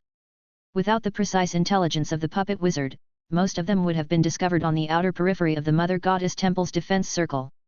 Following the markers from the puppet wizard, Richard and his party soon arrived at the designated location, an abandoned and filled earth cave. The location of this earth cave was very clever. There was one path that connected directly to the large earth cave where the Mother Goddess Temple was situated, and because it was abandoned and filled in, there were no patrolling bugs assigned to it. How the puppet wizard had come to discover such a concealed place was anyone's guess. Upon arrival, the wizards displayed their divine skills and cleared out the earth cave in a matter of minutes, all the while maintaining a disguise that ensured the bugs on the outside would never know the earth cave was concealing a group of wizard monsters. Peering through the cracks between the fungi in the tunnel, Richard silently observed the large insect city. In the past, Richard always prioritized attacking smaller settlements for safety, as these settlements did not contain much of value but also had comparably weaker garrisons, which were friendly to the strength of a one-ring wizard like Richard. These small settlements were like human villages, sparse populations, rudimentary buildings, and they seemed very backward. The medium-sized settlements were better. Richard had once infiltrated one such medium-sized settlement, which resembled a county town where the bugs did not just live in rooms hollowed out from giant fungi but in various buildings made of sandstone and fungi, inhabited by priest insects or warrior worms. Richard had seen a few of these medium-sized settlements on his bug-killing ventures, but those he saw were all dead, vastly different from when they were alive. Now, however, Richard was witnessing a completely different scene. If one were to make a comparison, while the medium-sized settlements were like county towns, the large settlement in front of him was like a bustling city like the magic capital. Structures as large as small hills, resembling Mayan pyramids, stood at the center of the settlement, with the temple at the top glistening with gold. At its feet, the tall buildings of various colors were neatly divided into 4 areas. Between them, 4 broad avenues stretch from the tunnel entrance directly to the pyramid. An uninterrupted stream of transport worms carried food from each settlement, tirelessly transporting it into the pyramid to provide nourishment for the mother worm. Above ground, Richard had once seen squads of mother worm guards patrolling the city. In the skies, the moth army, capable of bringing down war airships, continuously circled, not allowing any suspicious creature to enter the settlements. Faced with such a tightly defended city, Richard swallowed hard. If something went wrong, all the wizards here would likely be trapped inside. However, Richard soon noticed something amiss. Most of the patrolling insects were first level, with hardly any second-level insects to be seen. Richard relayed this information to Lawrence, and the seasoned wizard pondered for a moment before reaching a conclusion. They are probably amassing strength for a counterattack. As a veteran of 3 plane wars, Lawrence had his own instincts about the situation on the battlefield. In past wars, whenever the command decided to have a major showdown with the natives, they would either ask the black wizards to hibernate or withdraw. And if the natives were preparing for a grand battle, the defensive forces in their cities would often be weakened. Lawrence's conclusion sent a shock through Richard's heart. It had only been a few years, and the insects were already planning a counterattack. According to the norms of plane wars, conquering a minor plane usually took about 60 years, with the decisive battle occurring around the 40-year mark. The remaining 20 years were generally for mopping up, a privileged time for the wizards. But right now, they had been at war for only 8 years. By conventional standards, this should have been garbage time. Meaning that both sides would only engage in small-scale battles, with the wizards solidifying their foothold and developing resources in this new world, while the natives worked on internal disputes and developed their war potential. The situation is likely a result of the insect's societal structure, Ali suddenly interjected between the 2 men. Oh! Lawrence expressed some surprise, as Ali didn't seem like the kind of wizard to study native societies. It's what my teacher told me, Ali communicated using a spiritual message. She said the Black Crystal Worm clan is completely different from any native race she's encountered before. Those native races often have significant internal strife, and even under the World Master's leadership, they suffer from a lot of infighting. Sometimes, natives would even use the wizard's hand to eliminate their own enemies. The resolution of these conflicts often requires decades, plus the external pressure from wizards, so the decisive battles tend to occur around the 40-year mark. But the Black Crystal Worm clan is different. Though they have 36 insect countries that go to war against each other to fight over insect nest territories, their mode of reproduction through the mother worm laying eggs means these insects bear no deep-seated grudges against each other. So once the mother worm god, as the World Master, issues even a slight summons, these insects can quickly unite, rapidly formulate strategies, and develop their war potential. This could also place their decisive battle earlier than previous plane wars and make it much more dangerous. After hearing Ali's message, Richard couldn't help but remark privately that having connections really pays off. It looks like our mission here will be ending soon. Then it'll be a choice between retreat and hibernation, Richard stated. But after hearing the news, Lawrence sighed. Don't bother thinking about hibernating. We'll definitely retreat. Since the war is dangerous, the command won't want to waste any strength. After spending some time in the Earth Cave, a leading second ring wizard suddenly took out a crystal ball. The orders of a puppet wizard came from the crystal ball. All personnel are accounted for, begin infiltration. Seeing the sound transmission crystal ball, Richard seemed to remember something, suddenly taking out 2 black crystals from his magic pocket and handing them to Ali and Lawrence. What's this? Ali asked, puzzled. The more knowledgeable Lawrence frowned. The magic fluctuation from the communication crystal ball is too strong, it's not suitable for use here. Richard smiled slightly and took out an identical crystal ball and spoke. How's the magic fluctuation? The next instant, the voices of Richard came through the crystal balls held by Lawrence and Ali, and the magic fluctuation was almost zero. Where did you get such a great item? Lawrence exclaimed in astonishment, immediately bombarding with a series of questions. What's the maximum distance it can cover? Is the magic fluctuation this minimal at every range? How strong is the information transmission? How thick does a lead box have to be to block it? Richard gestured with his hand, signaling him to stop. This is a little gadget my senior sister made. The communication range is about 2 kilometers, and the magic fluctuation increases slightly at the limit of range. The transmission strength can manage information transfer on low-intensity battlefields. High-intensity battlefields can disrupt the transfer due to energy fluctuation. Even so, Lawrence still gave a thumbs up. Good stuff. The 2 of them secured their crystal balls, and the 3 joined the main force in infiltrating toward the Mother Goddess Temple. Chapter 150. The city's defenses were tight, but for a wizard, there were still plenty of opportunities for infiltration. At the edge of the city, the fungal tree houses where the insect creatures resided provided Richard with a good opportunity. With the help of shadow shuttling and shadow infiltration, Richard had easily avoided the flying moth army patrols and entered the city. Lawrence, relying on shadow magic, covered Ali as they infiltrated the city together. But this was just the first step. Richard gave Lawrence and Ali a gesture, and the 3 of them swiftly navigated through the giant fungi, quickly entering the building area. The bugs living in this area were all older bugs that had contributed much to the insect nest and had a wealth of experience in their respective roles. The insect country gathered them here to consult on strategic decisions. However, it seemed that because the insect country was close to the front line, Richard did not see any old bugs except warrior worms. Something's not right. Richard murmured as he watched the warrior worms moving between the buildings, feeling an indescribable sense of strangeness. Although this place was near the front line, it was not the main direction of attack, and it seemed unnecessary for the bugs to transfer all the auxiliary insects to the rear. Richard signaled the others to be cautious before entering the building area and moving toward the pyramid. In the shadows of the sandstone buildings, Richard quietly watched as a squad of mother worm guards passed right in front of him. For level 1 creatures, shadow infiltration was a hidden technique that simply couldn't be detected. Across from him, Lawrence completely blended into the shadows, and Ali evaded the search using invisibility camouflage and breath concealment. As much as he was tempted by the squad of mother worm guards, Richard knew that now was not the time to strike.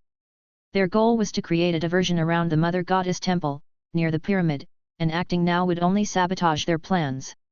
After evading the patrol team, the trio continued towards the Mother Goddess Temple.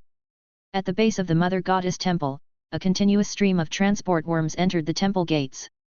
These transport worms, carrying mountainous supplies of food, trod steadily into the temple. They were transporting food supplies for the mother worm, which needed a constant stream of food to produce more bugs. Suddenly, a ball of flames shot out from the supplies, hitting a priest tending to the food. Boom! The intense flames instantly blasted the priest into pieces.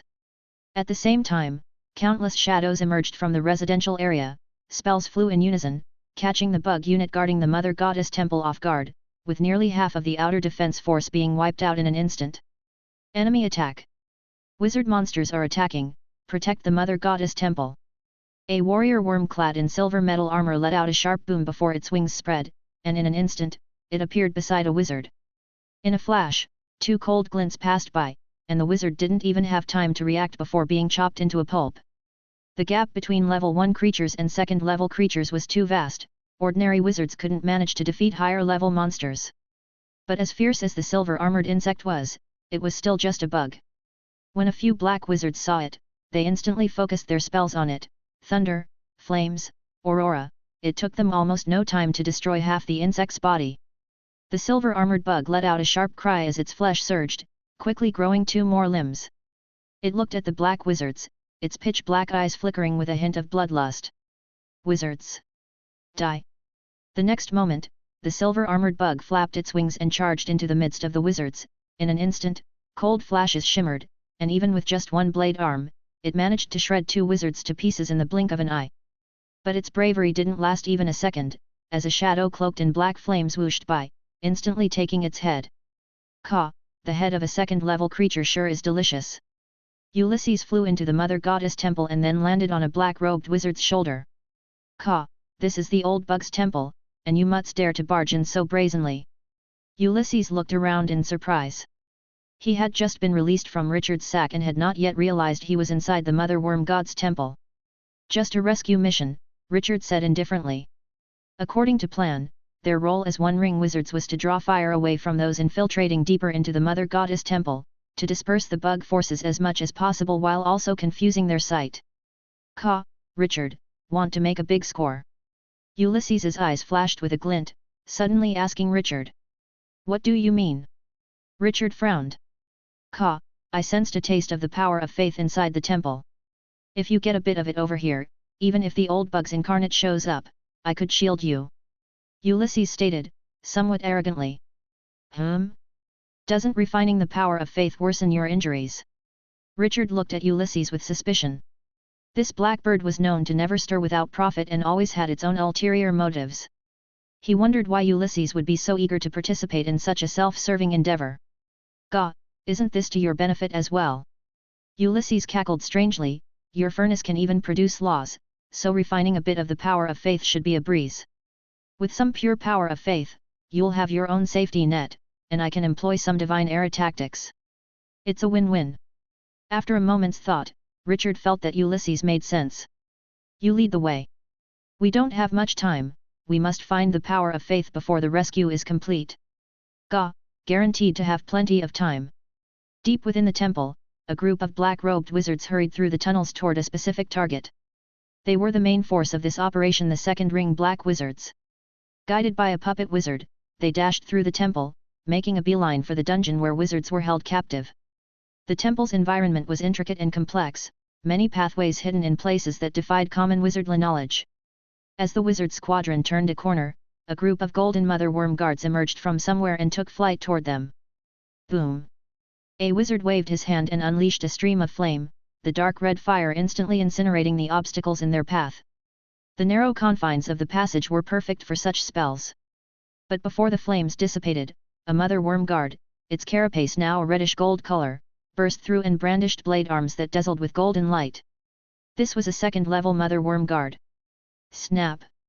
The magic barrier shattered, and the wizard who had cast the flame stream was instantly bisected by the golden light. However, before it could strike again, the air was filled with the sound of scraping metal, and a metallic giant serpent emerged from beneath a wizard's robe, quickly entwining the insect and projecting rune-edged metal spikes from its body. With a contraction, the serpent instantly strangled the mother worm guard dead. After the kill, the metallic serpent took the insect's corpse back under the wizard's robe. That wizard then calmly asked the puppet wizard. Declan, why didn't you save him? Upon hearing this, the puppet wizard glanced at the wizard and a powerful magic fluctuation welled up from within. I don't need to explain anything to you. A wizard killed in plain sight by a native deserves death. The other wizards remained silent upon hearing this. Black wizards always respected strength above all, and given the puppet wizard's overbearing power, no one objected. But several wizards who were familiar with Declan started to harbor suspicions. Is this really Declan himself? Rumble, rumble, rumble. Deep within the temple, a stone door slowly opened, and a golden armored warrior insect strode out, then knelt down beside a black-robed wizard. My lord, the deed is done. The high priest has been poisoned, and the other priests have been lured away by your subordinates. Now, the treasure room is unguarded except for me. The black-robed wizard reached out, gently touching the head of the golden armored warrior insect. At a glance, the hand seemed no different from a normal human's, but a closer look revealed a slight gap at the joints, showing spherical articulations within.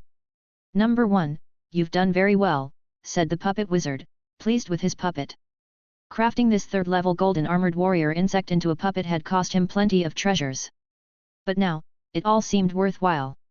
The puppet wizard passed through the stone doorway to find a great hall behind it, with a massive divine statue of a black crystal insect at the far end. In front of the statue stood 4 golden pedestals made of pure gold, a material befitting the treasure they held. Each pedestal bore one of Mother Worm God's relics. He, relics of the Mother Worm God, not just 1 but 4. Even the great wizard would be green with envy. The puppet wizard chuckled as he entered the hall and approached the pedestal. The 4 relics of the Mother Worm God were, a golden insect carapace insect god armor, golden blade arms insect god's blade, a fist-sized piece of golden amber insect god's blood, and the golden egg, which had kept the puppet wizard's gaze since entering the hall insect god's egg. Some of these relics were owned by Black Mushroom Worm Country, and others had been brought from other conquered insect countries. Such treasures were rare even within the insect nest world. An insect country at most had 2 or 3. The puppet wizard gazed greedily at the insect god's egg, said to be an attempt the mother worm god made before breeding the mother worm, an object crafted in a 1-to-1 imitation of herself. It contained the mother worm god's original essence, blood, and her rules, especially the rules. Reportedly, this relic could enable the mother worm to produce more eggs. Pressed for time, the puppet wizard did not linger, and he reached out to take the insect god's egg from the pedestal. But the moment his fingers touched the egg, a beam of starlight burst forth from the egg and struck the puppet wizard squarely. Starlight seal. The puppet wizard's face contorted in horror as magic surged in an attempt to break free from the seal. The next instant, a starlight net erupted around him, entangling the puppet wizard in its center.